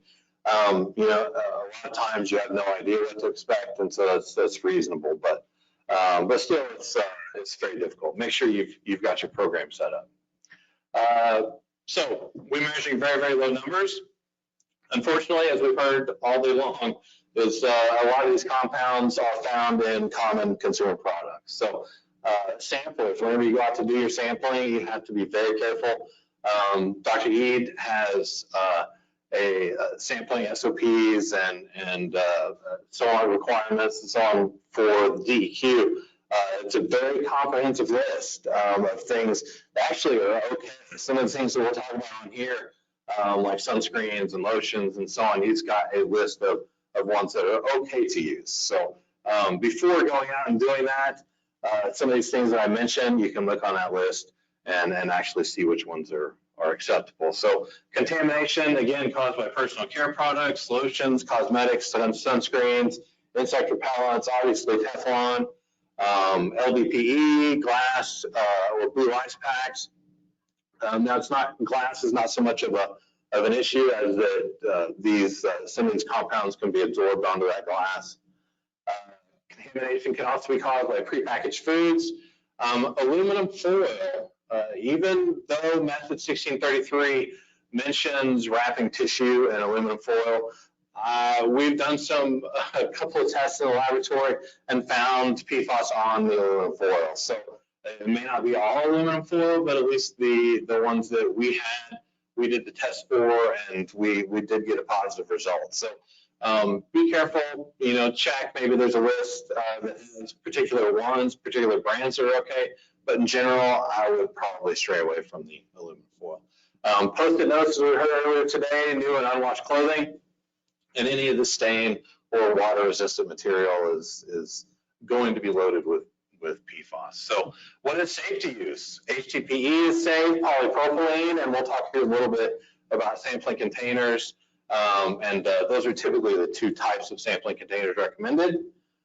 Stainless steel equipment, nitrile gloves, and Ziploc bags. So thank goodness for nitrile gloves and Ziploc bags. I don't know, we're starting to run out of things that would be okay to use, and at least, thank goodness, those two are at least two that are left. So, so collect your PFAS samples before collecting anything else. You don't want to go through all of the other containers, LDPE and so on, maybe Teflon lids, and then go do your PFAS samples. So do those first. Make sure you've got your new gloves on. For water lines, a short flush of the lines, just make sure you get a good representative sample, whether it's from the distribution system or the well, but just give it a little flush, get a good representative sample. Collect these directly into your sampling containers. So don't collect them into a glass container and then pour that out. Collect directly into these containers, just trying to avoid contamination. Some of these can be false low, and then obviously, as we've heard, some of these are definitely false high. Wash your hands thoroughly, new nitrile gloves between each sampling location. Keep the container lid off of the surfaces of, melamine and so on is all over the place, and just make sure you protect those as much as possible. Now, once you collect those samples, I see a lot of people with their normal environmental samples, which for most things this is fine. But they'll collect their sample and then they'll throw it in the cooler with a bunch of ice, and it's just bobbing around inside of there. You don't know what that cooler is made of. You don't know where that ice has come from. And with everything that can contaminate things, that's not a safe way to collect samples. So once you get these samples, put them in a Ziploc bag, get the air out of it, seal it up, and then you can put it on ice. So a lot of these, we'll talk about the methods here in a second, about temperature requirements and so on. Definitely temperature requirements for PFAS sampling. So get the air out of it, then it can go in the sampling cooler. So 537.1, it's for drinking water again. It's polypropylene container, a little bit of Trisma buffer in there. And you can see the temperature requirement is less than 10 degrees C for the first 48 hours. So that gives you a little bit of time to get it to the laboratory. And then once it's at the laboratory, you have 14 days holding time. So it's stored less than 6 degrees C, but that's your 14-day hold time. Now for 533, very similar, same polypropylene container, HDPE container, a little ammonium acetate, and it's, again, gives you a little bit of time, first 48 hours, less than 10, but then the holding time is up to 28 days. So, and I know that's one of the complaints about the 1633 method is consistency between methods still. 14 days, I think is fine, it's long enough, it's not too much of an issue, so 28 is just extra. SW 846, 8327, again, it's for surface water, wastewater, groundwater. It's again, just a dilution, but less than 6 degrees C is storage, and it's good for 14 days. Now, what some of you have been waiting for, 1633, right?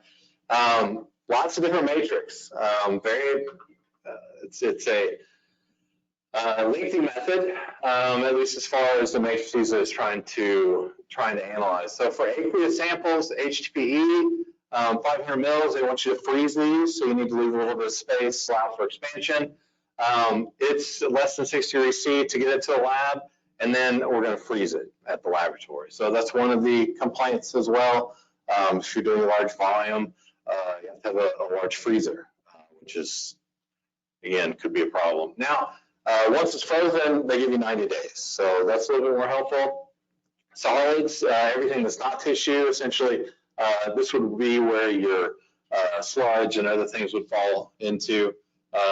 Less than 6 degrees C upon receipt at the lab, and then frozen once it gets to the lab. Now, there's another complaint about this method is that it mentions 48 hours for the aqueous, 24 hours for the tissue, but it just says when you get it at the lab, it needs to be, less than 6 degrees. So again, continuity is not exactly there. Again, 90 days at least, and it mentions for the tissue, aluminum foil, I think we all agree Ziploc would be much better, and 24 hours to get it there, and again, 90 days once it's frozen. So, okay.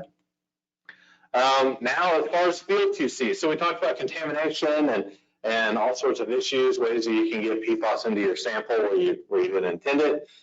And so now we'll talk about field QC, how we can validate, we can check to make sure that the results in your sample didn't come from you or your sampling equipment or something in the site itself. So we'll talk about field reagent blanks, blanks. All of those are just used for verification. So sampler first, fairly difficult, is sampler must obtain PFAS-free water from the laboratory, all right? So as we talked, somebody mentioned earlier about some of the analytical equipment containing Teflon and other things. Same with your water purification systems. We've talked about this before, that there's Teflon all inside of these water purification systems. And so you've got to get certified water from the laboratory. And what I mean by certified is that they need to analyze that. So you're going to collect that water, make it a particular lot of water, do the analysis and verify that it's less than whatever that requirement is, whether it's a third of the reporting limit or half the reporting limit, depending on your project requirements. So, and that should be documented, stored for later on, because somebody's inevitably going to ask for that. So that PFAS-free water is taken in the field, and along with empty sample containers. Now this water is transferred to those empty containers in the field. So any dust or anything that might be in the air, or particularly at that site, we had talked about maybe things that are volatilized and so on could get into that sample. So once you pour that sample up, then you're going to seal it, put it in your Ziploc bag, and then bring it back to the laboratory. So again, it's treated just like a sample from that point forward. So clean water, poured into a sampling container, out on site. Then there's equipment blanks. So equipment blanks are sampling equipment, maybe a baler or a scoop or a coring device, something like that you're going to have out in the field. You need to verify that that doesn't have contamination as well. So you're going to take this PFAS-free water, run it across that coring device or whatever it is that you're going to test. You're going to collect that rinsate. So collect that rinsate, that's your equipment blank, and you send that to the laboratory just to make sure that there's no contamination. Okay. Trib blanks, maybe a little controversial as well. So trib blanks, PFAS-free water, same thing as an equipment blank, except you don't open it in the field. You're sealing it in. It goes just along for a ride with the containers, and then brought back on ice and everything else. It is just to look to see if the actual transportation, storage conditions themselves would add to any of your PFAS concentration. Okay. All right. So just looking back at the methods, 537, that was the original UCMR3. 537.1 and 533, that's the current UCMR3. It starts in January of 2023. 8327, it's not applicable to a huge amount of samples, but it's more of a dilution method. 1633, again, it's a draft right now, so we're kind of hoping maybe get some other validations, maybe a few modifications to it before it's made official. And then the TLA, the total organic fluorine. Contamination, we talked about these all day long, different personal care products and food packaging and so on. Things that are safe to use, again, our two saving bases, nitrile gloves and Ziploc bags. And then sampling, talk about how to sample, what containers, what preservation. And again, this is not normally something that you're just going to be able to make up yourself. So get in touch with us, get in touch with the lab. You know, they'll give you all that equipment and sampling containers and so on. And then field QC. So and speaking of field QC and UCMR, the field QC for the UCMR, which a lot of you guys are going to be doing, only requires equipment blanks. So, or excuse me, only requires field reagent blanks. Sorry, only field reagent blanks. No equipment blanks, no trip blanks, just field reagent blanks. So they've done this in the past with the 537 for the UCMR3. We haven't seen any issues with that. They even actually did it for the metals for the UCMR3. And I think it just became sort of problematic. So with the lithium this time, there's no requirement for that. But for these 537.1 and 533, there is a requirement for field reagent blanks. Okay. Any questions? I figured there might be a few questions. I have two comments. Please. Number one is, Yeah. Do not use aluminum foil. Please don't use aluminum foil. Oh, I'm sorry. Two comments. Number one, do not use aluminum foil. And the second comment is, when you're normally sampling and you're in a rural part of Oklahoma and you don't have, you forgot to get distilled water, you normally go to Walmart or Kmart or something, any store to get distilled water. You cannot do this with PFAS. You have to plan ahead of time because you have to ensure, because they're going to be testing with the same LC mass spec that the PFAS concentration is below their detection limit. It's an all water, but it's below the detection limit. And what's amazing to me is all these water purification systems. When I took apart mine in my laboratory, it's full of Teflon. The same thing we are analyzing for, if you look at the valves and gaskets, yeah. So those are the two comments. The question, when do you think you'll be doing TOF? Yeah, that's a good question. So it's fairly cost prohibitive as well. So I think once you know, we're kind of looking at the UCMR5 right now, looking at getting through with it and regulation. I'm not sure. As of somebody mentioned today that there's EPA's working on a TOF method.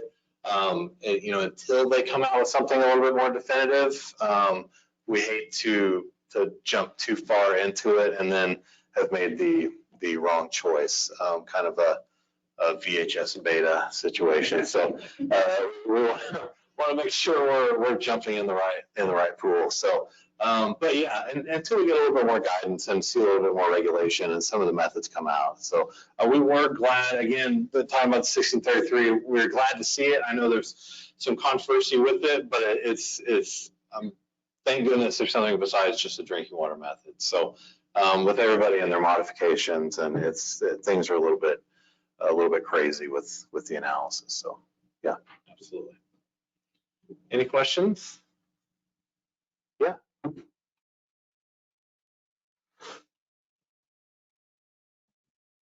Thank you, Danny.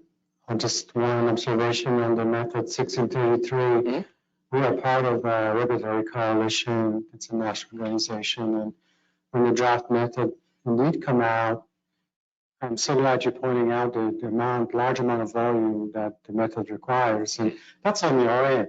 But imagine the RN, 500 ml bottles. Right. And these sites have multiple well sites. Sure. And then with extra QAQC, there won't be enough coolers in the Walmart for you to send you away. And then you have a mountain of coolers that you have to worry about on your end. So that practicality is just not there. So we comment on that very vigorously. If there's a way to avoid that. And the second, there's a question, just like we know that the universe of PFAS species is so large. So essentially, sky's the limit. And then knowing that regulators really want to regulate as many PFAS as possible, even if as by a class. So it's a catch-all, like all of any PFAS. Right. What do you see right now in industry? I know it's a tough question. How many PFAS, can practically be analyzed for? Yeah, that's a good question. So we're doing 29, and that's specifically based on the UCMR. So UCMR has a list, it's 29 for that.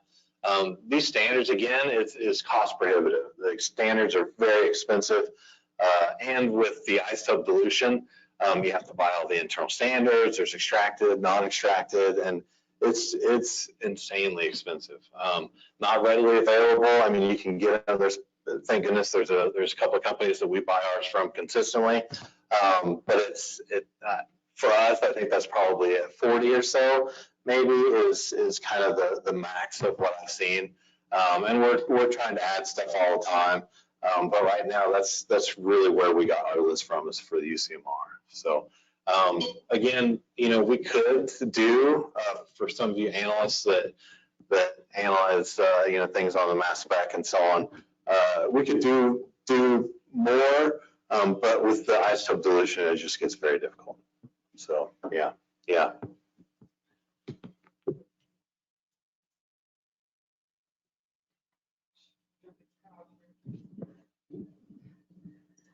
Do you recommend pre-cleaned bottles? Absolutely. Well, I'd say pre-cleaned as in, yes, polypropylene and verified and validated that they're clean already. Yes. But not the purchased pre-cleaned? Well, yeah, I mean, I think most of the containers that you get these days are probably pre-cleaned or have some sort of certificate of analysis. Now, the problem with the certificate of analysis is that they probably don't have PFAS on that certificate. It's your normal volatiles and semi-volatiles and so on. So as long as like we'll get it locked, and we actually use those same containers for our QC. So with our method blanks and reagent blanks and all of that, we've validated those containers. So I wouldn't go out and purchase your own containers without knowing that they've been validated already. You might be get an unfortunate surprise. So yeah.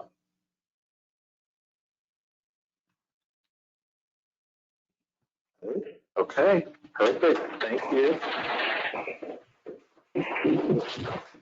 Thank you very much.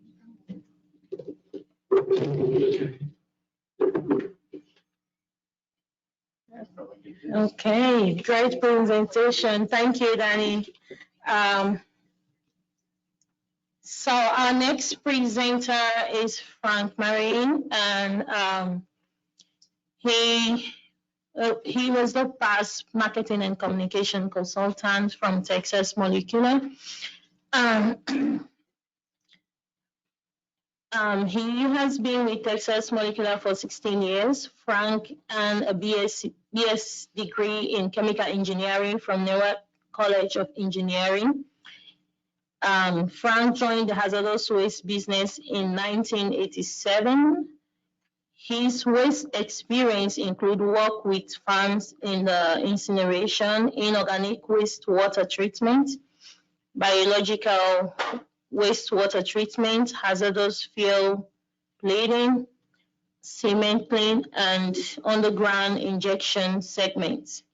He currently represents Texas Molecular on the Deer Park Community Advisory Council and lead his company's outreach to local, state, and federal officials.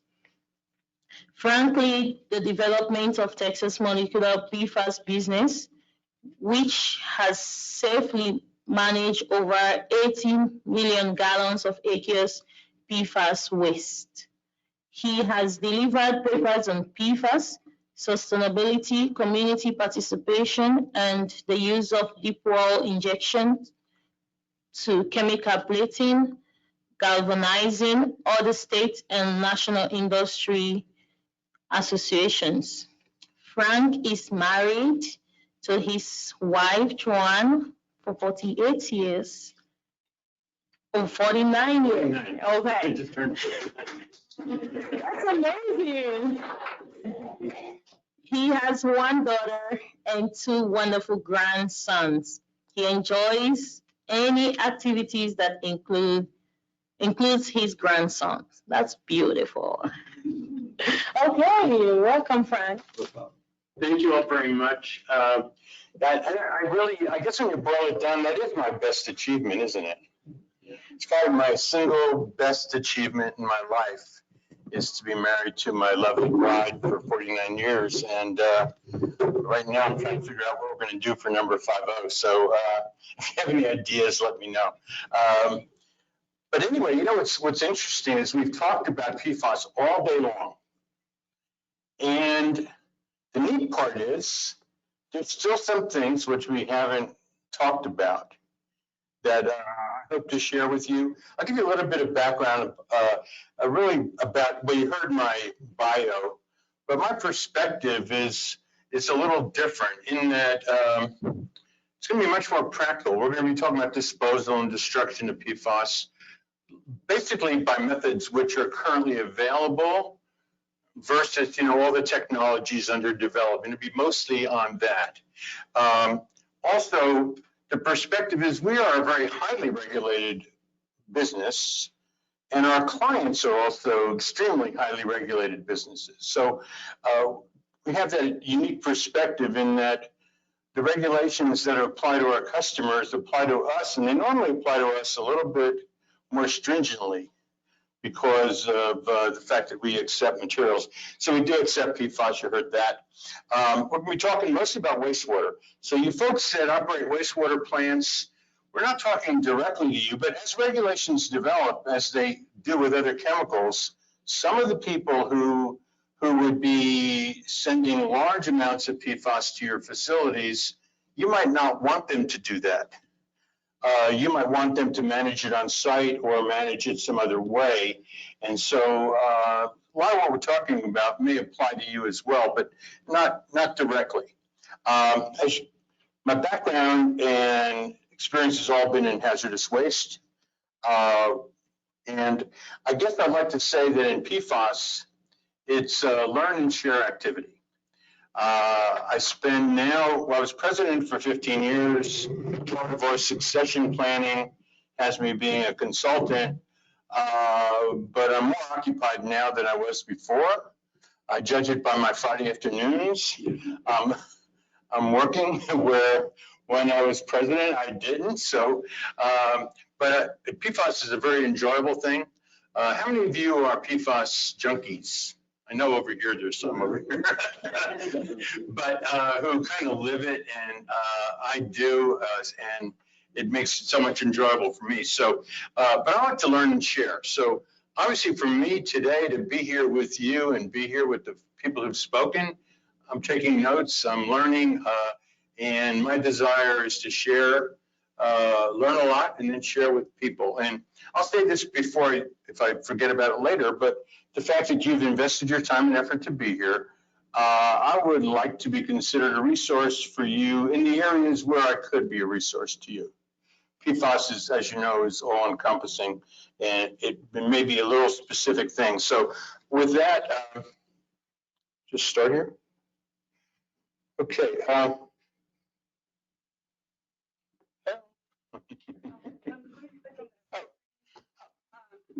Okay.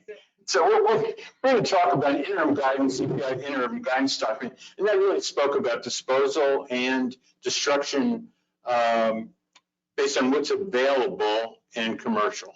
In other words, they didn't go in, they talk about all the technologies in development, but they really didn't spend a lot of time in them because they weren't available. And people were clamoring, like, what do we do with this stuff? And, you know, a couple of years ago, everyone was just talking about it, but then it got to the point, what do we do with it? You know, so, and someone I think pointed out, was talking about that the regulations that they said they'd have it by the spring of 2022, which now you get technically, that's not until like June 21st. They put out the interim guidance, they had to have it by the NDA 1 year from the NDA, and guess when it was published? 1 year from the NDA. So anyway, we're talking about disposal and destruction options. They did give us informationally, we'll talk about what it says and what it doesn't say, but options from the highest to lowest uncertainty. So I'm gonna flip, I'll show you what the options are, then I'm gonna flip them. And we'll talk about hazardous underground injection only because it is such a widely used technology, but almost the least understood, even by people who've been in the business for a very long time. It's just not understood.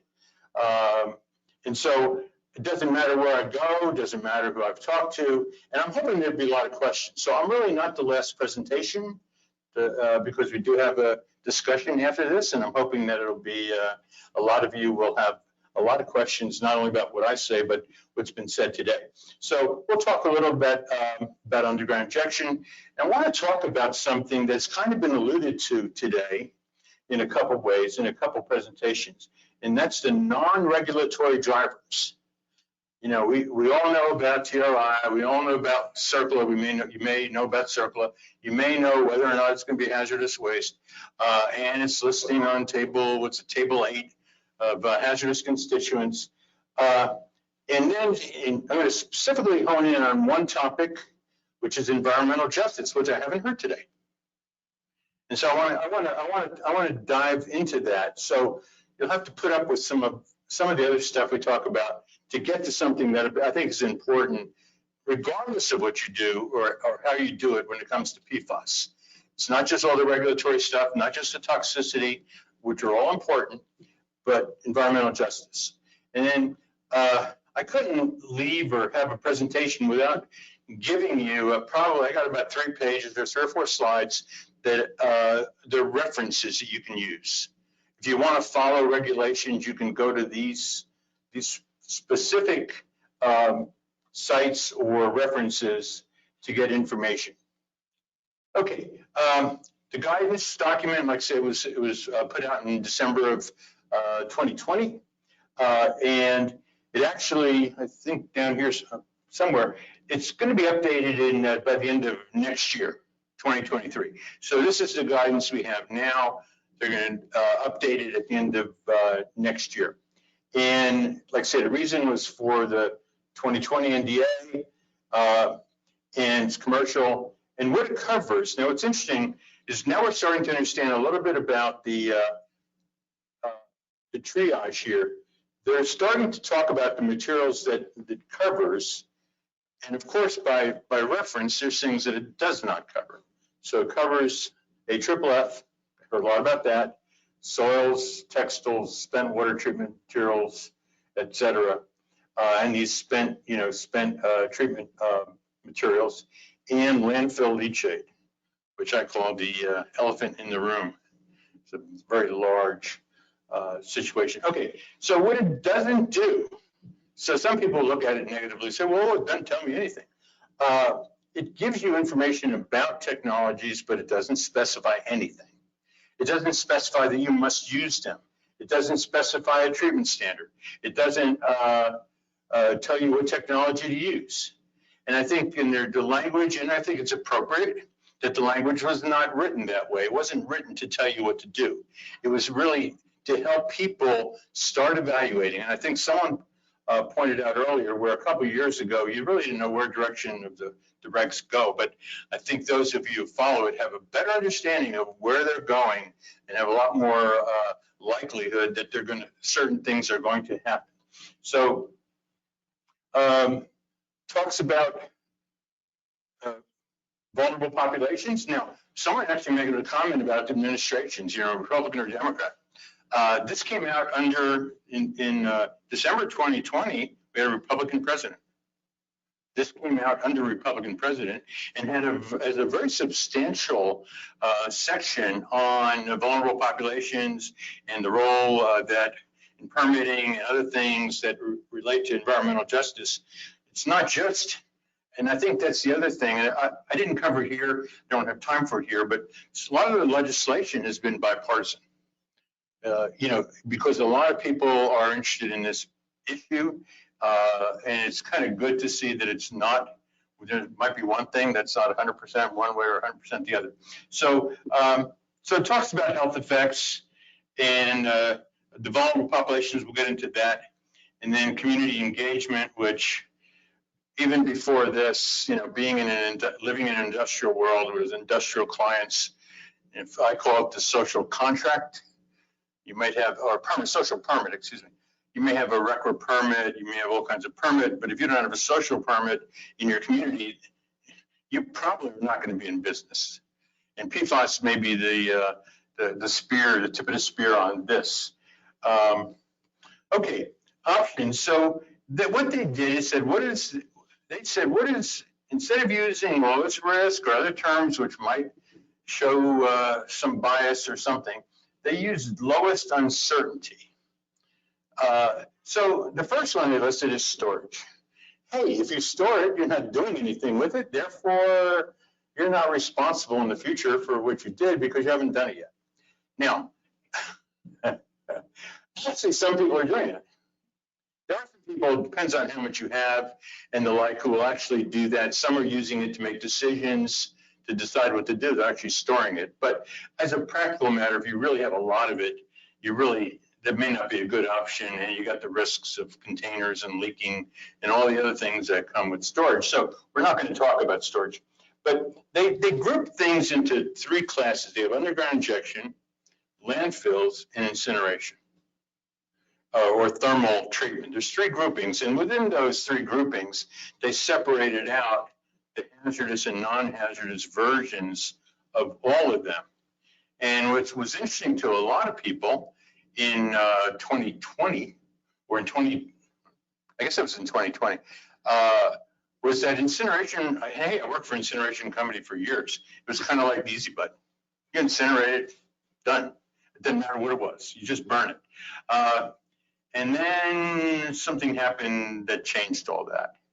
So incineration went from the easy button to now the lowest option in terms of uncertainty, or highest uncertainty, if you will, and which is kind of incredible. You know, we talked about the DOT. Certain states have actually banned the burning of PFAS within their states. Another state came close to doing it. Some incinerators have voluntarily ceased taking the material. There are others that are. So anyway, so we'll start from the bottom, combustion units. Positives, maybe, I don't know. I mean, they might have an overall plan, but if they can't get to the destruction, removal, efficiency, temperature, time, and concentration that's required, they may have no play within PFAS. But giving them the benefit of the doubt, they listed them. And, you know, in other words, if someone were to take a non-RECRA unit, and really a lot of these other thermal units could be non-RECRA. And if they go non-RECRA, I think some of the combustion things that are learned at RECRA incinerators could be employed by them. Of course, uncertainties still have those emission discharges and residues, and I think that's been talked about. You know, if you're not combusting it, what's happening with the uncombusted or products of incomplete combustion. RECRA incinerators. Okay, positives, it's a destruction technology. It has a RECRA hazardous permit, and that's kind of a pervasive thing, is that you have another layer of protection, another layer of regulation, another, you know, on the whole facility, on the methods in which they use to manage materials. And as I mentioned, the EPA is working to address these uncertainties. Not exactly sure where they're at with that. You know, I had a discussion with someone today that I'm not sure where that's at, whether that's a cat and mouse. I don't want to, you know, show too much or whatever, but that has to happen before it gets fully resolved. And then I mentioned the uncertainties today were because they found products of incomplete combustion outside of a RECRA incinerator. Of course, the questions on air emissions, and here's another topic we haven't talked a lot about, but air will be regulated. You know, a lot on water, a lot on solids, a lot on ground, but air and air transport is a big issue. And of course, the cost and capacity. You know, people talk about incineration. today, if you call up a wrecker incinerator and you want to ship something, I mean, you might have to wait 2 months to get it in there. So it's a great solution, or could be, or hopefully will be a great solution, but capacity is an issue. And of course, you can build them on site, I suppose. Pretty much in all these things. Now, non-hazardous subtitle D landfill. Positives, as containment, they're permitted, they have they're built now with double liners and leachate collection. Uncertainties are the landfill gas and emissions. Now they're starting to talk about the gas. The positive aspect of the landfill is what's happening regarding that gas and PFAS. The capacity for liquids, the whole idea of leachate management, and then accumulation, persistence, PFAS, and what happens, come CERCLA, come hazardous waste, or some other designation which puts it under much higher regulation. Will it be sustainable? Subtitle C. Again, it's better because it has a hazardous waste permit. The idea is that it might have containment for long-term storage. However, it still has issue of PFAS management in the landfill because it's going to persist. It's not going to really go away very quickly. And again, typically the impact of what future hazardous regulations are going to do to that. And they all it's all spelled out pretty much in the interim guidance document. So underground injection, someone talked about class 2 wells. I don't know. I don't know any, well, maybe people are doing it. No, you actually couldn't do it in a class 2 well for oil. So class 1 non-hazardous industrial underground injection, in the positive sense, it really, the technology for that doesn't have, has zero discharge, no discharges to water and the like. It's a very much easier permit process, and to some extent minimizes the migration of the fluid. The uncertainties are the fate of it. The siting criteria, we're now sitting in Oklahoma. Siting criteria is a little different than it is on the Gulf Coast, where there, low seismic activity. So those are big factors. Then capacity, and then of course what happens if it's hazardous. Then class 1 hazardous injection. So here we have, and it's funny, we've been talking all day about something that's not even hazardous waste. And we're treating it like as if it's the worst of all hazardous waste. I mean, in other words, the management, the risk of it, we heard from the attorney that spoke, and you'll see that how important that is. So that people are literally going to hazardous waste incinerators, going to hazardous waste deep wells for a material that's not even a hazardous waste. And you'll learn a little bit why that is. But so no discharges, it's managed as managed as a hazardous waste. So it's under RECRA, under CERCLA, TRI. The geological siting criteria is much more strenuous than for a class 1 well. Certainly a lot more strenuous than class 2 wells if they were trying to be converted. But the other part is it can be used with volume reduction technologies like RO or soil evaporation or something where someone's concentrating something, and we've heard it. What do you do with this stuff? It's concentrated. If it's in the right form, deep well may be an option for it. What I kind of didn't mention was that the PFAS water could be hazardous and be managed. I think you saw that little fire. I think it was in Dr. Ead's slide, the little fire. The facility on the lower right-hand corner is our facility. Only the admin portion of our facility. We're next to that fire. Turned out bad for us, but good for us because it's all listed waste, U codes, P codes, some characteristic codes, as well as PFAS. And so they had to have a home for that. Anyway, the uncertainties are very stringent siting criteria. If you were to look at the map of the US and look anywhere where there's a lot of mountains or a lot of unusual geology without even being geologists, you can tell that they're not going to be available. So typically is kind of the Midwest, upper Midwest, the Gulf Coast, and a few other areas where these things can even be sited, reasonably. So that's a negative for underground injection, especially hazardous wells. And it's for liquids primarily. Someone mentioned slurries. Capacity and cost of transportation are all factors. So I think part of what people should be learning from this is that, and I heard this from, what's the gentleman's name who's the Oklahoma DEQ director? I said Thompson, was it? What was it? Scott Thompson said at I think it was him at that conference a number of years ago, if we try to regulate all PFAS, we're going to regulate none of it. And so, there's takeaways beyond what I'm talking about that I think we have to come to some sense as to what we're going to go after, what's important, and go after that, because the word ubiquitous stands for two things, McDonald's and PFAS. Yeah. I actually used to use that word with my grandson to learn ubiquitous. That was before PFAS, so that's the second time I've ever used it was in PFAS. So anyway, the traditional uses, the reason why people would use it is that it's already being used for hazardous waste, being listed hazardous waste, all types of things, flammables, sulfides, acids, pretty much everything. And so I've got a question that I like to ask folks about deep well.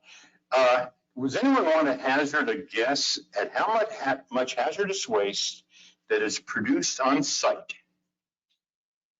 that is injected into Class 1 hazardous deep wells in the United States? What percentage of all that hazardous waste? We have people sending it to incinerators, to landfills, to fuel blending facilities. We have them sending it every which way.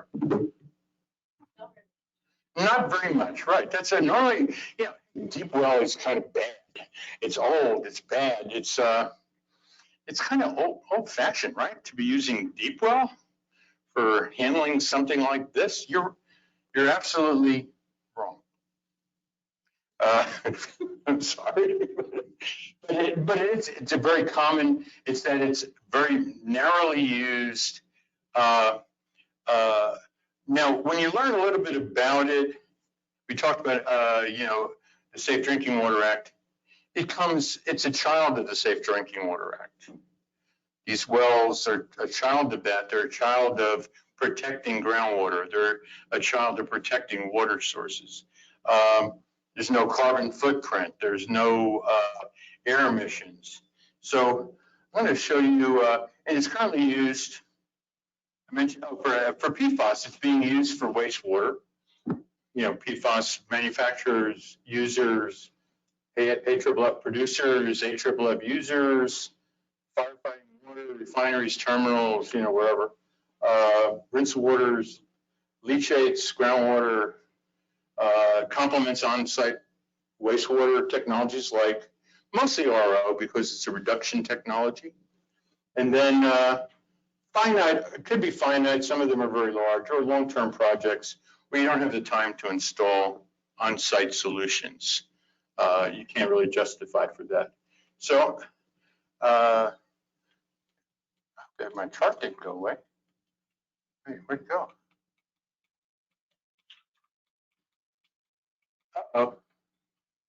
Uh-oh, my chart isn't in here. Okay, well, I'm going to tell you that the 78.8% of all hazardous waste generated in the United States at sites goes down Class 1 hazardous deep wells. And that number was 42% in 2007. And so the use of deep wells as a percentage has been going when, I don't know what happened, why it's not here, but I have the curve showing a bar chart showing that the generation of hazardous waste on site has been going down as that part is true. It's been going down. But the use of wells has been going up because water discharge standards have been going up or getting more stringent for industry. And I think within PFAS, you're going to see more of that. So people will be relying on the technologies, whether it's on site or off-site work. So the characteristics of it, typically, it can't be anything. It has to filter, it has to be compatible, it has to be mostly water, going into formations where you might be filtering down to a micron before you inject it, 1,000th of an inch. And has to be compatible with the formation and with the other materials. No debris, so we're not a place to send your carbon. Depot is not a place to send your carbon or the solids or soils or things like that. Obtaining permits is a tough thing for a new deep well. The geology dictates it. You may have a need for it, but if you don't have the geology, you're not going to get one. And the petition, the non-haz, may take you a year in some states. It's typically run by the state. The no migration petition for hazardous is run by the federal EPA. They never relinquished that, and that could take 4 or 5 years. Okay, the non-regulatory drivers, which I wanted to get to. I don't know where I am on time, but I'm getting close. Close ending too. But voluntary actions, so back to that whole idea, there really isn't any business that comes from regulations because there is none, or there are none, there generally are none. Some states may have some, but it's coming from a voluntary action by a company to reduce their liability. So they dispose of it on-site treatment, they put restrictions, they have zero discharge concerns. Trucking companies who will not haul the PFAS water. It's gotten to that. Big concerns by truck washes. People are searching for parts per trillion.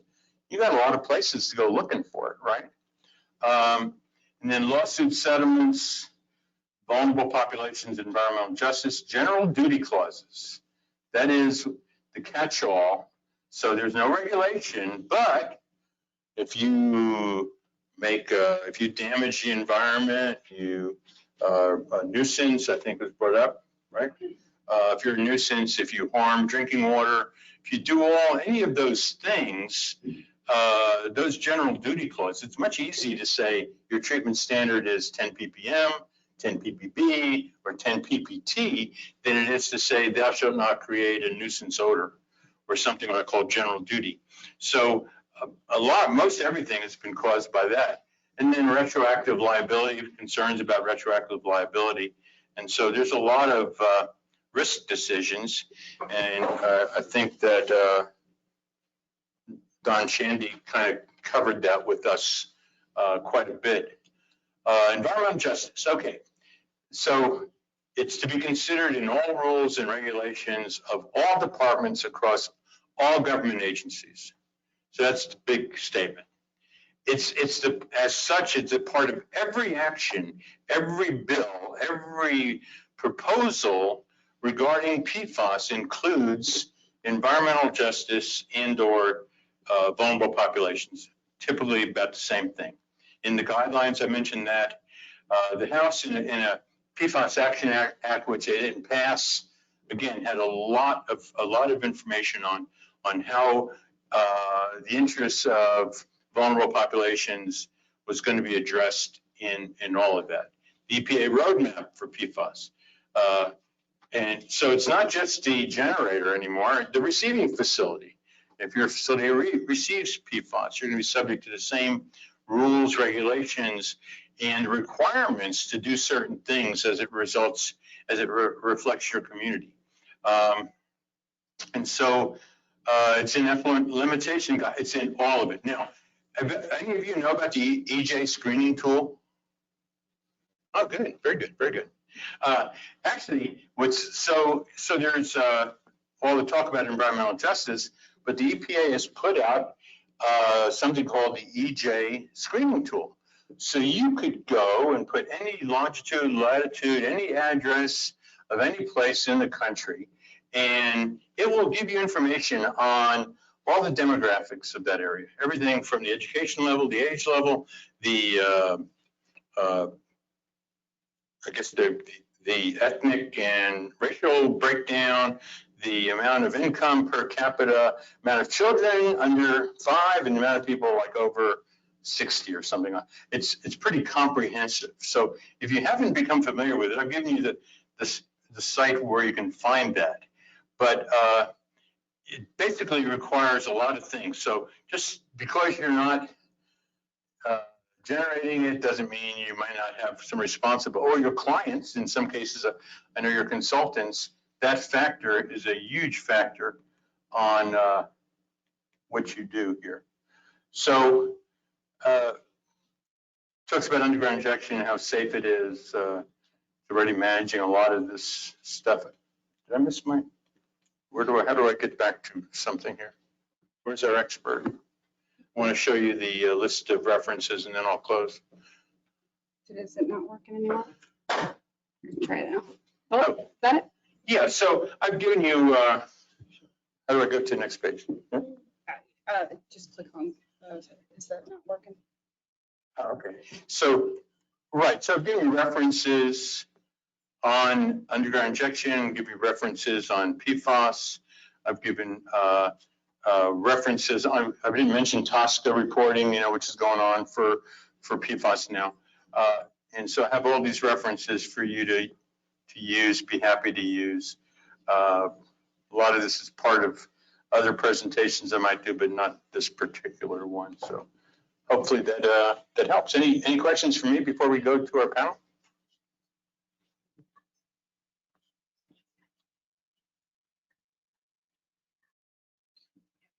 Just one. Sure. Very quick question. I think everybody here. What's the highest concentration PFAS you can accept? No, there's not a limit. Okay. The limit is on its compatibility with the other material we take and the compatibility with the formation. It typically is, say for example, in pure triple F. The issue is normally the surfactant package that goes along with the PFAS, not the PFAS itself. You defoam it first? Well, I mean, the pure material? Yeah. The pure material, we would have to, we've taken some pure material, it tends to be in smaller quantities.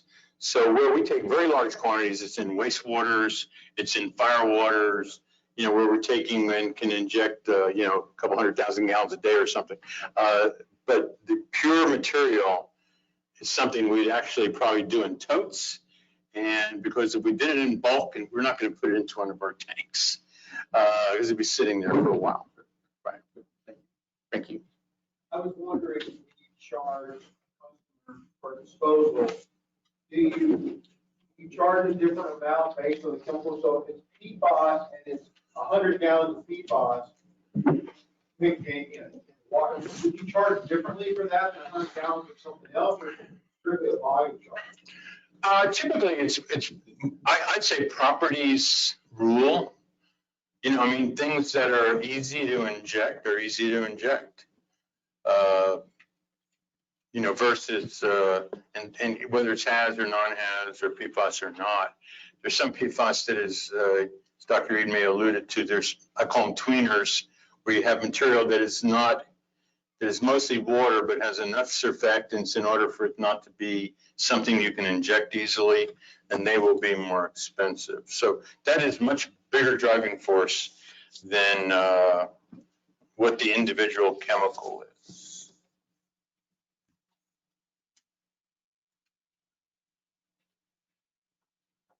Well, thank you very much.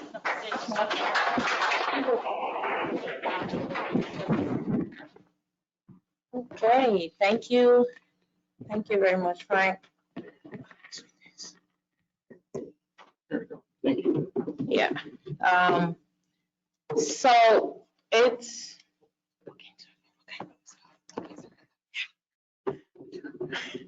All right, so it's discussion time. But before we go to discussions, I'll call on Shelly to talk more about the credits for engineers. And so. Okay, so the question came up, For those of you that are in the room for operator training credit for DEQ, we do have the forms in here, so please leave those with me before you leave. If you're online looking for DEQ operator training, submit your certificate that you will get to us to get that credit. For engineers, you need to keep a copy of the agenda and your certificate, and when you renew your PE license, you will provide that information to the PE board. And they are the ones that handle that. They don't approve it in advance, but as long as you have your certificate and the agenda, there's generally no issues with getting continuing education credits. Is Tri-Hydro also going to send a certificate? Thank you, Shetty. Tri-Hydro has worked with us, so it's one certificate and everybody gets it. And we got that worked out in advance, so we didn't have to do it after the fact. Okay. Good.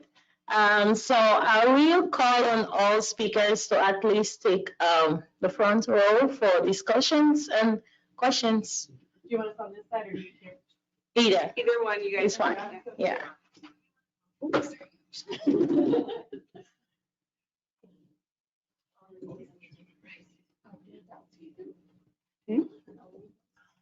Oh, yeah, either one, and I'll just pass out mics and they can share.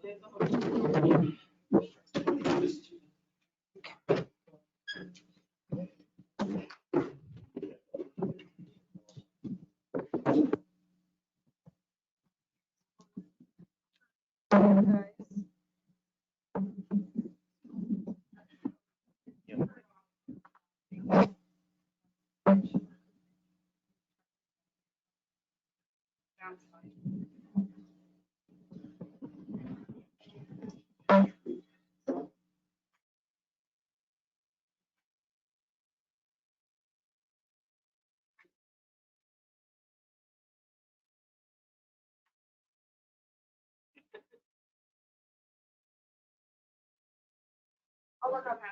Thank you. All right, so we have a few questions from the internet. First one is for Danny. Why should glass not be used for PFAS sampling and analysis? That's a good question. So for glass, it's not a high bias, but they believe it could be a low bias. So some of these PFAS compounds could stick to the glass whenever it's stored. They're going to stick to it, and that's part of the reason the methods, they don't want you to subsample from these water samples, that you're going to take that entire container and rinse it out. But that would be that would be the main reason, is that they believe some of these will stick to that glass and give you a false low bias.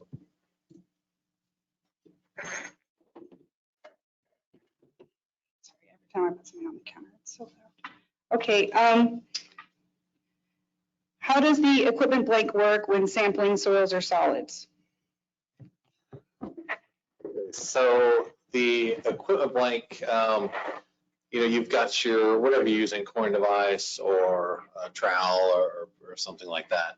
You're just going to rinse that sampling equipment with that PFAS-free water, collect that rinsate, you treat it just like a sample, and send it in with those samples. So it's cooled, it's in the same shipment, in the same cooler, and so on. But that's really it. Before you start the sampling, a lot of programs require one at the start of the day, just to check all of your equipment.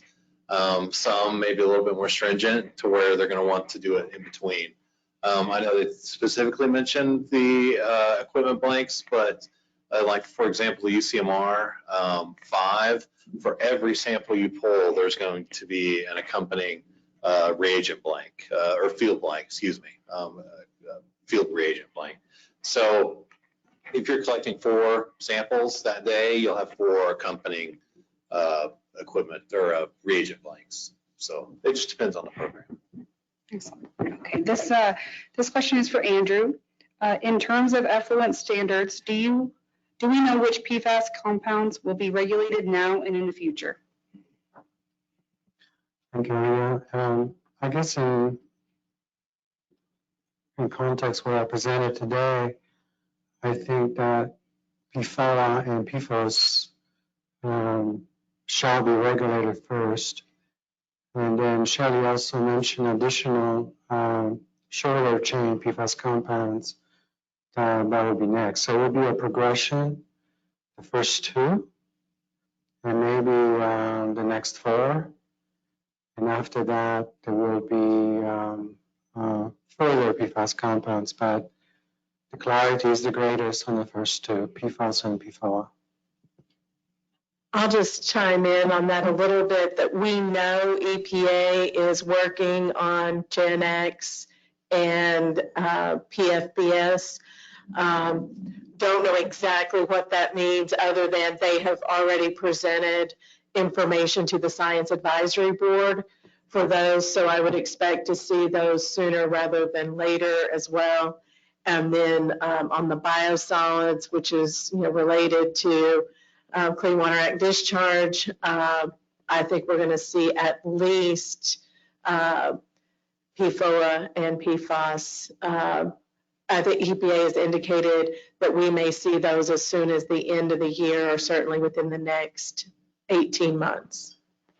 And on that line, something else I want to mention also in my presentation is that they may pull a nuclear option, so to speak, and that's deregulated by class. And that's where that total organofluorine analysis would be in concert. So all in any PFAS, and then they can do as simple as, toxicity reference values are equivalent to the most toxic of the 2, which is going to be PFOS, PFAS, or carcinogens, and boom, there you go. So that's the easy button, and that was in discussions early on during the PFAS action plan. It kind of died a little at the roadmap stage, but once they realize how difficult it's going to be now in the future to regulate by individual compounds, then the tendency will be just to go with the class. Maybe something like PCBs or dioxins, that's a good example, or pHs sometimes too. All right, a few more questions from online. The slide where it showed the PFAS levels in the hamburger wraps, is that measured in the wrap or in the hamburger? In other words, the likelihood, that's a good question. In other words, what is the likelihood of PFAS leaching into the hamburger or fries or burritos? That was a great question. The answer is that was done on the wrapper itself. We do not know how much of it leaches out. However, when you think about it, if you have a hot, greasy burger or hot, whatever it is, just by probability, you have something hot and greasy, you have a pretty good vector. Yeah. Next question, not directed, I'm not sure. Interested to know how the circular liability will be addressed for municipal biosolids land application, especially many land application sites that are private land under contract with the municipality. Okay, that's me. Great question. So I will give you an honest answer first, and then I'm going to speculate. I don't think we know is the answer. I definitely think there's more to come. Now, what we do know is unless there is an exemption, things are going to get pretty messy in a hurry for the municipalities, for those landowners, in some cases where they're growing food crops, and then what happens, okay, the grocery store who buys it, so on and so on. I know there is a lot of effort on both sides of this issue in Washington, D.C., trying to carve out the exemptions. I mean, we're certainly in favor of that. We don't want the municipalities or the wastewater utilities bearing all of that burden of costs, remediation, cleanup, in addition to disposal. We know with all of the contracts, some of it is simply a month-to-month or once a year where biosolids are spread on private property. All of that is done with the permission and in some cases with the landowners even paying or receiving that material. If that suddenly becomes a hazardous waste and then testing shows that there is PFAS that is a hazardous waste in the soil on that property, I don't think we know how that's going to look, but it becomes, the municipality or the utility has provided that to the landowner. We could have a whole lot of liability shifted away from the generators to the receivers and the users of products. But I don't think we know what's going to happen. If somebody else may have a better idea or better information or a different thought of their speculation of what's going to happen. So I'm happy to hand over the mic to whoever. This is Dawn. Thank you, Don. I didn't know you were here. I should have let you take that. Actually, I'm on two calls at once, but that's another story. But I think, under CERCLA, the traditional legal analysis is if you're an owner, if you're an operator, if you are a generator of the waste, if you're a transporter of the waste, if you're an arranger of the material, CERCLA has often been described from a liability standpoint as the most draconian statute ever adopted. And I think that's absolutely correct. Now, I think the comment about EPA and the folks in Washington struggling with this is exactly correct, because particularly when it comes to cities, they don't exactly have a lot of an abundance of money sitting around in their treasury. So this could be an extremely costly issue under the traditional CERCLA analysis. So I think that there's a lot of work to be done. There could be carve-outs. There could be a lot of different approaches here. But that's what concerns me as a lawyer. If you look at the traditional way CERCLA has been applied, it could have impacts just up and down the stream of commerce in a way that could be very dramatic.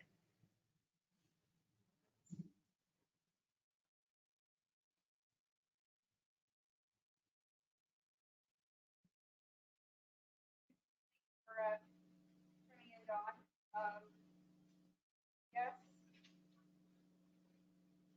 Last one I have is another one for Danny. For UCMR 5, does accurate provide an option?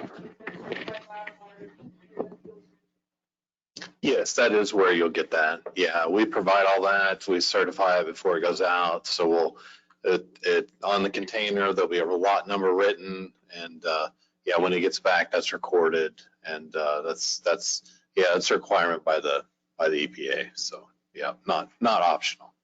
Yeah, very good. Let's go on to microphone. So if you have microphone to you, then we're gonna have to trade down here.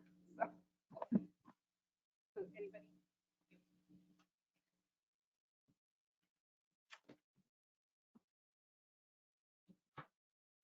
So I guess my question is probably for Danny too. To bring in a wastewater sample and a biosolids sample, you would use that method 1633, correct? It is a draft method. I know it seems to be, that's what the method that they're leaning towards, the Clean Water Act. And I believe that's even what they're asking for. But yes, you could ask for the 1633. We also do, because we haven't had this until recently. For the last, I don't know, 5-6 years, we've done a modification to the 537 or 533 as well. So at this point, there's no requirement. So you could. So if we were kind of just wanting to find out what we had, with this method not being approved and all, is it best to go ahead at this point? And when do you think this method would be approved? Yeah, no, I would. I mean, I think it's approved at this point. It's still a draft, which is a little odd of a situation, but. This is Kenny. It's not promulgated in the Federal Register. Right. What we generally would do is Danny said, 537.1, 533, and use an extraction protocol. Exactly. Both of those have been approved. They haven't promulgated in the Federal Register. Yeah, and it is a modification, but we've done that for lots of people, and there's people like you guys that just want to have some sort of idea of what you're looking at, and see if you might have some issues down the line. And at least, like I said, there's no regulation necessarily in Oklahoma for it yet, so that's perfectly fine. And I would just add that 1633 is what EPA is recommending. It's not required. It's only single lab validated. Once they get it multi-lab validated, they will go through the rulemaking process. They're recommending so that there's more of a one size fits all when you start looking at data, making sure it was done with the same method, but it is not required. And there are a lot of labs that are saying not until it is actually promulgated are we going to use it, because the details may change slightly and that could make a difference. So it's really up to the lab and the requester of the sample to work out what they think is most appropriate, and DEQ staying out of that until we get something in regulation.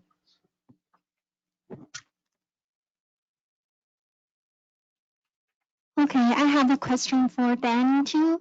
What if we got a positive for the trip blank? Are you going to invalidate the whole sample sets, or? We'll report the data with a qualifier, but for your specific program, it's that very well could invalidate the results that you get. So depending on the compound, if it's kind of like a method blank, if you get a result for something that you also got in the sample, that would be basically and invalidate that result. So if it's for a different compound, then you have the data and it's qualified. But yes, basically that would invalidate it. For the UCMR 5 program, absolutely invalidated and would require resampling. Okay, thank you. One more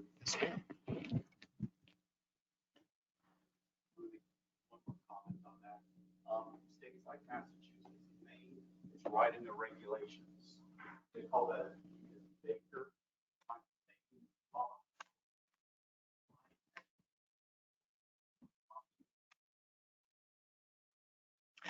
This question is also for Danny. I just thought of, what would you say, and you might not know, but what would you say is the success rate versus the failed test have to resample rate, like for results you get in? For like equipment blanks or reagent blanks? Right. Oh, very little. We have no issues with passing. In fact, I don't remember the last time we've had a result in a field reagent blank.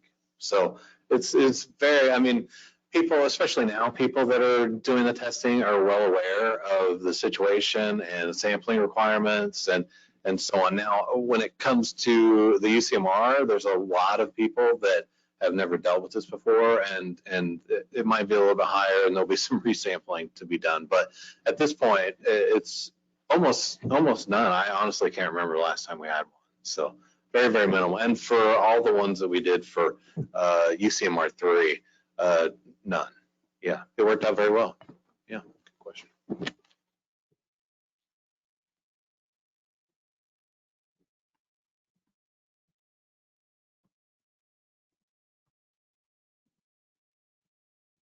So my question, all day today we've heard a lot about PFAS and a lot about kind of the murky regulatory atmosphere that exists regarding PFAS right now.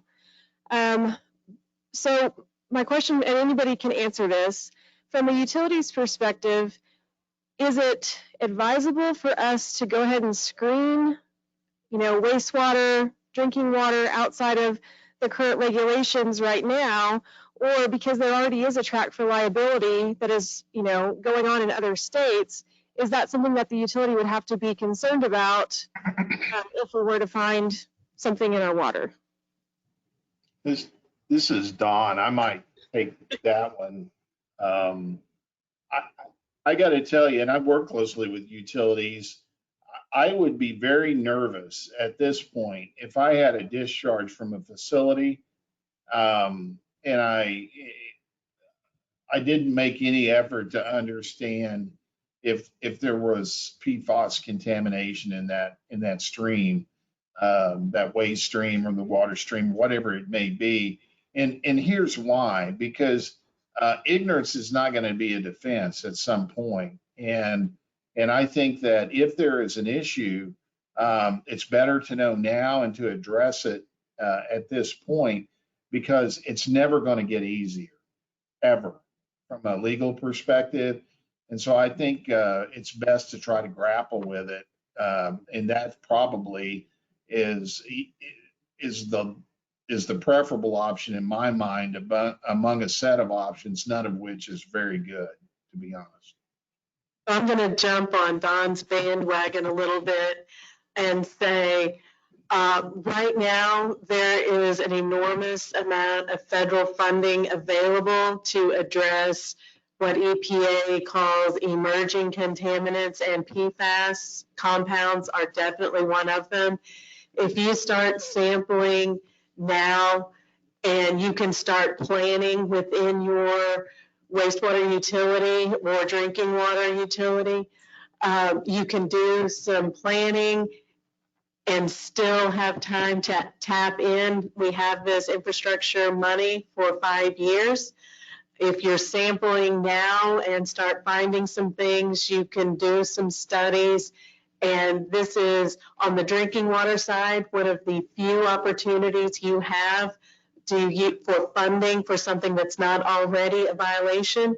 PFAS, HABs, and lead service lines. Those are the areas under the Drinking Water State Revolving Fund that you don't have to be in violation in order to access that money and use it. On the Clean Water Act side, it's a little bit different. But if you are doing sampling now, you find PFAS in your influent or after a certain treatment process, now's a really good opportunity to find out what it is, aside from the liability, but get access to funding to start making some of those treatment upgrades that you may be required to do anyway a year or two after you've already gotten started, and so you're ahead of the game at that point. And Shelley, if I could add one other comment as well. I don't want to get too technical from a legal perspective, but if you're going to consider doing this, you should consult with your legal counsel, because you might want to take measures to set up the attorney-client or the attorney-work product privilege. And so that's something that we could probably talk about for an hour, which I won't do, but I would highly suggest, if you're going down this path, that you talk with your counsel about that. This is Andrew. I was also going to mention that when clients ask us, what to do and what's the best cause of action, first thing we do is just retain a lawyer, make sure that discovery is protected. But on the second note, in support of early testing, detection, and getting out the message is as follows. A lot of communities are getting sophisticated, and they can grab a bottle, start sampling. This happened in Flint, Michigan, happened everywhere else. Cape Fear. The message will come out sooner or later, and it's better that you know before anybody faces you with that result. So. And so on that note, I will just tell you, one of the first, I will call it a lead scare we had at a school. The science class decided to test for lead, and they took samples all over the school and had an enormous amount, high-level lead showing in the water fountains, restrooms. And when we went back in, they were alarmed. The public water supply that fed the school was alarmed. And when people who were not high school students and high school science teachers took the samples, it was a very different result. Late in the afternoon, hot water taps near the kitchen and a recirculating pump. There were all kinds of things that we know as professionals are not good places to sample because they will distort reality. So yes, people take samples all the time and they don't necessarily know how, but that's out there. Obviously, PFAS is harder to sample than to run some basic chemistry, but it's getting much more affordable. And if you're really concerned and you have that additional $1,000 between neighbors that you all put together and do a bunch of sampling, you want to control the narrative. You don't want the narrative to control you.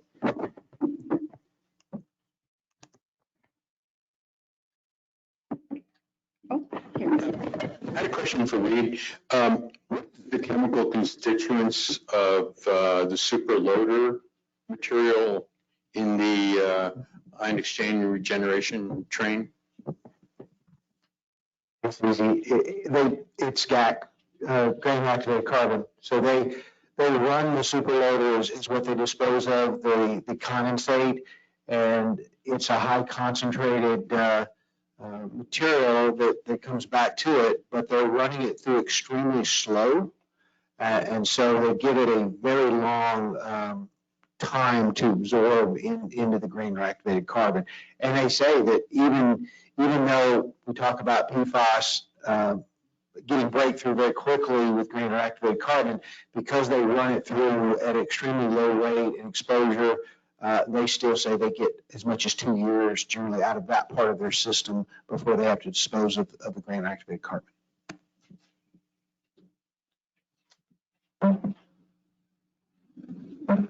Okay, that leads us to the end of this training. Thank you very much, speakers. This was very informative and we've learned a lot about PFAS. I also want to say thank you to Andrew and the TriHydro team for this great partnership. And also thanks to our sponsors, the United States Department of Agriculture, for sponsoring our solid waste program.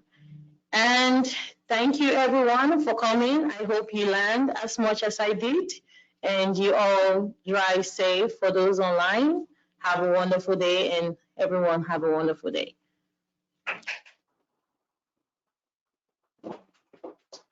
Just a quick announcement, again, thanks for coming up. And if you're out of town and you have some time, if you're in town, still